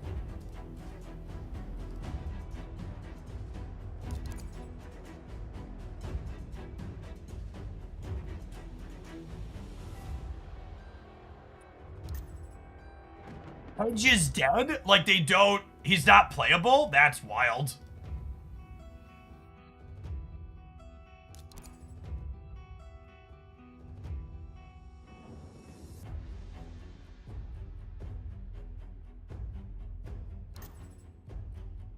He was so good. He was like the champion. Who's the last one I was taking? Extra damage dealer. These people keep banning not Trunda, which seems like a mistake.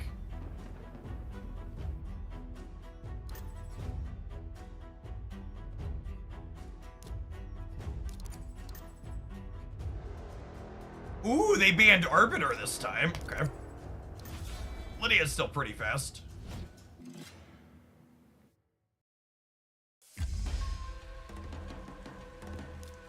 Just obviously going first every time. Counter attacks, sure. Bombs. And a revive on death. Doesn't matter. What's he do? Attacks when enemy ignores their defense. Yeah. Murder target thing. If I recall correctly. Second thing. They have a few sets to make the wearer immune to Hegemon, so he isn't used as much anymore, but I still use mine occasionally. Neat.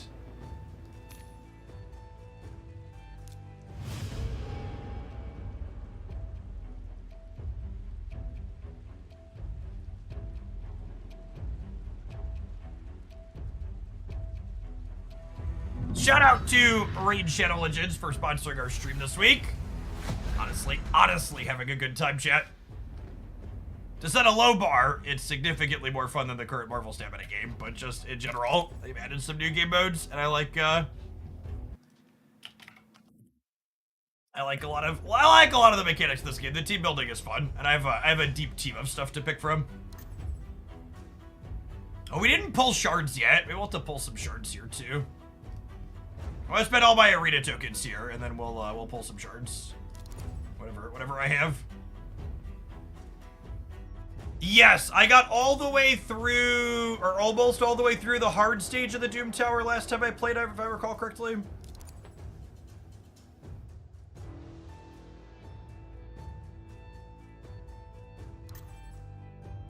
Our last opponent also had one of these, so I'm gonna assume it's good and ban that one. At some point, I will read all of these characters, but today is not that day.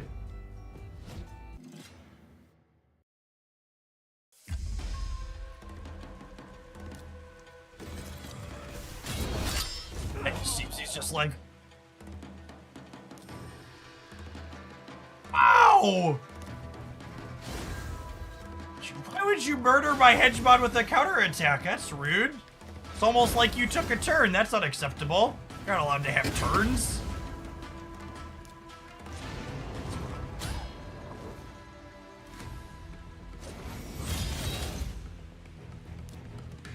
This one is dangerously close to having a turn. Let's take his turn meter away. Woo.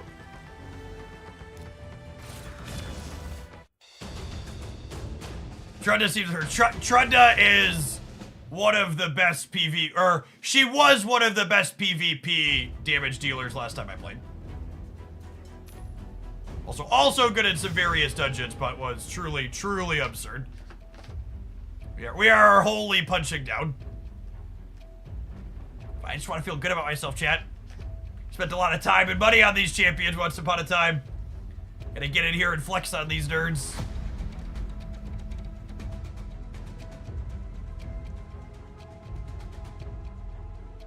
She's getting nerfed soon. Do they rebalance champions now? I feel like the last time I played, they didn't really balance champions. That's something that happens somewhat regularly.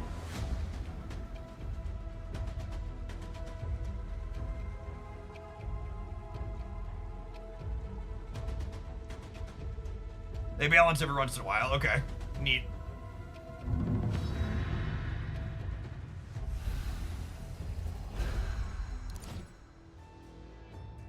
I'm not gonna fix what ain't broken. We would maybe explore some more strategies long-term in this game, but for today, we are just going to zoom.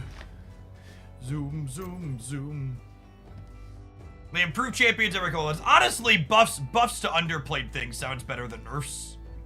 In a game like this, let people have their cake and eat it too. And give them a reason to pull for more things.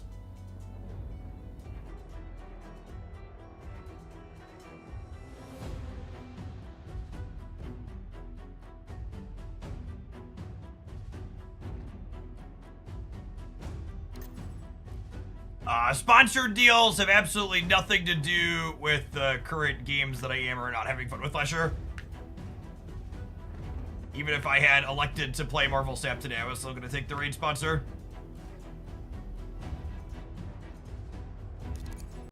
I both like Raid Shadow Legends and like Raid Shadow Legends money, so.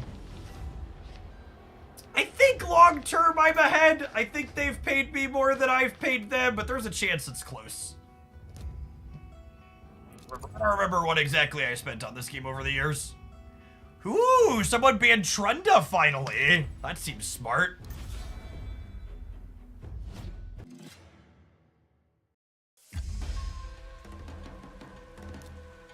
Nobody's banned Hedgemon yet though, which seems less than smart.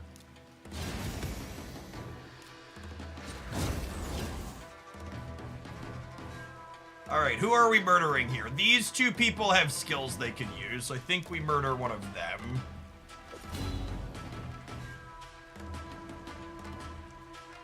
Oh! Is this our first opponent to get a turn, chat? I believe this was our first opponent to take a turn.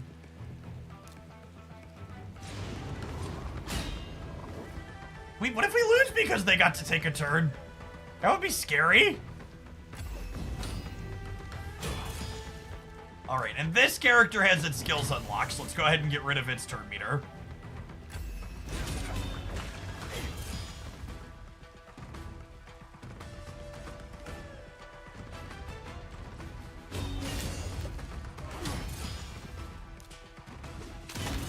Oh, that one's gone. Alright. I'd like to disappear. You next? Nope, that was not nearly enough. Holy. Yeah, I think we might be dead, gamers. If this can murder Arbiter, we're in trouble. Oh, Arbiter got to go. Good night. Good night.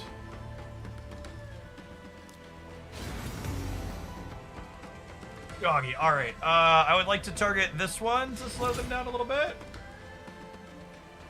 This thing's gonna get to use its skills next turn, and then we're probably in trouble. I don't know, this doesn't have a lot of health, so I assume it's a DPS. Oh, it's a support. Interesting.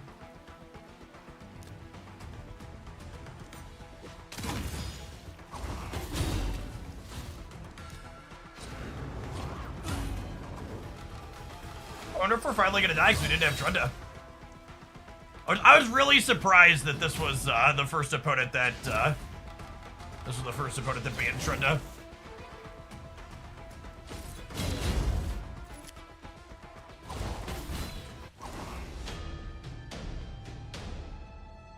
I would say unlucky, but I think our opponent was just smarter than our previous opponents. There's also a good chance that this shouldn't be my secondary DPS. I should probably have another AoE DPS. How much more do these cost? 10 gems? My gems. Wait, I have a refill. I have a refill! That's exciting. Okay, so who should I be picking instead of... Who's my secondary damage dealer, we think? We'll do Trunda, we'll do Hedgemon. We'll do... Who's Candy? I need like, I don't know the names of most of these characters at this point. Is this character good? I remember this character being sweet. I liked his vibe. Next to the wolf. Oh, is he good? Rodos kind of didn't impress me there. He kind of fell short. What does he do? Oh, his skills aren't fully bricked. Attacks on enemy, grants an extra turn, and resets the... I think my Rodos is max too. Yeah, he's only kind of hit okay. Oh, you think Astrolot is good? Does his lady play with him? They have a pairing bonus, right?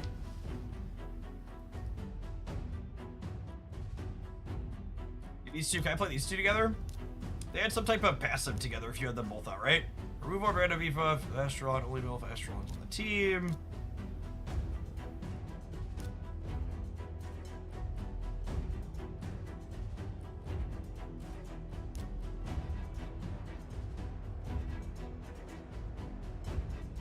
We'll try that. I have a refill here. XP store. Oh, we got five more goes here. Lovely.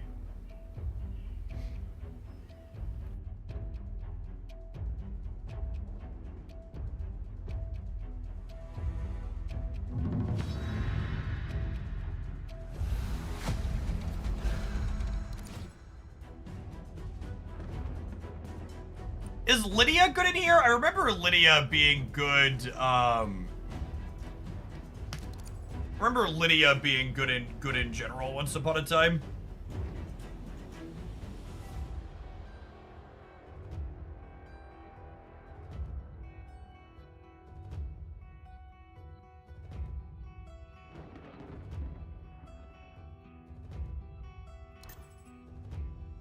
Wolf could be fun too, though. Maybe we'll give Wolf a try.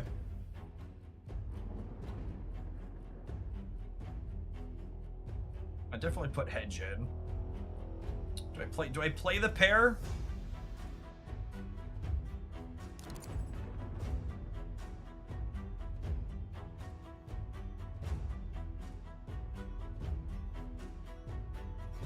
Bronze isn't block champion. Oh, are sub champions banned at higher levels? That's an interesting dynamic.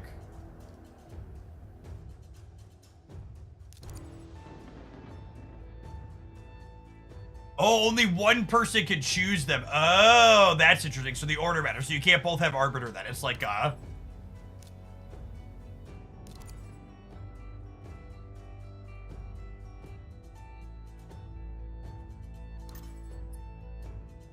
can't hedge, sure. Yeah, I guess that tracks.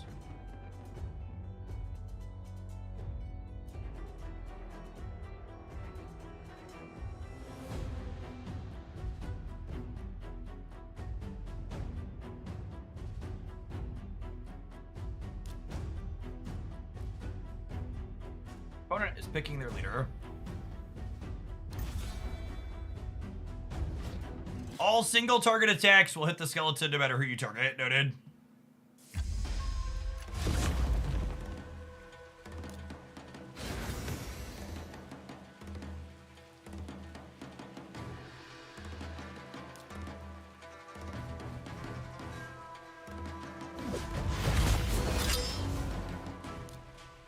Guilds, some bombs. Ooh, that is not taking almost any damage. Is this invincible for a turn? I think someone mentioned that earlier.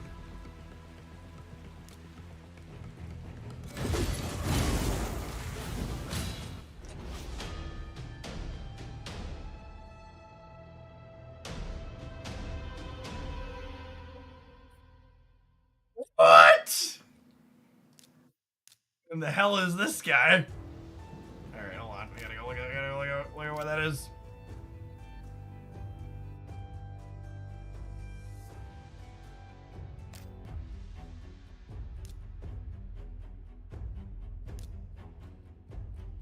So, was it demon spawn?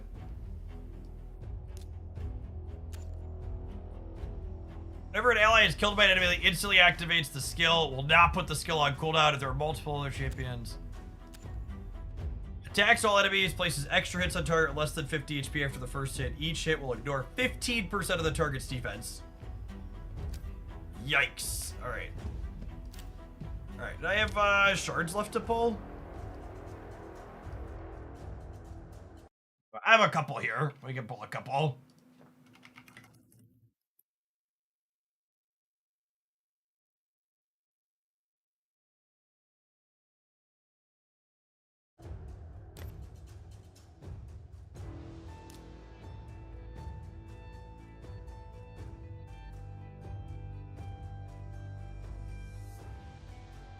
Summon pool prism shards.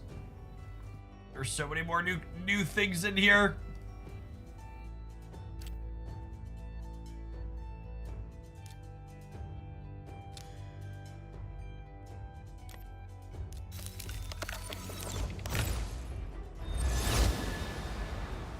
Most of these things are trash.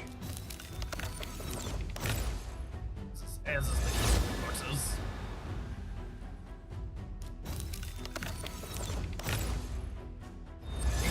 I support via raid? Sorry, Mohammed, if you're still here, I'm so bad at following YouTube chat as well. Yeah, just grab raid for the link in the video description. You get to stage 12 or 20, or level 20, 12 or 25 on your account. Sit for too long. Stand up.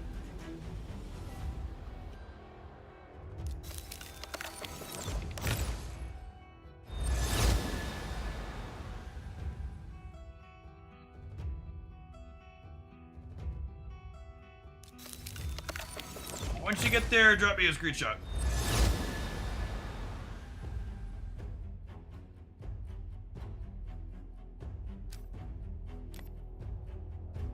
$10x on these? In general, I think you were supposed to save these for specific times. Increase your champion slots by 10. All right, we'll spend some gems to do that.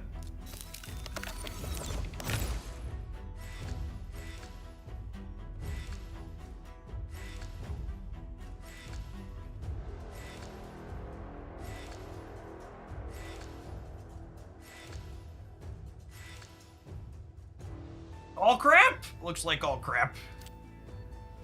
Unlucky.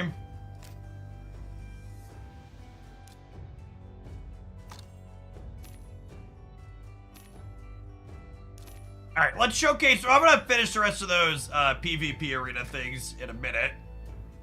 But let's show some more of the range of dungeons you can fight through here. We showed the dragon earlier. Let's show the Fire Knight's castle. I think I could do any of these on hard. Beat them. We did beat stage 25 on normal. Showcase that. You try the event dungeon. I haven't. What's the event dungeon about? Is that one of like mechanics that changes over time, or is it something else?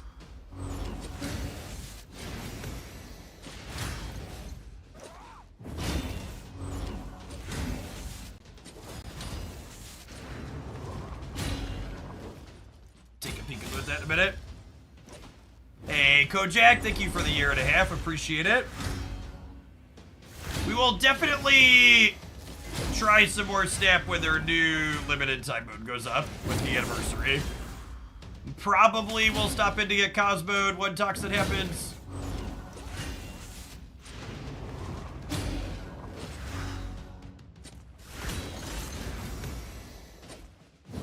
So the waves aren't particularly interesting for these teams to get through. I can explain our character stuff. So Stag Knight here is when we played in some of the other team comps. He applies defense down and attack down to make us hit harder in a little bit.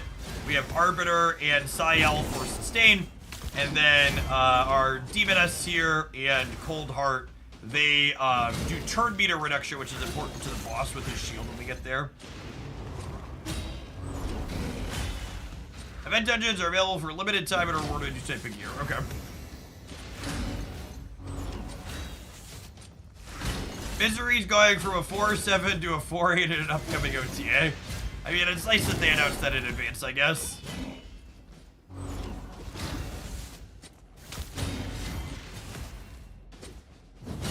I want you to remember that quick buff when you look back at all the people that told you Misery was good.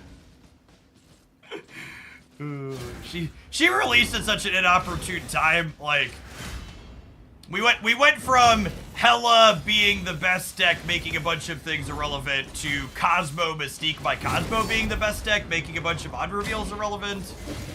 Honestly, I expect Toxin to have a bad time next week too, if the best deck is a double Cosmo deck still. And I don't know that I really expect that to change.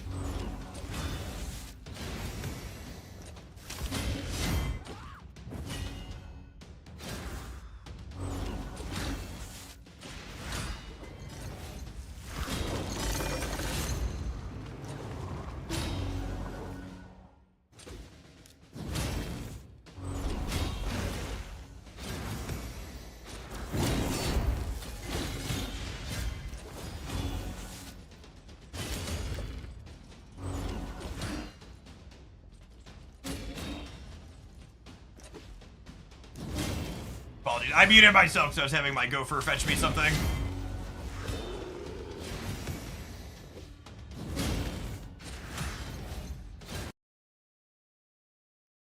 Update the OTA command. I am a little surprised they haven't added 3x or a skip mechanic for like the waves in these things. I do remember the last time I was playing this a ton, running like multi-battles overnight on my phone or like on my PC as I walked away. It was definitely a thing. They do take a little while even once you optimize.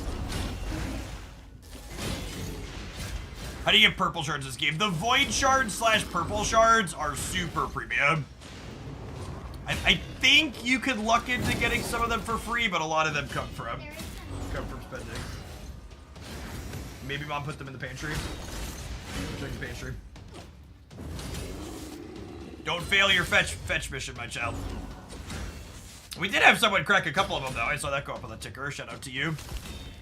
I wonder how long this run takes. I'm pretty sure this team is capable of doing it, but we haven't gotten to the boss yet. It's already taken us 4 minutes. So the way this boss works is you have to hit his shield a certain number of times to break it so you can actually really hit him. And then once you break it, he puts it back up again when he takes a turn. So once you crack the shield down, you explicitly need characters that do what's called turn meter reduction, which Coldheart does there, and then Allure does on her auto attack. You see, this bar under his health is when he's going to take a turn versus when your other characters are taking turns. So you need to have characters that basically put his shield down and then keep it down. And Allure's auto attack, you see every time she hits, she does 3 hits that all reduce turn meter. This is a PvE dungeon.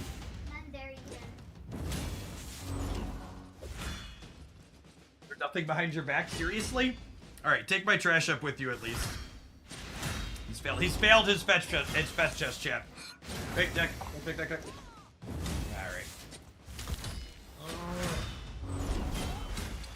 It's fine. We need to run an ad in a second. I'll run up and get it myself. You see, at least he exercised doing 2 sets of stairs. Howdy, potato.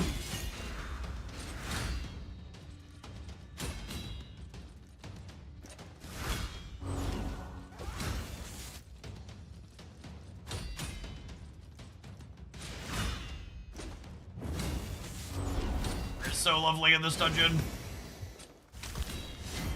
There are PvP options here, PvE only. We're actually just doing a real-time PvP draft arena mode. That we'll definitely spend some more on there. I wanted to round out a couple of dungeons, but you build your characters and farm your items in PvE stuff, and then there's both real-time and asynchronous PvP at this point.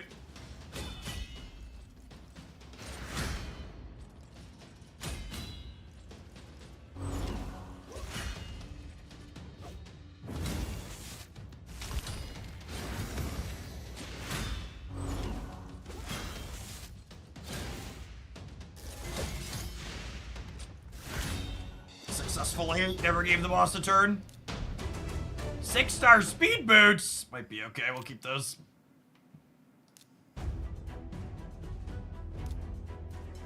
I guess I could let another dungeon run while the Twitch chat has to go. So it's gonna take him a second to get through the waves, anyways.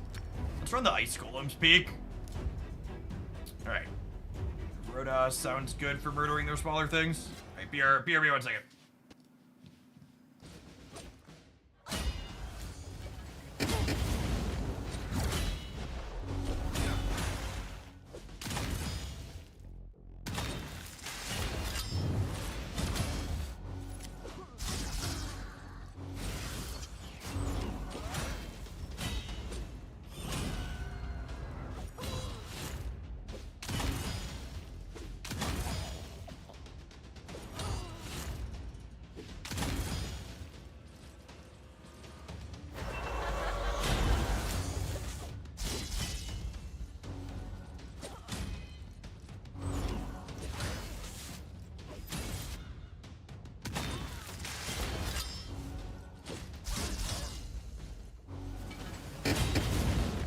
This is gonna come as a shock to some of the parents at home watching.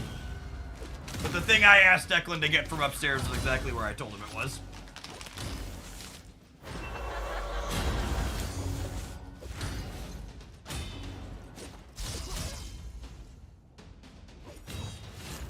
I'm floored, yep. Been there, done that.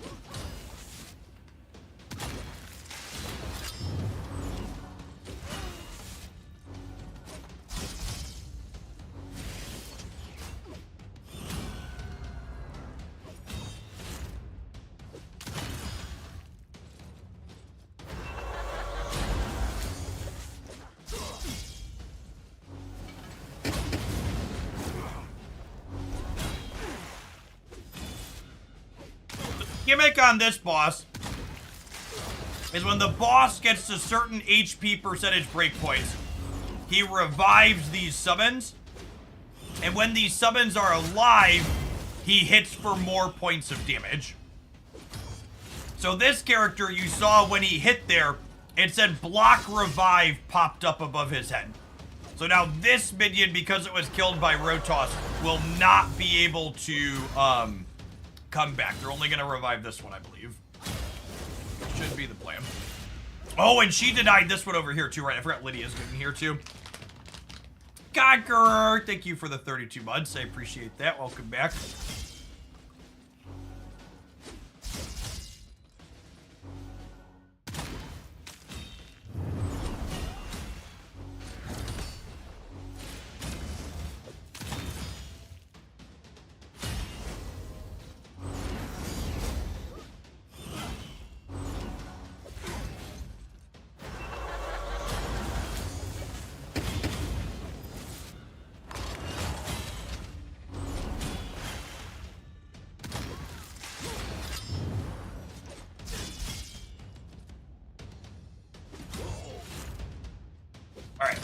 Now we hit the block revive on both of them.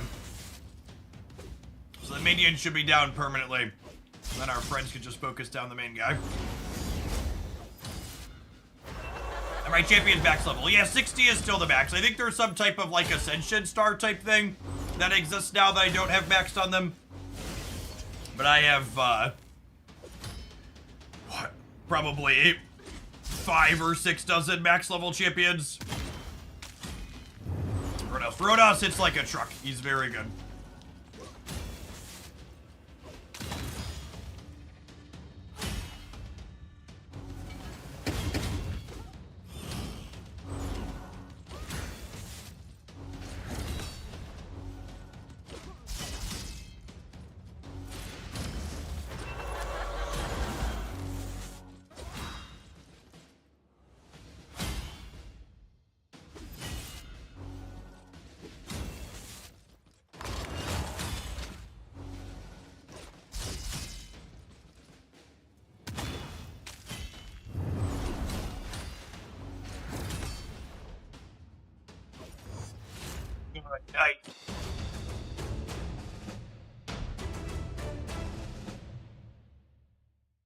Rotos chunking the boss at the end, but Trunda MVP in the waves for sure. Both crunching in over 3 million.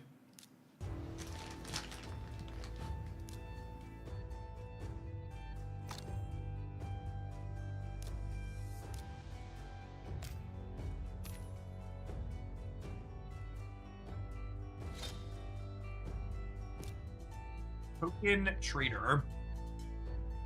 Well, that's interesting. You get specific.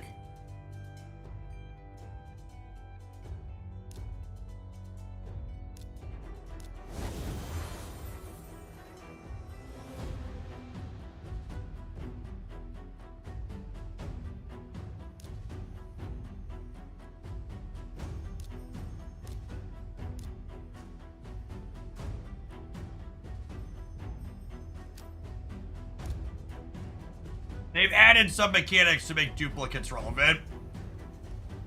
There's faction and there's empowering too.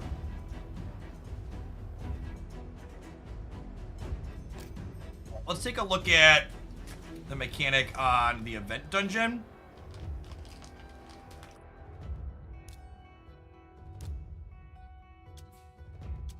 So in here. It's also super low level, so I assume our first few are gonna be easy here, and then we'll need to actually think about it at the end. You know what? Let's actually I kept saying we're gonna do this. Let's actually do it. Let's take a look at... Stagnite was a little bit too slow. So Stagnite's speed is 189. And Trunda's speed is 200. God, my Trunda is fast. 227. Is she faster? Maybe I just use her instead of the... I want my debuffer to be faster than my Trundas, like the TLDR. Because you want to hit them with the debuffs after. You want Mommy Witch to hit you with debuffs, chat? Let's have Mommy Witch hit you with debuffs. And then who else in here? I don't even know that we really need a third. Maybe don't really need. We'll just put like one more support dork in.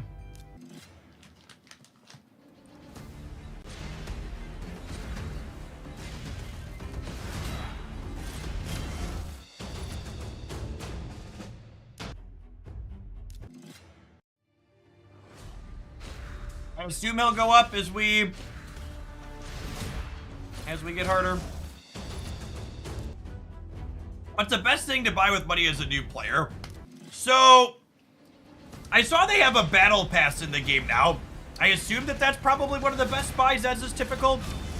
It sounded like there were a couple of regular spenders or endgame players in chat. Is it like battle pass and then the daily gem login? Or some type of gem boost thing? Or what's the commonly accepted things you should spend on in this game these days?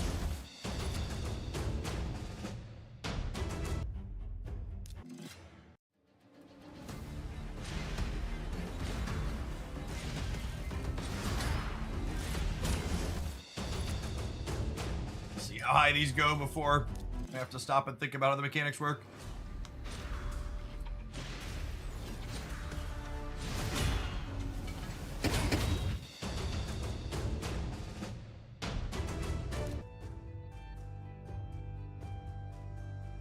I assume things with good shard rates are important for getting your team started at a minimum, though.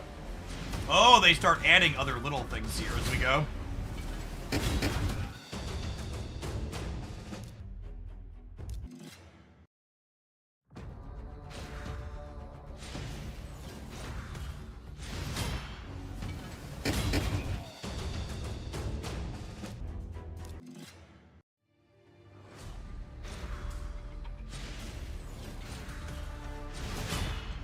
Not that Trunda cares.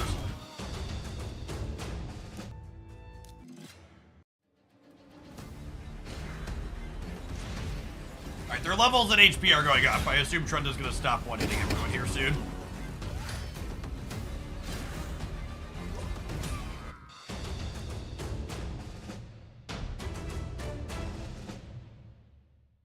Daily Gem Pass.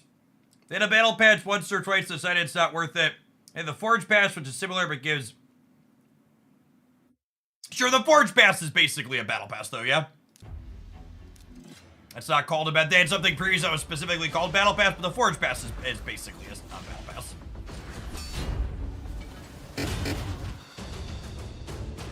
Okay, so Trunda wasn't one-hitting, and then she started putting on her debuff when we went back to one-hitting. That's funny.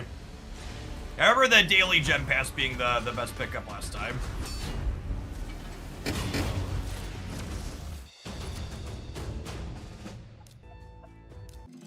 Good.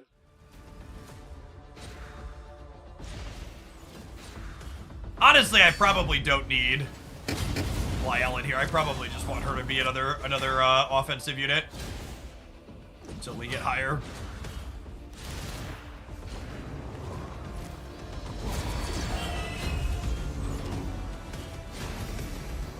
Ooh, he's kind of scary when he gets turns, huh? He has block damage. Maybe we'll put what's his name on the team. Rotos.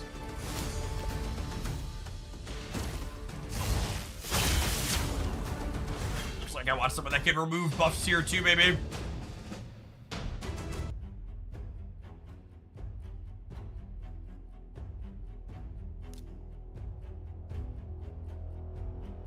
I guess she technically removes buffs.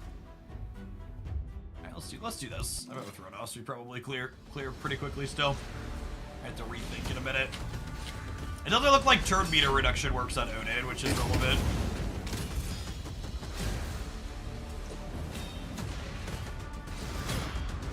No turn meter reduction working probably makes Lydia worse. Oh, he does block damage on everybody. And the burning killed him, sure. There should be spots in the Hooglandia clan if you want to hop on in. For sure.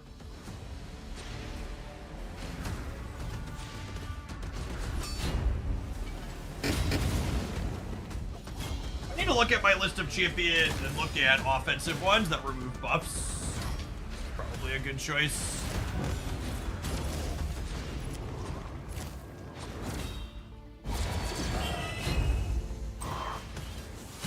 Oh, is there an active raid thread in the Discord server? There might be, actually. I haven't looked in a hot second.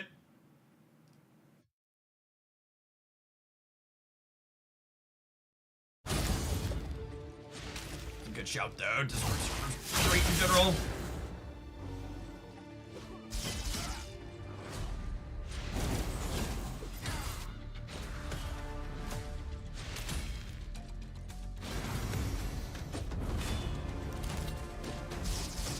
Your thoughts, but other mobile games that play exactly the same as Raid. I have played a lot of hero collector games, and honestly, the more I play other ones, the more it makes me appreciate all the things Raid Shadow Legends does well. Like this one. This one has persisted over the years, not just because of its marketing. Obviously, marketing is part of the reason why we're here, but it's just like, it's genuinely a cut above most of the other hero collector builders that I've touched. Let's filter for... I'm saying they added a ton of good quality of life features. Other effects, negative effects. Remove buffs. Oh, he can remove buffs. I love Astrolon.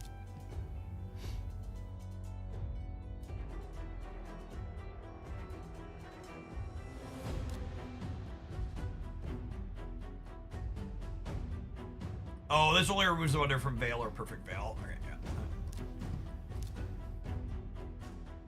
Attacks all enemies, removes all buffs. Oh, I remember her being cracked. Her build's not insane, but it's like fine here. Why does she have an attack thing that's not finished? Did I nick her item from someone else? I might have nicked her item from someone else.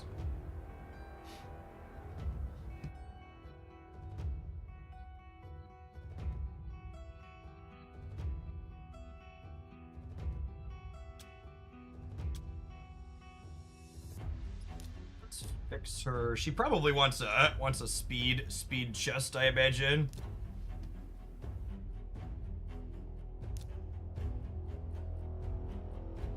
Go for ones that are currently equipped. Look for an attack percent primary stat.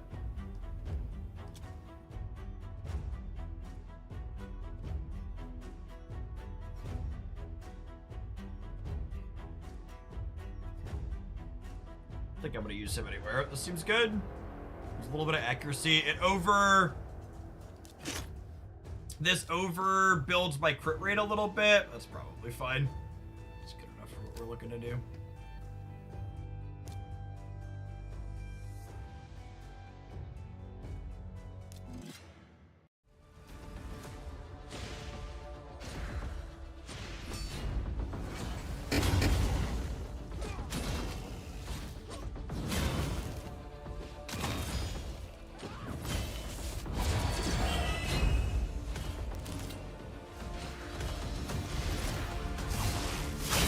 Yes, there is a resource cost to changing gear out.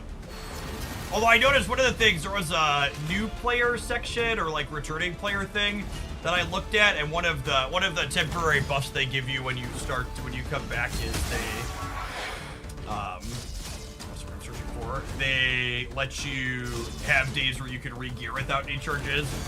So if you want to rebuild at the start. Oh, you know what? Maybe I should put Arbiter in over her, because her turn meter reduction doesn't work, and the healing's probably nice from Arbiter.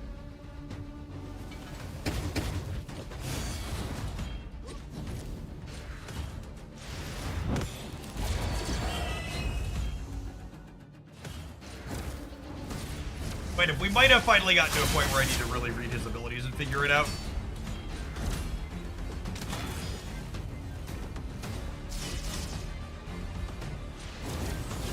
So we'll swap Lydia for Arbiter and see how it goes. We need to get into the nitty gritty of figuring out how to punch through whatever he's doing.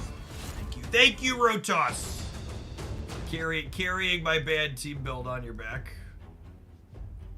Her aura here is pretty good because we're doing all magic attackers. Sounds lovely. Arbiter speed aura only works in the arena.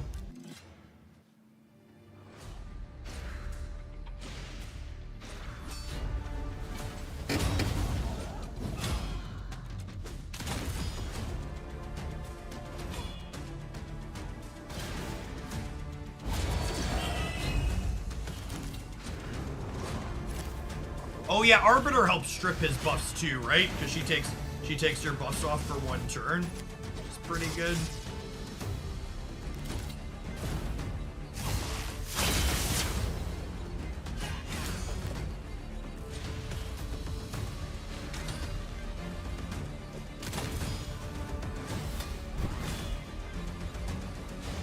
Select my Arbiter. That's right.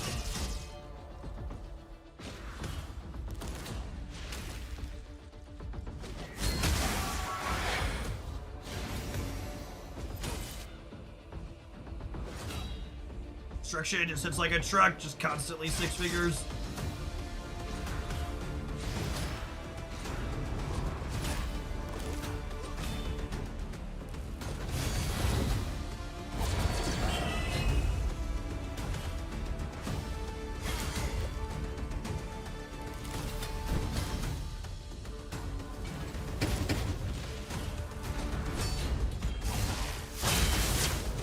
Poor Ray just keeps getting torched. Looks like he revives someone every time he knocks out one of my people, so maybe having her in there is not necessarily good. Filter 4, remove buffs again.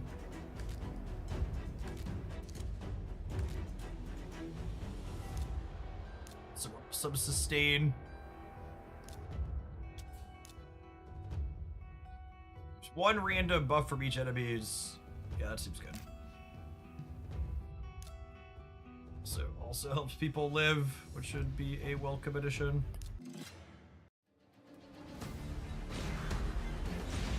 You can see how thick their health bars are getting at this point too.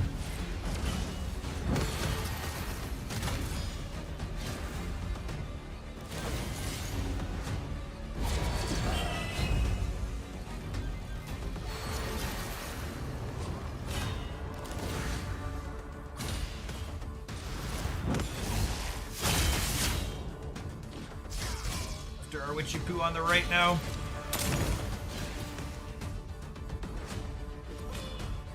Nice! Extra turn with the knockout. Vitality Plunder. Lovely.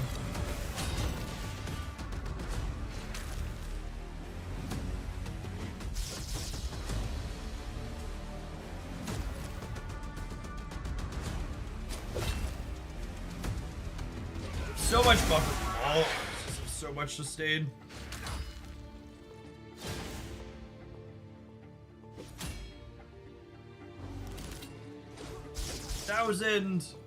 What if the problem is they're all using their buff removal in similar timings, so like hitting it one after another?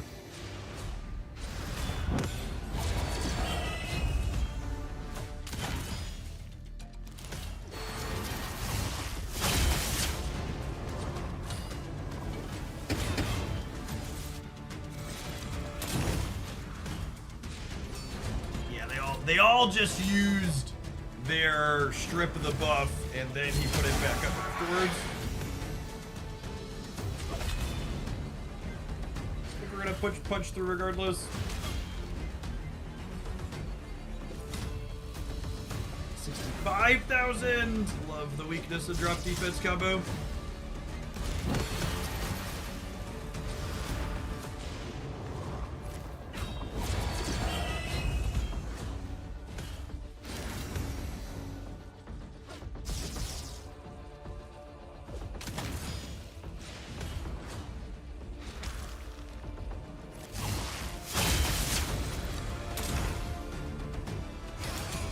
them from killing our dorks at least. Goes quicker when he doesn't revive stuff.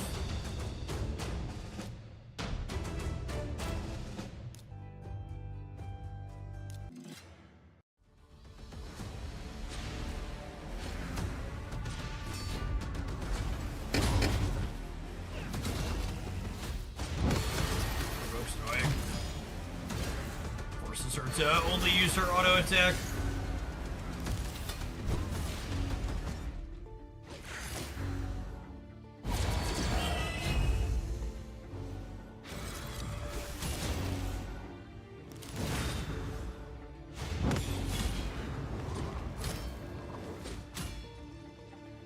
Some of those resisted Arbiter trying to strip it. She might not have enough accuracy to get that effect off in this dungeon area. Oh, is Arbiter gonna die? That would be not great.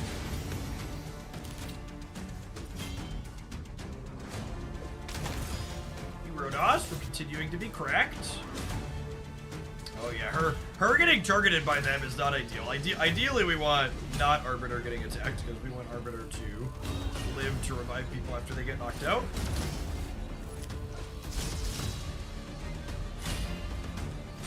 But our shielder did not have a shield. Arbiter might be going down here, and then we're done.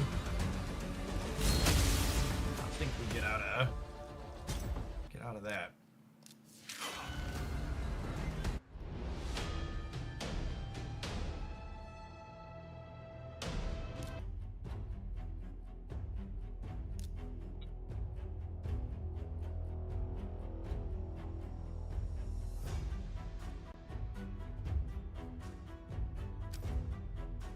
Drop this for another character that can sustain. Syel might be okay with the stuns. I think Trunda and Rodos can carry the rest of it. Arbiter and Syel together have a real hard time getting trucked. They both reanimate. They both heal a little bit. I feel like if we can sustain Rodos and Trunda, it should clean through it all eventually. Passive where this character got me through so much content earlier in the game. She heals every single time she takes the turn up. We pair her with another sustain. Man, Arbiter is getting trucked again. Are we not actually gonna go through here?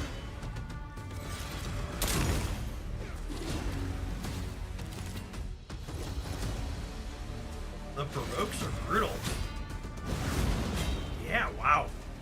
I mean, Syel can bring Arbiter back up here at least.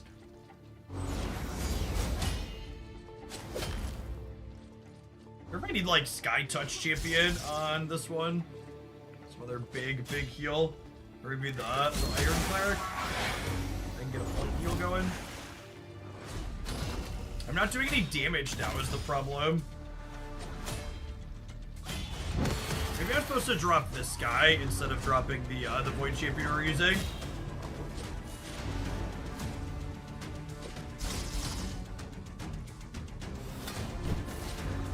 We're through one of them and everybody is still alive. I don't know that this team's about to be particularly efficient, but there's a good chance they sustain. Although I suppose if they're dying periodically, he's going to revive. He's gonna revive every time someone dies, which you probably don't get through, right?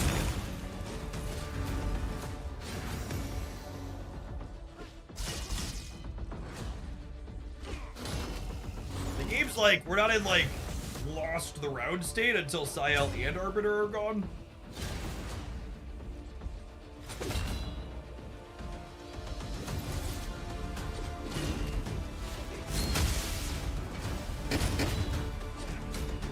We did some damage to the main dork. We just stunned this Syel. Nope, we have all the blocks. This one's putting this on too.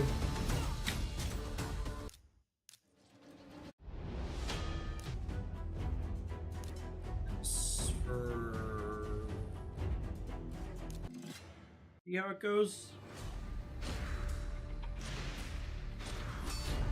The drop defense seems pretty important for, yeah, Getting through the waves is much easier when we have the drop defense. Cutting her was a mistake.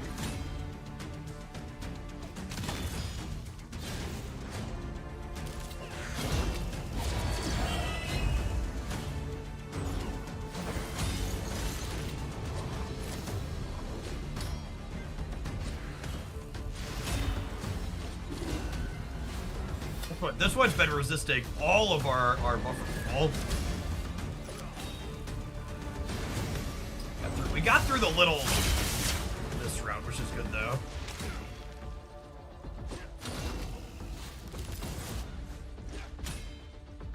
Or my ending impressions of Arcade Rush. I enjoyed it a lot.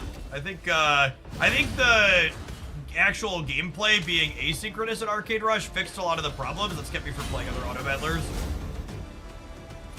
The fact that you could like pause it and put it down at any point is great. And the actual auto battling gameplay seems solid too.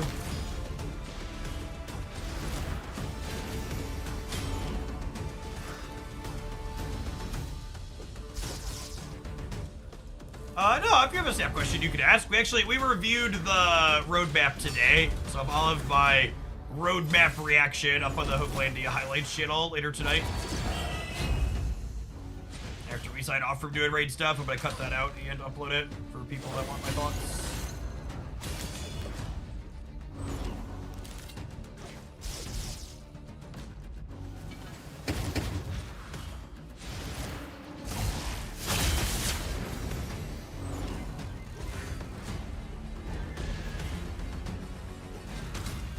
About the roadmap. Yeah, wait for the on the edits channel tonight.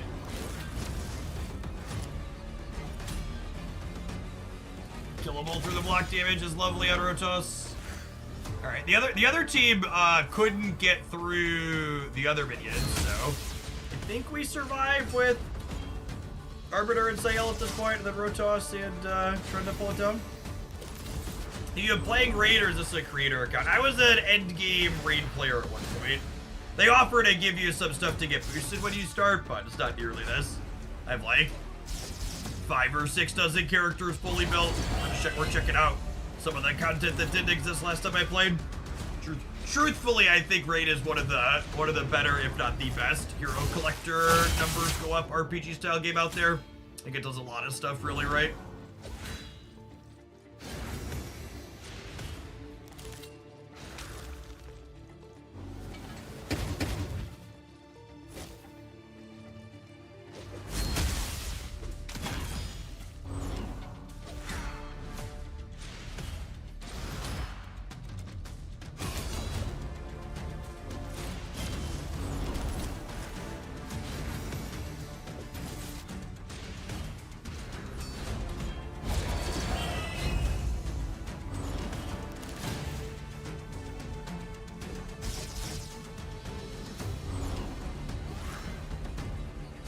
Answered questions related to the roadmap on the Discord. I mean, I don't really think there was anything too confusing in the roadmap.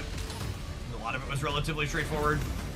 One of my critiques of the roadmap is honestly kind of content light.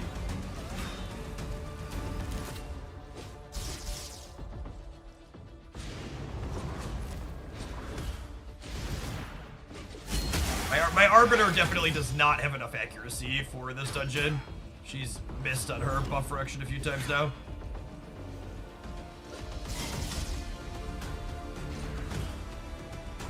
My Arbiter isn't built for this kind of content. She's primarily built to just be as fast as possible for PvP stuff, so I'm not surprised that in the higher stages of a dungeon she's coming up short.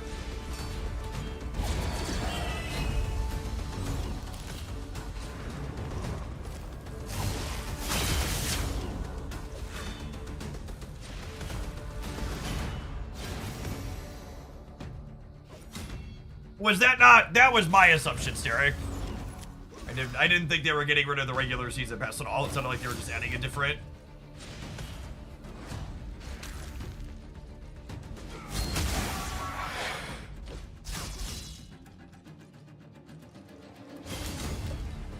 Oh, they didn't have improved card acquisition on the roadmap. I just assume that means there's nothing coming in the short term about it.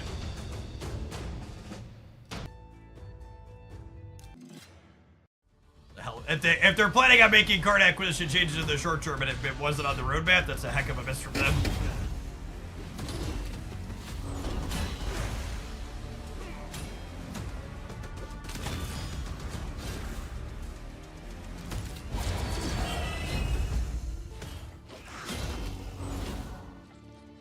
Sayel letting everybody heal even when she's stunned or not taking a turn is so strong.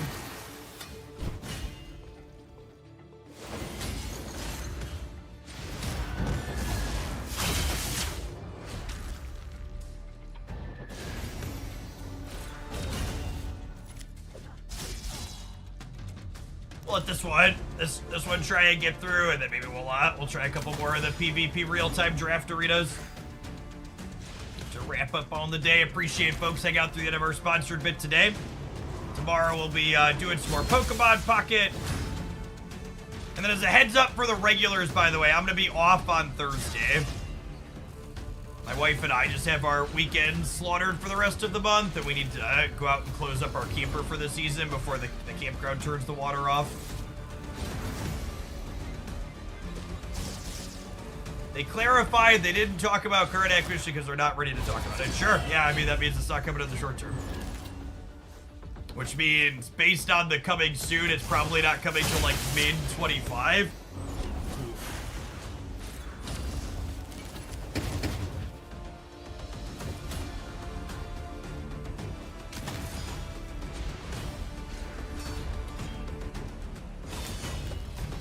I just started putting together my Snap Year 2 in review video, and while I'm not gonna say it's all negative, it's definitely not strictly positive like my Year 1 in review was.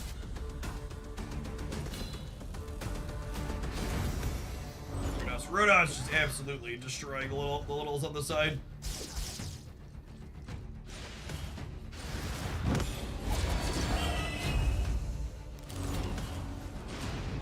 Stop being immune! Even give himself a little shield too. Yeah, I think we're gonna 100% get through this, but it's just a question of how long is it gonna take us with this silly damage immunity.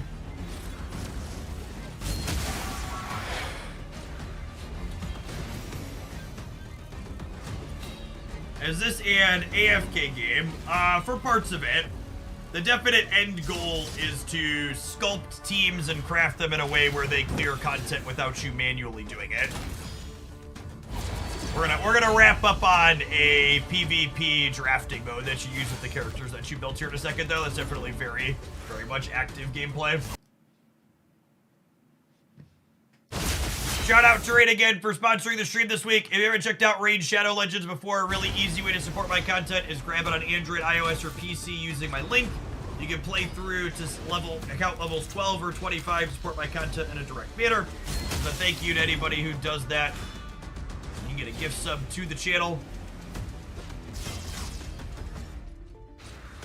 But again, that only applies to new folks. If you've played Raid before, you are exempt from the promo. Like, Hypixel, Skyblock, the state where you don't play anymore. I don't think that's true. I think it depends on, like, what you consider gameplay. So, like, in my mind, one of the big parts of gameplay in this style of games isn't simply how you push your buttons. It's building your characters in a way that's interesting. It's getting the gear from the things that you farmed and mixing and matching so the character's numbers are as good as they can be with the combinations of gear that you have. So the part of these games that always tickled my brain was that aspect of character building and then figuring out which combinations of characters work well together. And the PvP arena that's live didn't exist last time. I was playing Raid a bunch. It's kind of neat. We were playing some of this earlier. You alternate back and forth, drafting champions that folks are going to play. Each draft 5 or pick 5 of your champions up and then ban 1. That's neat.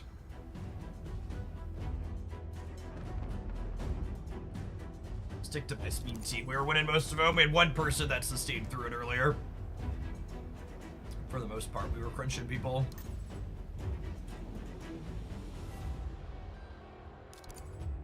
Dorkos help other Dorkos go fast. This one can lock my opponent's things out of doing stuff. And then Trunda could drop bombs. Let's do Wolfman as my other DPS. So I've got kind of 3 characters that do damage, and I've got kind of 3 characters that either make me go faster or slow them down. I get rid of their Arbiter here.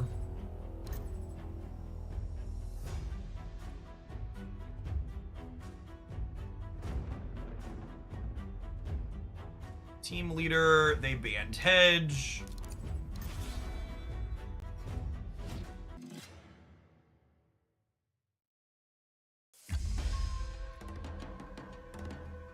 Faster than them by a good bit.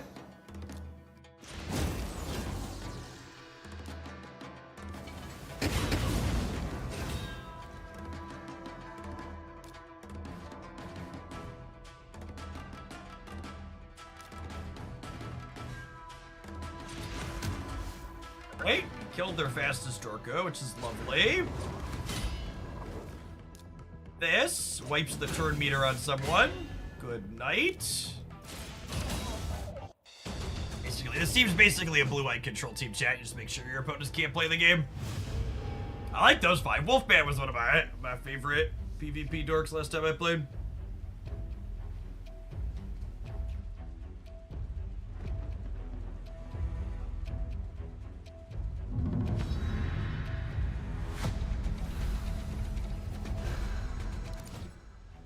Was that a Rikyuu? I think that was a Rikyuu. In which case, I'm gonna run it back. They had the same avatar and it said they were level 100, so I think it was a Rikyuu. Wonder if we'll see them try something different. I'm not gonna try something different. We won last time.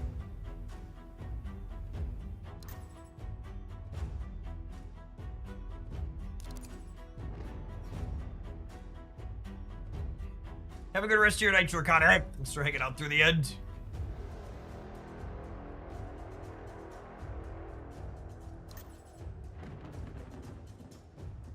Man and Trunda.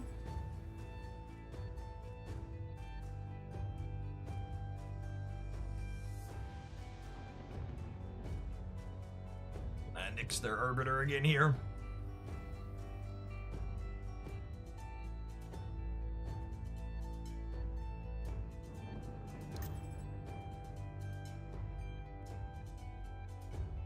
This makes all your single target stuff target him. Do I get rid of him? I bet I'm faster than them anyways. And they might not ban Hedge. Yeah, they banned my Arbiter this time. That's interesting. Okay. Alright, so Hedge starts. Hedge has a chance to lock their characters off of their skills.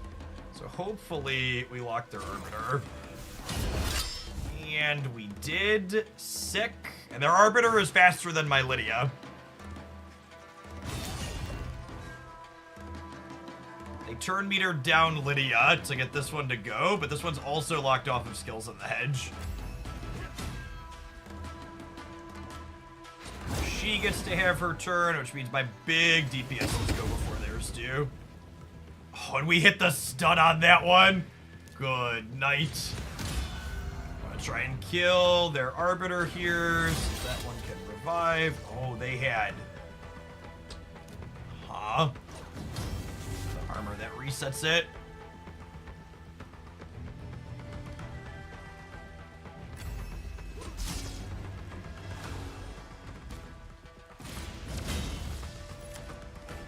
Shoot. Well, I guess it was greedy not to hit the Arbiter.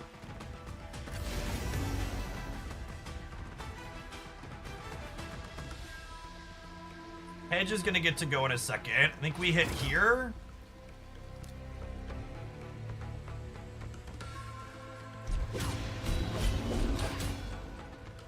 Okay. This is the last turn this one's locked out of skills. I actually don't have a healer on my team, which is problematic. We were just hoping not to give them a turn. Oh, the monkey revives? Whoo, doggy. Well, they got us on the respawn. Should have banned their Arbiter again, I suppose. I think I also could have had different choices inside of. I think I also could have had different choices inside of the sequencing. Like, I could have killed an Arbiter at one point and didn't.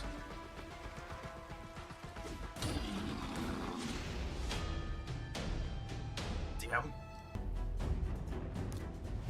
I'm a loss. We're gonna try one more. 0% chance we end on the L.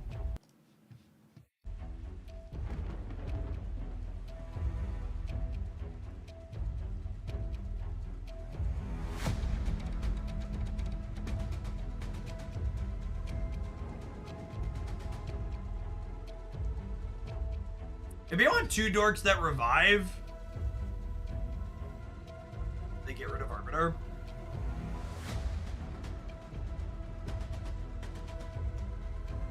I might have repaired us too, because this is only open for a limited time, so I wouldn't be surprised if people play towards the start of the queue time than the end of it, especially when we're lower ranked.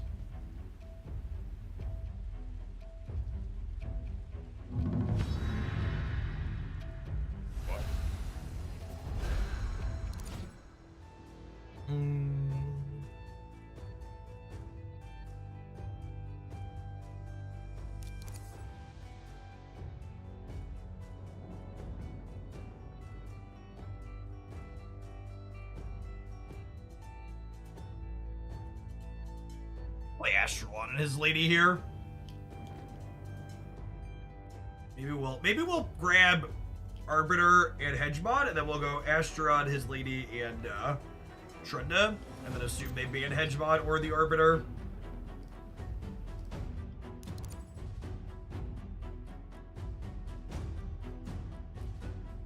A lot of red stars on that Loki. I forgot they added Ninja as a champion in this game. That's so funny. S tier promotion.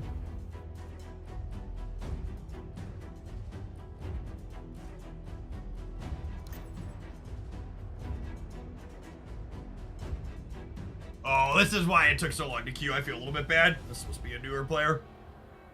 I don't even have a full 5 characters maxed out. This one's about to be not close, gamers. Receiver roll.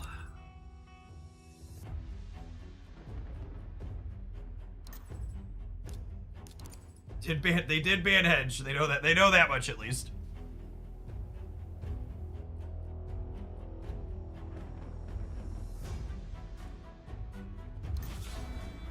I don't even know exactly what the red stars do. I haven't poked around enough to that. Those were newly added. Purple stars were the top stars I had last time I played.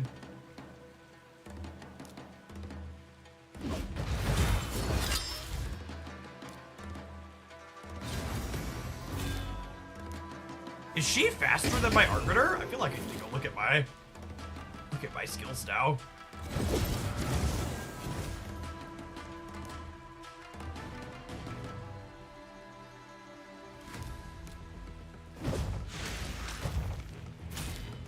Yes, block damage till we get rid of it.